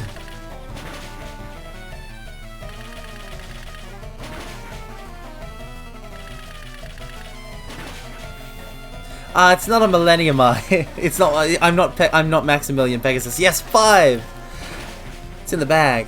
No, this is simply my all-seeing eye, that which can see through to the heart of the universe and all paths of fate and causality. Hence why I keep it hidden under the eye patch, because otherwise I get spoilers for reality itself. Can you do a Pegasus impression though? Oh, Yugi boy. Oh, that was terrible. Yugi boy. Ooh. I can only do an impression of a bridge Maximilian Pegasus at this point, because that's what's been burned in my brain. I have Kaiba's soul.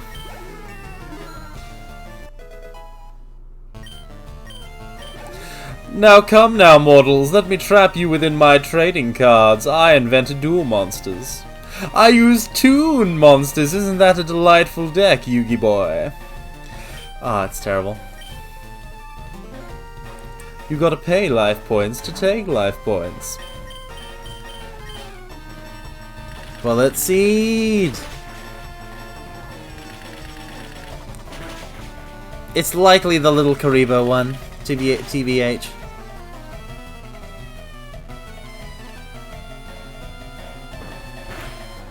I learned about so many retro memes from watching, like, older episodes of Yu-Gi-Oh! The Abridged series. Like, that's how I found out about Caramel Dancin', is because it showed up for, like, a second in, like, because Jinzo destroys memes. So they put contemporary memes in, like, in certain episodes. And Caramel Dancin' shows up one time, and I was like, oh, what's that? And that sent me down a rabbit hole, and I ended up watching the anime adaptation of Popotan, which is where the characters dancing in Caramel Dancin' are actually from.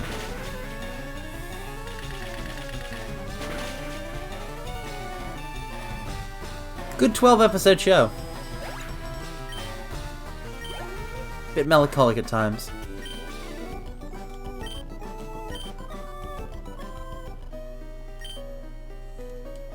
When you finish your Pokédex, can I have it? No. This Pokemaniac strategy is too big for you. Just throwing three of the same mons. Also, welcome, Majorcraft, welcome. Do you play any mobile games? There's no such thing as mobile gaming. It's a spook.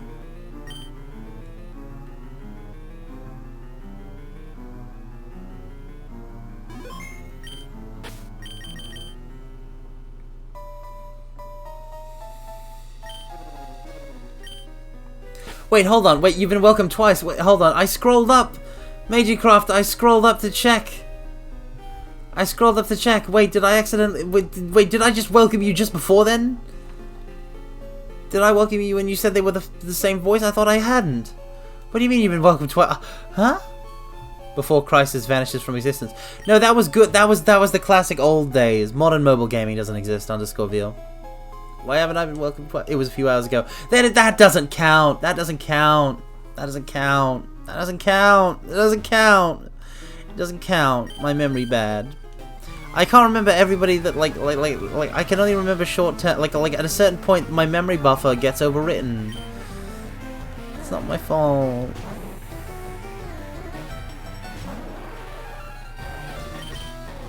It's not my fault. I want to kill a Bellsprout. Don't you use that sleep powder on me. Don't you use that sleep powder on me no more. Gonna activate an awakening cause I can't stand this sloppy conduct of using status effects to crush your enemies. Curse you, Dinkelberg!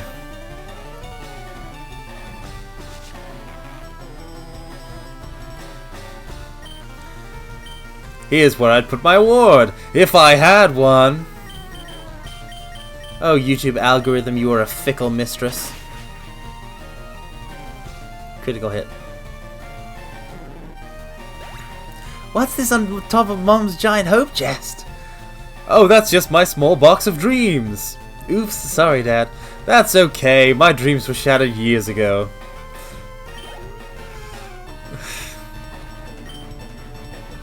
Dumb. Might as well stay.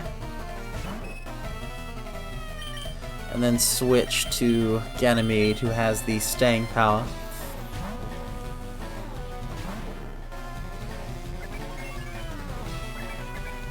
Follow me! Flo Clefairy became the center of attention. That doesn't mean jack. Let's slash.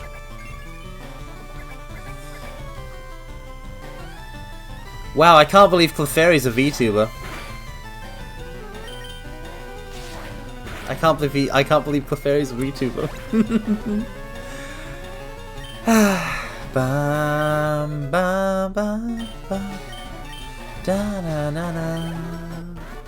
Alright, picnic clear. Clear.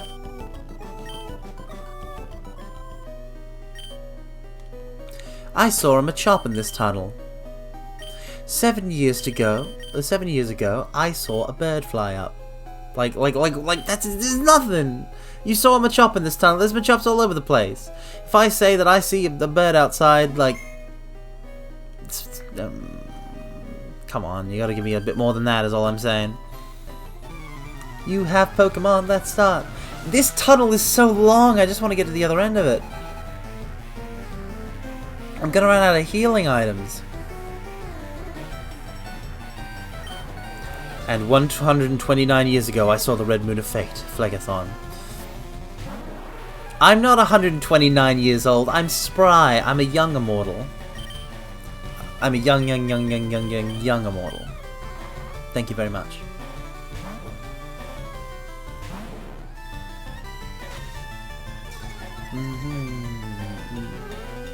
That may still be, that may still be a bit, that may still be overshooting a bit. Maybe. Possibly.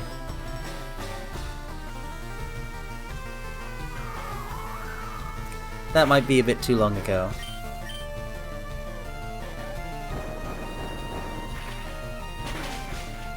Just a tad.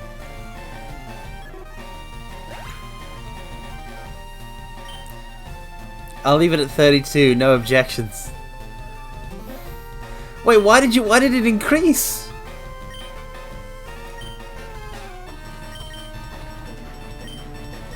Why did it increase? 32 years ago is a long time. What is that? 1992 would have been 30 years ago. So 1990?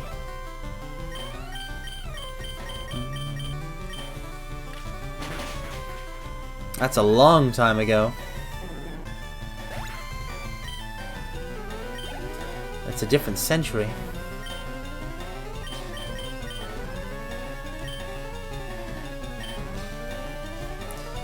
Okay, send in the Rattata, and because we don't have type advantage, I'm just gonna switch to the Sandshrew again.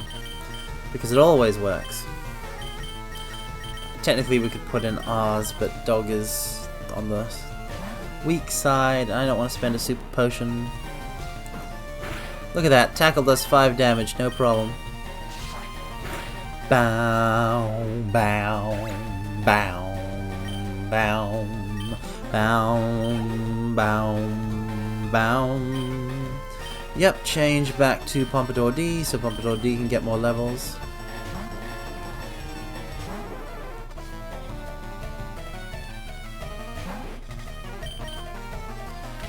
Oh no, I didn't mean to do that. But you know what? It's fine, it's working. Our team is really shaping up good. Like, level-wise. They can all hold their own. Did any more Pokemon perish before I arrived? So we did have a Mankey at one point that is now no longer alive. That did happen. We did lose Alpha with a Mankey. Because I'm an idiot. And I was overconfident.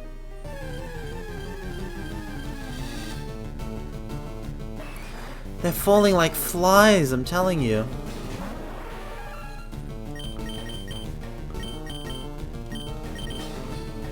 Switch to Burb.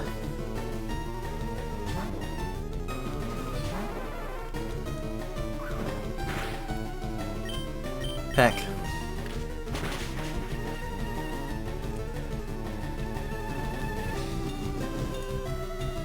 Oh no, it's that Machop that trainer talked about. Look out! It's a common encounter.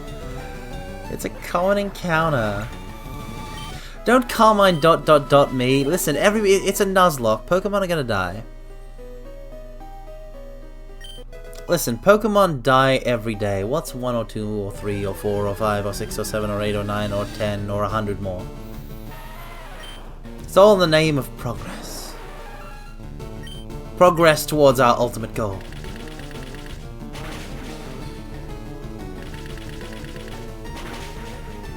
Remember, we wanna be the very best, like no one ever was. Bam, bam, bam. To catch them is my real test. To train them is my cause. Bam, bam, bam. I will travel across the land, searching far and wide. Pow, pow, pow. Each Pokemon to understand the power that's inside. Pokemon. Of all the odds, a Machop in this trail, in this part of the game, localized entirely in this cave. Yes. May I see it? No. Oh, you're my best friend in a world without you. No more, I still can't get Double Trouble out of my head. Double trouble, big trouble, gonna follow you. We're gonna capture Pikachu. Prepare for trouble, make it double. What kind of Pokemon are you? How do you do the things you do? Share with me your secrets deep inside, And are you loyal through and through? And do you have a heart that's true? you? What kind of Pokemon are you? 2BA Master soundtrack was bomb. The amount, okay, 2BA Master and Music to Duel By is more effort put into dubs than will ever be put into dubs again. Like, that's it. That's a bygone era. That will like anime dubbed into English now, it will never come with a new original soundtrack with like vocal songs. Absolutely not.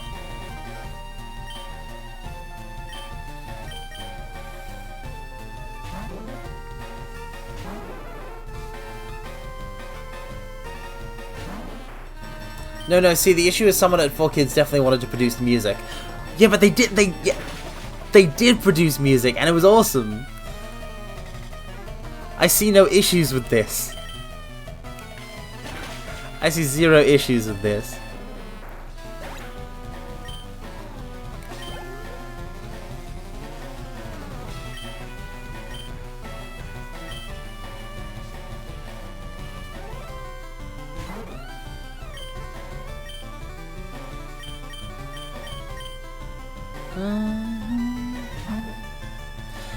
Yeah, I know we don't, and we never will again, which is a shame because they were so it was so good, like Music to Duel By for Yu-Gi-Oh. Don't say if I were you, or tell me what you do, or how things would be if you were in my shoes, 'cause you're not me. Please take me as I am. This isn't what I planned. Oh man, so good.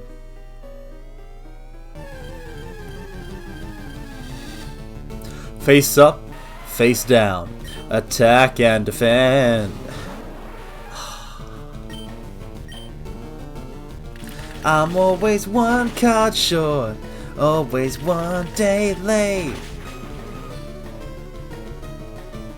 Stack the deck myself, so there's no one else to blame. Oh, it's good stuff. I like how Yu-Gi-Oh! The Abridged series kind of carried on the tradition because they had the movie like Little Karibo did musical parodies, and there was that one movie like Yu-Gi-Oh! Abridged the movie, Bonds Beyond Time, that had a couple music parodies that were very nice. There's a sign there, we could read it, but I don't want to read, so I won't read it.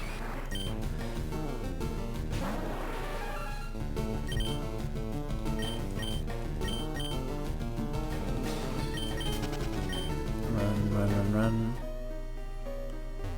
I bet it'll be trainer tips. Oh, that's the way out! Fantastic.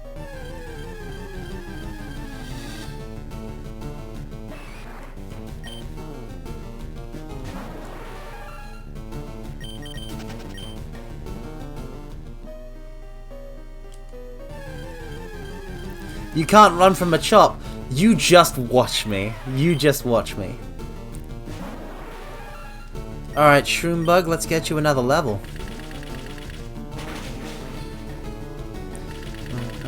Chance to prove I can win this game.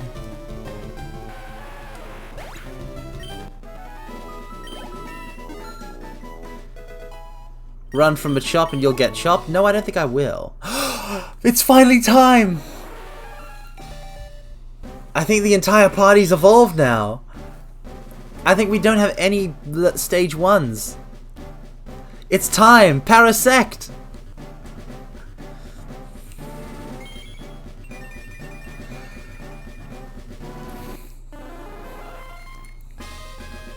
Okay, an incantation of power for this evolution? Very well. The blessed gift of life, the serene force of nature, the ultimate nexus of chaos and causality, rise forth in glorious power of change. Wildwood Metamorphosis! I hope that was good enough.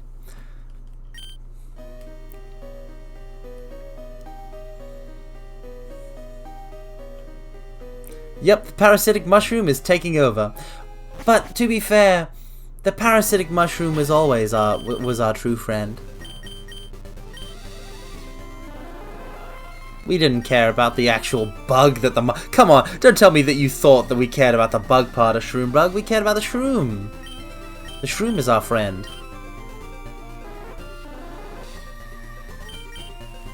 Our shroom friend.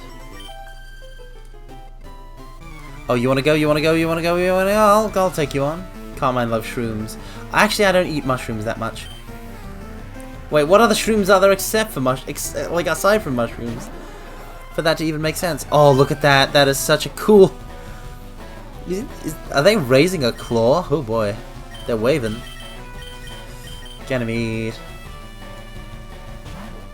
No, seriously, how... I mean, shrooms is short for mushrooms.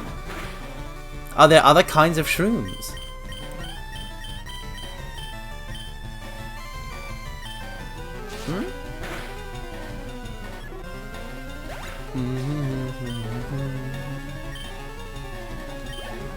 Okay. About to use Pidgeotto. Let's just have Ganymede finish this up real quick and let's get into Lavender Town.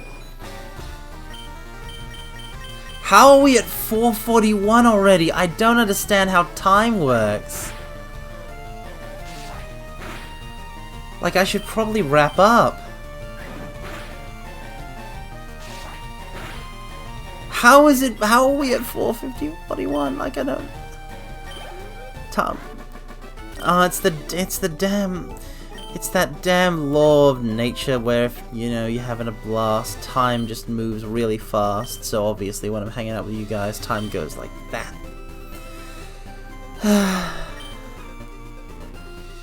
I wish there were pink Pokemon with a floral pattern. I'm pretty sure that's a thing in Pokemon now. Like, doesn't Munna have that? Yeah, Lavender Town is where all the creepypastas are. It's the spooky town. We're about to hear the spooky town theme, so I hope you're all prepared, mortals.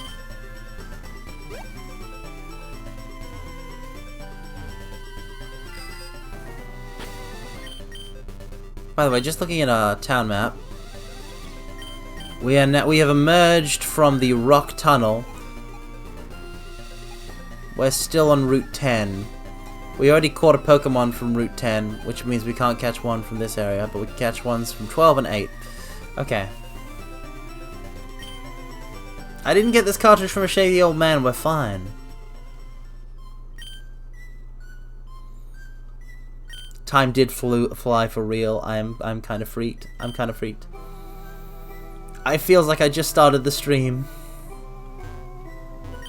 Ghost appeared in Pokemon Tower. I think the spirits of Pokemon that the rockets killed. Also check if there's hyper-realistic... There's no hyper-realistic blood! And what's the alternative? Non-realistic blood? That's the rockets killed? Yeah? This town is known as the gravesite of Pokemon. Memorial services are held in Pokemon Tower. They killed Pokemon. Randomly, Rom, I don't know how to break this to you, but Pokemon, like the first gen of Pokemon didn't screw around. Like, Team Rocket are hardened criminals. Like the Mafia. They kill. They drop Pokemon into the harbor with cement chutes.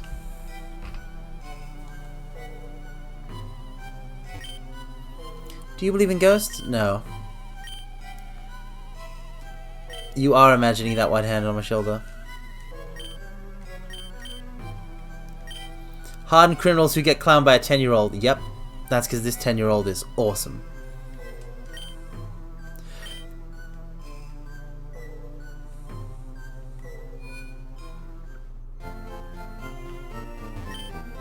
I saw Cuburn's mother trying to escape from Team Rocket. She was killed trying to get away. So Team Rocket literally killed a Marowak, yes. Team Rocket will do anything for the sake of money. There is no job too dirty, no deed too heinous, no crime too wicked. I love how they introduce Team Rocket to you as like, haha, there's these Team Rocket grunts in the mountain. That's kind of weird, and they want to recruit you on the Nugget Bridge, but and they broke into a house this one time. Oh, and also, now that you're at Lavender Town, they killed a bunch of Pokemon. People will pay a lot for a Cubone skull. So you know how Cubone is a Pokemon species that wear the skull of their deceased mothers? People will pay a lot for those skulls. So, you know.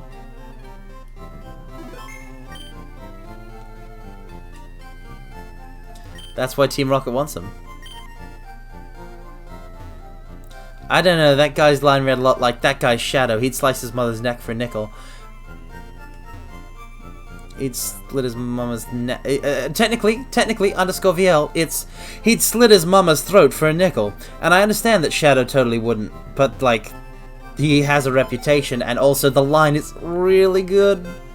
But also, it is legitimately a plot point that Team Rocket killed Pokemon because the ghost of the dead Marowak that they killed is going to appear in the plot. So, they definitely did kill the Pokemon there. That is definitely a thing we can't run away from.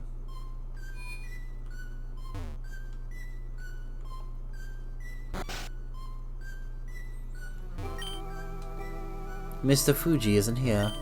Pokemon Fan Magazine. Oh, someone already applied. That Marowak totally tripped over its own burn and blamed Team Rocket for it. It's Mr. Fuji's house. He looks after abandoned and orphaned Pokemon. It's a Pokemon orphanage. It's warm. Pokemon are so nice to hug. Now I'm jealous. I wish I had something to hug. Even like a Dakimakura or something. Mortals, I want a hug. I want a hug. I'm cold. I want a hug.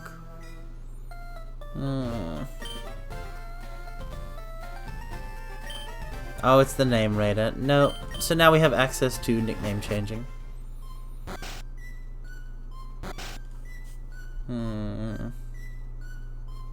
Get over here. You get over here.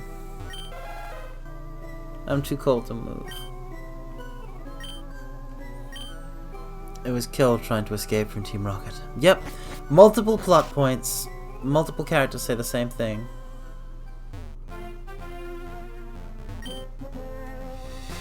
Oh, underscore Veal, I hope you have a good rest. Sorry for keeping you up. Thank you for being a wonderful part of this stream. And I hope you have a great rest.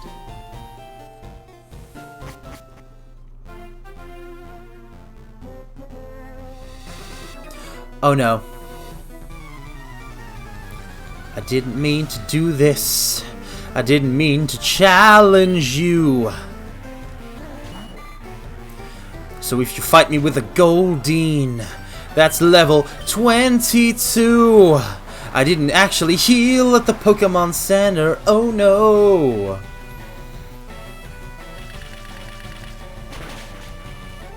Gotta rely on good RNG for my Bullet Seed.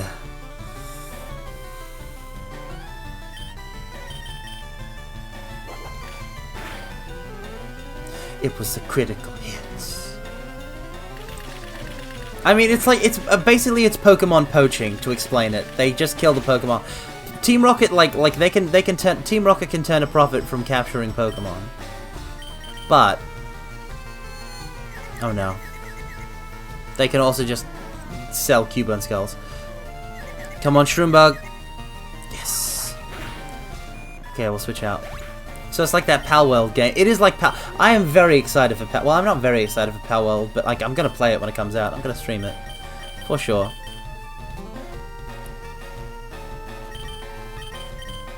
Sega CD, you come out. I just wanted to see if there was grass here that I could touch to catch a Pokemon's.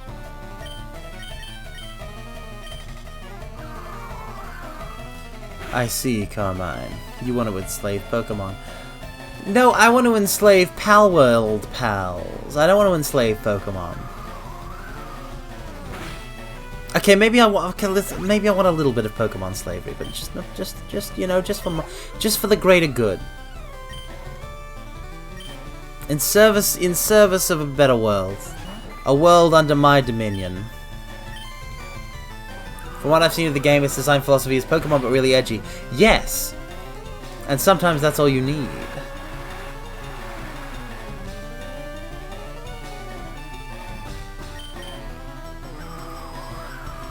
A little bit of edge can really bring out the flavor in things.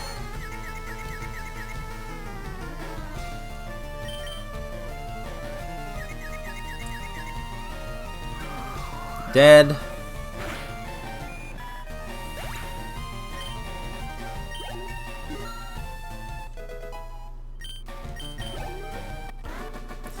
Yeah, you can.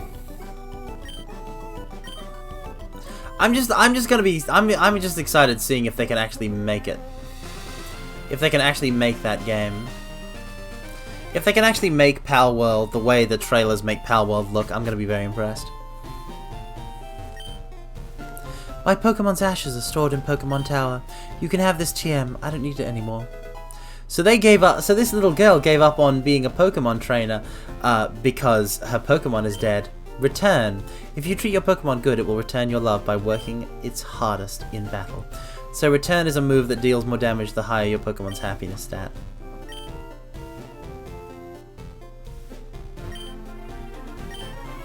That's a nice little bit of sadness.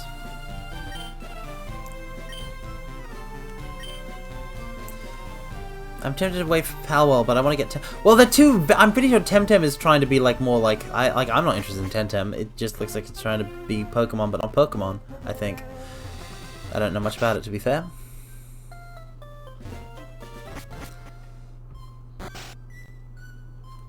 But like, I mean, you gotta decide if you want to decide, you know. Okay, okay, so we've gone for nearly 5 hours.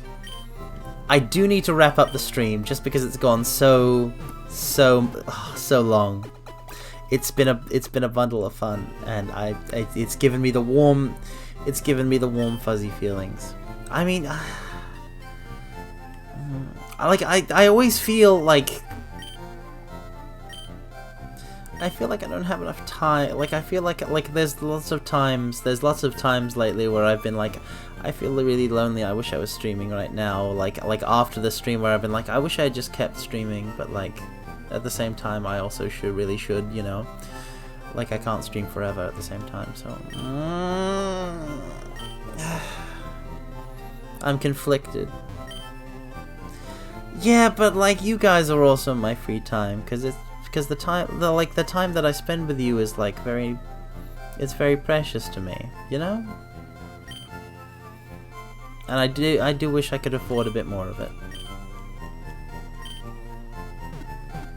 Hopefully, when Stranger of I will say, when Stranger of Paradise comes out, for those of you who won't mind the spoilers, we'll be spending a lot of time together. So, even though that's kind of unfair of me, but.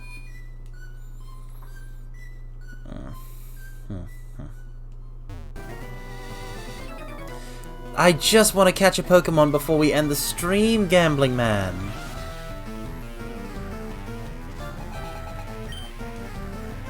Damn you, gamer.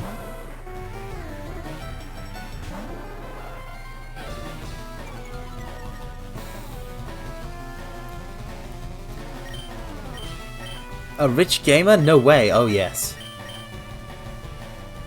He has a super cool, supercharged PC rig that mines for Bitcoin on the side.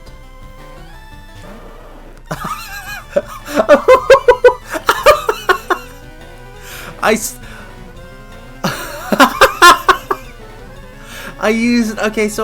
raw. I switched out to my Sandslash, and my okay, sure, use raw to bring out my level 32 water type.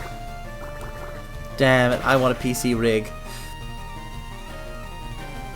It's pretty nice to have a good, nice beefy PC rig. I won't deny. It is a future I wish for all. It is a future I wish for all of my viewers.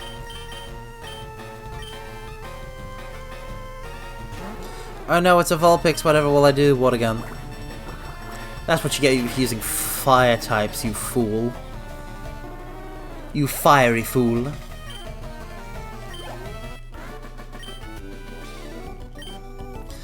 I hate that, I hate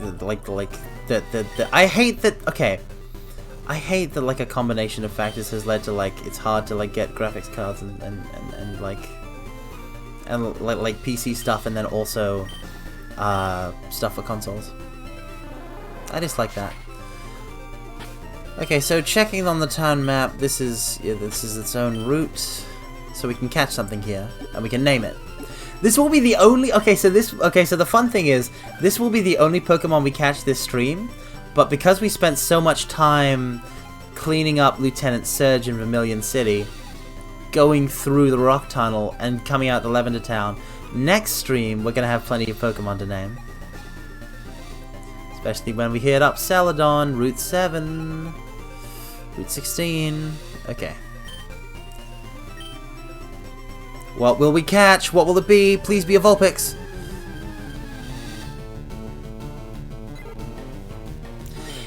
Dupe Bird. Dupe Bird. It's a dupe burb, everybody. Stand down. Stand easy, fellas.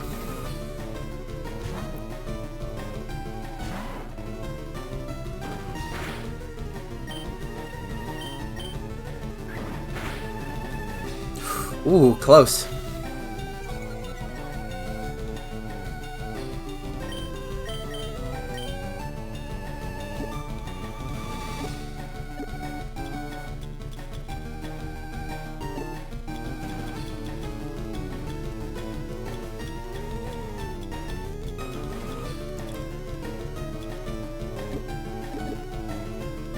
I'm a burb magnet. Damn, what a strange dog. That is the name. That is the name. So, speaking of names, who will decide the name of this Pidgey? Well, mortals, that'll be up to you. Alright, mortals, the game begins. Whoever can answer my question first... Here are the rules to refresh everyone, because we haven't caught a Pokemon this stream before. In order to name the Pokemon, you must be the first person to answer the question that I will give out. So I will say a question to you. I'll ask you mortals a question. The first person to respond in chat with the correct answer will get full naming rights. I guess technically I would have like some sort of veto if you were to call them like a rude name or something like that. But anyway, so everyone ready? Let's go. 10, 9, 8, 7, 6, 5, 4, 3, 2, 1. And the question is... What are the 3 uniform colors in Star Trek the original series for Starfleet officers?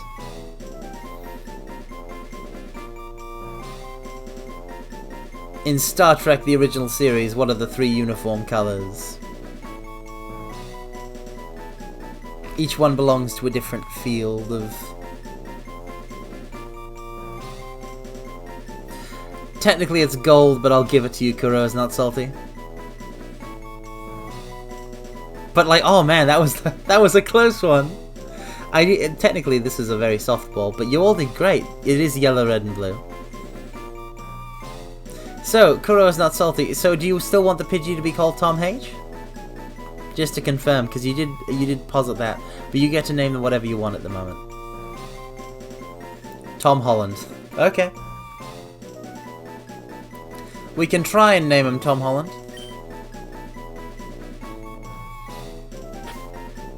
Tom. Space.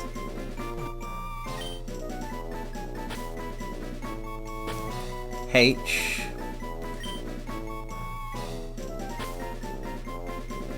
Oh. We can do it if we remove one of the L's.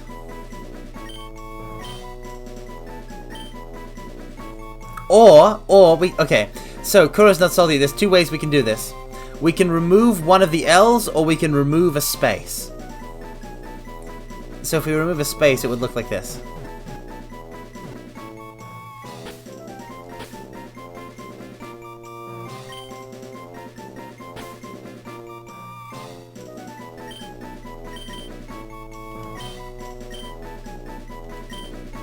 Tom Holland. Thoughts?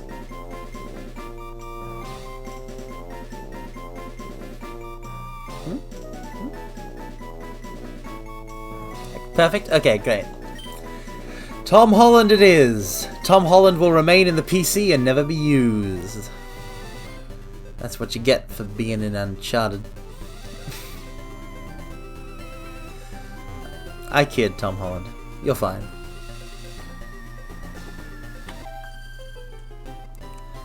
Don't be mean. I'm just joking around. Tom Holland knows he's Tom Holland knows I'm just joking around. Tom Holland knows I'm a big fan of his Warrior of Darkness Final Fantasy XIV ads. Welcome, Akaji Margo channel. Welcome. We're on the tail end of a Pokemon LeafGreen Nuzlocke stream, and we just caught and named a new Pokemon. Was he good in Uncharted? I have not seen it, and I will not see it. I have absolutely no desire to see it. Poison powder. Tom Holland can destroy you with a thought. Not I. Not I. Never I.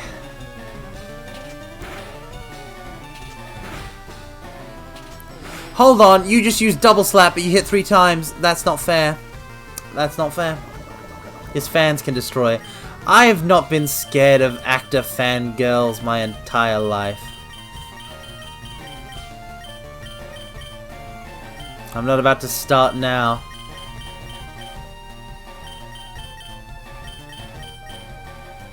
Yeah, Carmine has plenty of those. I don't have... I mean, I guess I've got 666 around about that followers, so I guess if you, of all my followers are fans, then I have many fans. Don't worry, Kuro's not salty. You don't need to be a girl to be a fan.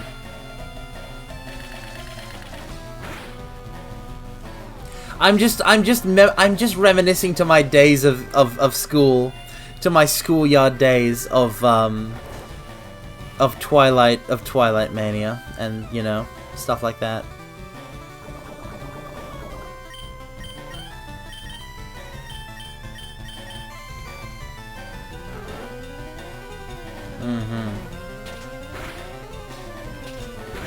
Each time.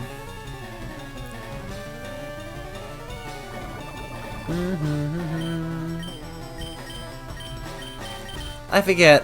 What's your type again? Shroom-bug. Bug-grass. Fantastic. So, leaf seed, or rather bullet seed, gives stab. 3 each time. Bad RNG, Clefairy.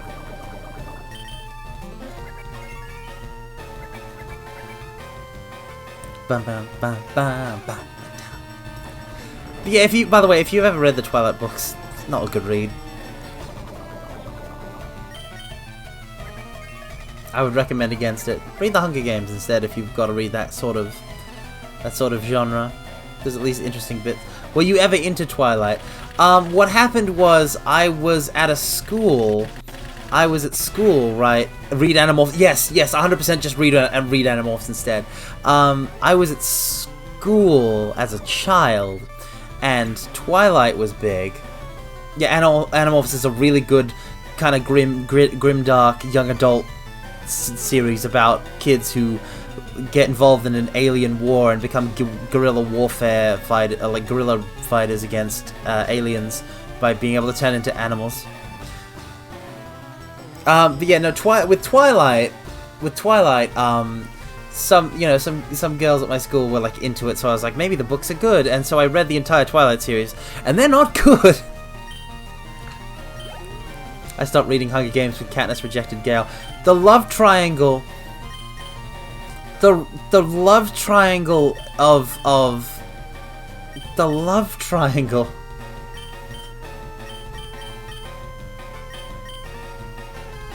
The love triangle of Hunger Games was like the least interesting part of it, for sure.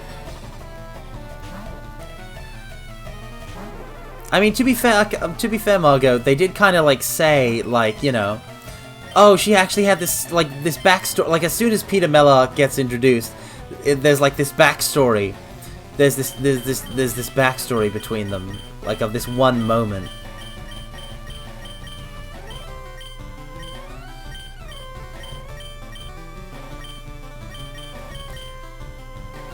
I want Peck.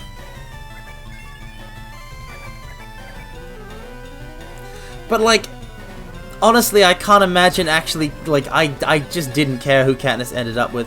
No Q-Charm! No Q-Charm! No! Don't be in love! Damn you, love! The force of love, it's too powerful, no! But yeah, no, Hunger Games has some interesting action. Fall out of love, it's easy. Oh, were it only that easy to fall out of love. My mind's eye is just filled with the images of 2D women I've fallen for. And I'm like, yep, no. It's not that easy.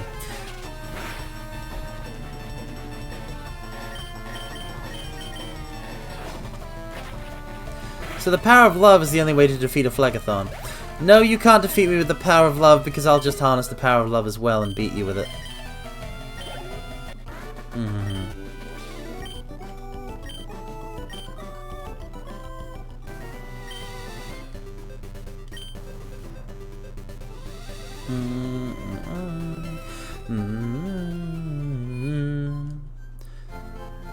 Yeah, I can just call upon the power of the goddess Aphrodite.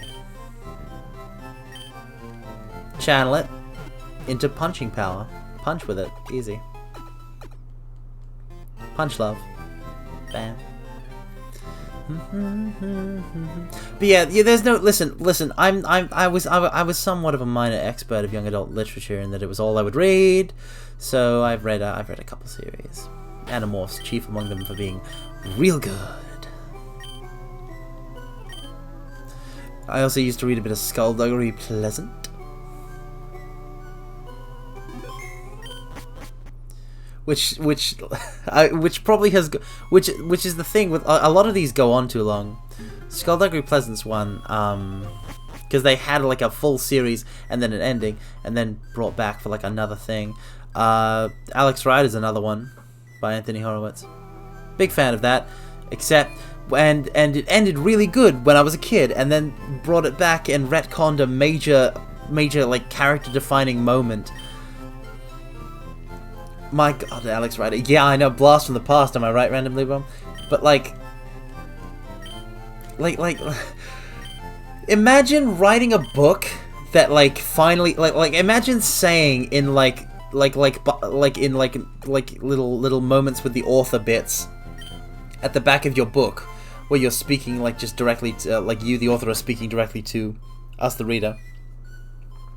Imagine speaking for like so many books of like, this will be the time where I retire the character, I want to retire the character, I want to retire the character, I want to retire the character, I want to retire the character. I remember that show. No, it's a book series. It's a book series. There wasn't a show, there was a movie adaptation of the first thing, and then they had there's a new show of it, but they start in the second thing, and I just can't get on board with that because of that.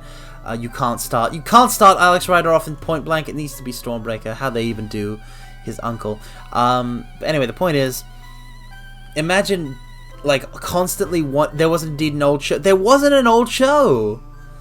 No.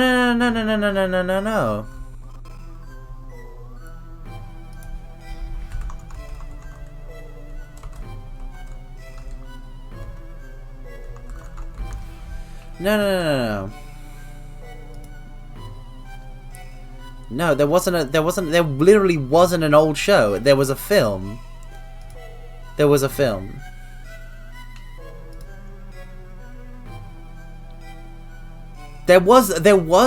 kids there were like young adult spy like teenage James Bond-esque spy shows, but there wasn't an old show. There was one film.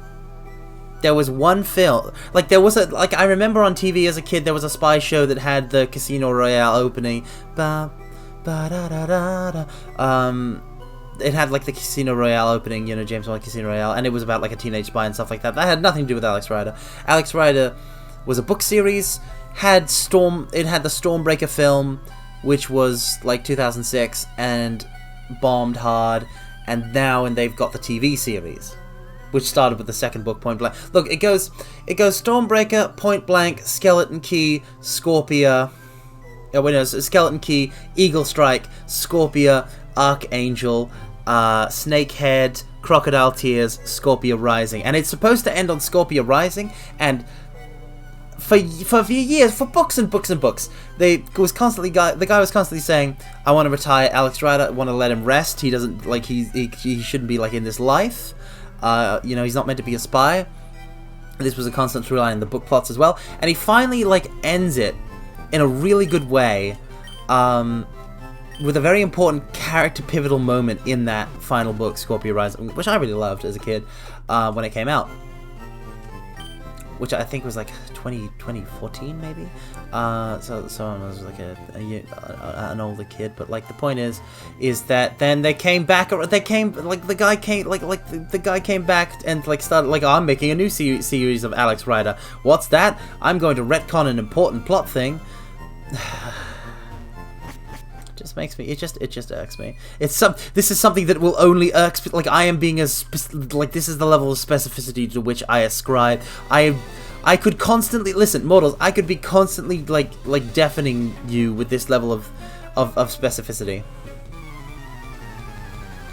I could be like this all the time. I could be talking about stuff that nobody else gets but me all the time. I don't. My brain does work differently.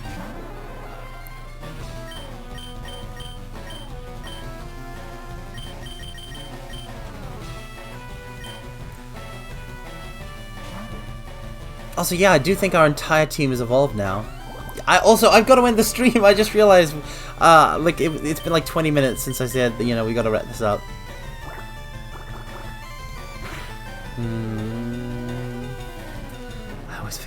I always forget, but time is marching ceaselessly forwards.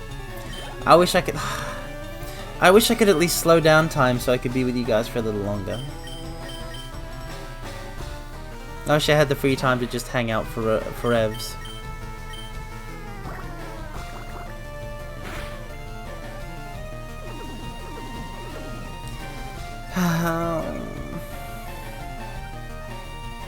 You got so wrapped up in YA fiction that you forgot to end the stream. I haven't even popped off about YA fiction. You want me to talk about what, Ranger's Apprentice next?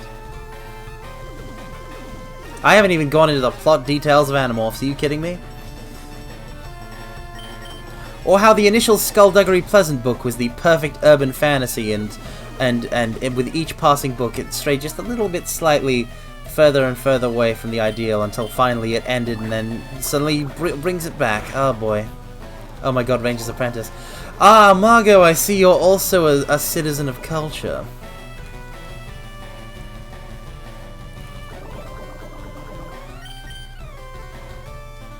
Are you a Will? Do you prefer Will or Horace? Which one is more like your preferred character? For me, it's Gillen because I'm a. Okay, so Ranger's Apprentice, for those of you who don't know, because you didn't read the same young adult novels as me when you were kids, even if they weren't out yet, because like time works the way it works. Degenerates. Yeah, so if you don't know, it's set in like this sort of like fantasy, you know, fictional kingdom. Like everything's like loosely based on existing locations. So the kingdom that it's set in is kind of based on like a fictional UK, like fantasy UK. It's, you know, it's knights and castles and all that.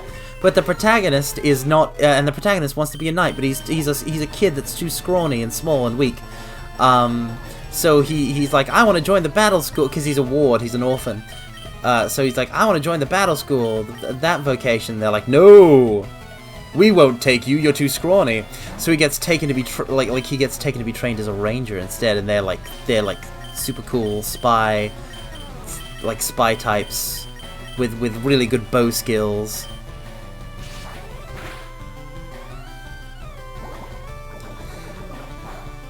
The specificity is just like, I reread one of the books recently. I reread The Warriors of Nihonja, which is the one where they go to the Japanese equivalent, and they train an army of peasants to fight against samurai.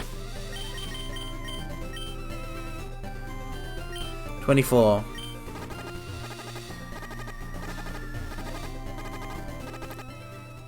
Oh, this is actually kind of close. 16. Look at that scrawny body, that red hair, that eye patch. Hey! What are you trying to imply?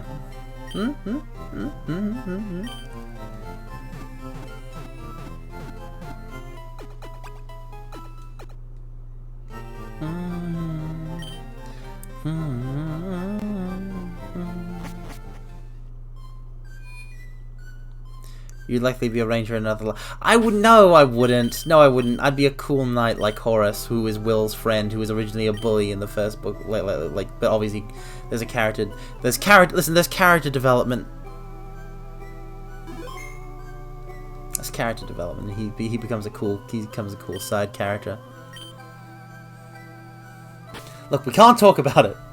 We can't talk about it, and we also won't talk about it because, you know, if I'm gonna if there's any one young adult piece of fiction that I will recommend, it will be Animorphs, because Animorphs is the best one. So read Animorphs.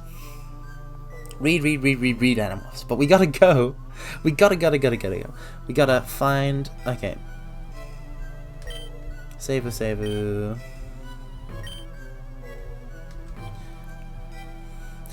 Time I won't ever give in, no matter how hard you pull me in. I know gravity ain't an excuse. I just want to make things a little more smooth. That.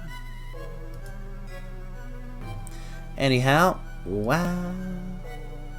Let's just kind of turn that off, so we don't have to listen to that anymore. Because the creepypastas, they're out there. And they're gonna get ya. You're gonna get eaten alive by a story, mortals. So, let's find who to raid while I bid you all a very fond farewell. And thank you properly and earnestly as possible, because you guys made it another an awesome stream. Like, I definitely would not have as much fun streaming if it weren't for you guys being so awesome. Thank you. So, who to raid? I am taking recommendations, as per always.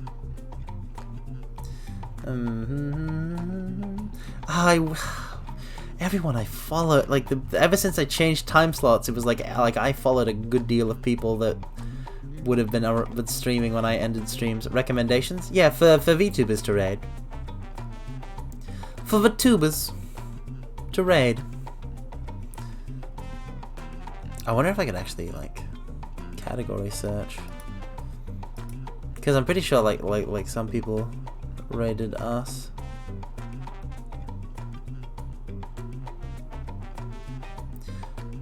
Oh wow, I'm on the first row for Fire Red Leaf Green. Oh.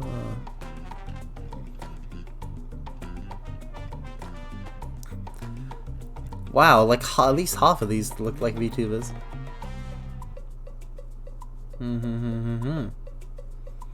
The VTuber craze is the global sensation that's sweeping the nation. Thief streaming. And I guess we could raid Thief, but at the same time it's Arknight, so it's a gacha. And I'm not sure how in good conscience I could support a gacha. But it is just a tower defense game, so maybe it's okay.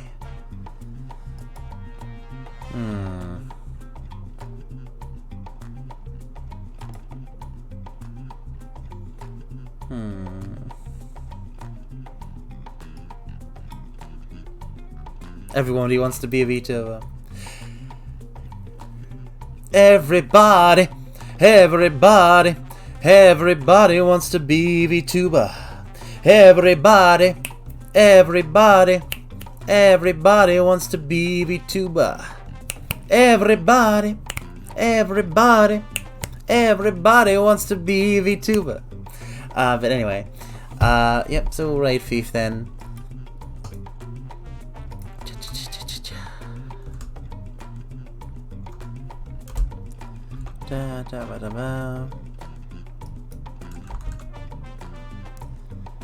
Time to raid Random LeafGreen. I would if Random LeafGreen was online. Unless Random LeafGreen is. In which case, and I just don't know that because I don't follow him yet. In which case, you know.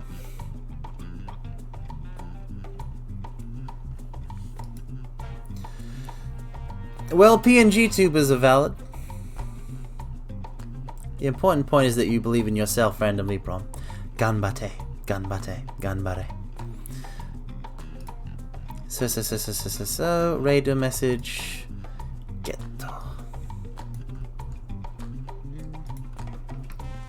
the duality of wanting your viewers to follow their dreams while also being like, I'm inspiring my own competition. But no, like seriously, do what you chase your own love. Chase what makes you happy. If VTubing will be good for you, then V2. Anyway, so mortals. Now. It is time to say goodbye, and I just wanted to say thank you all so much for being so awesome. You're all wonderful people, wonderful mortals, and I hope you have a good rest of your day or simply just rest. Thank you. Now I shall send you through the portal to realms unknown.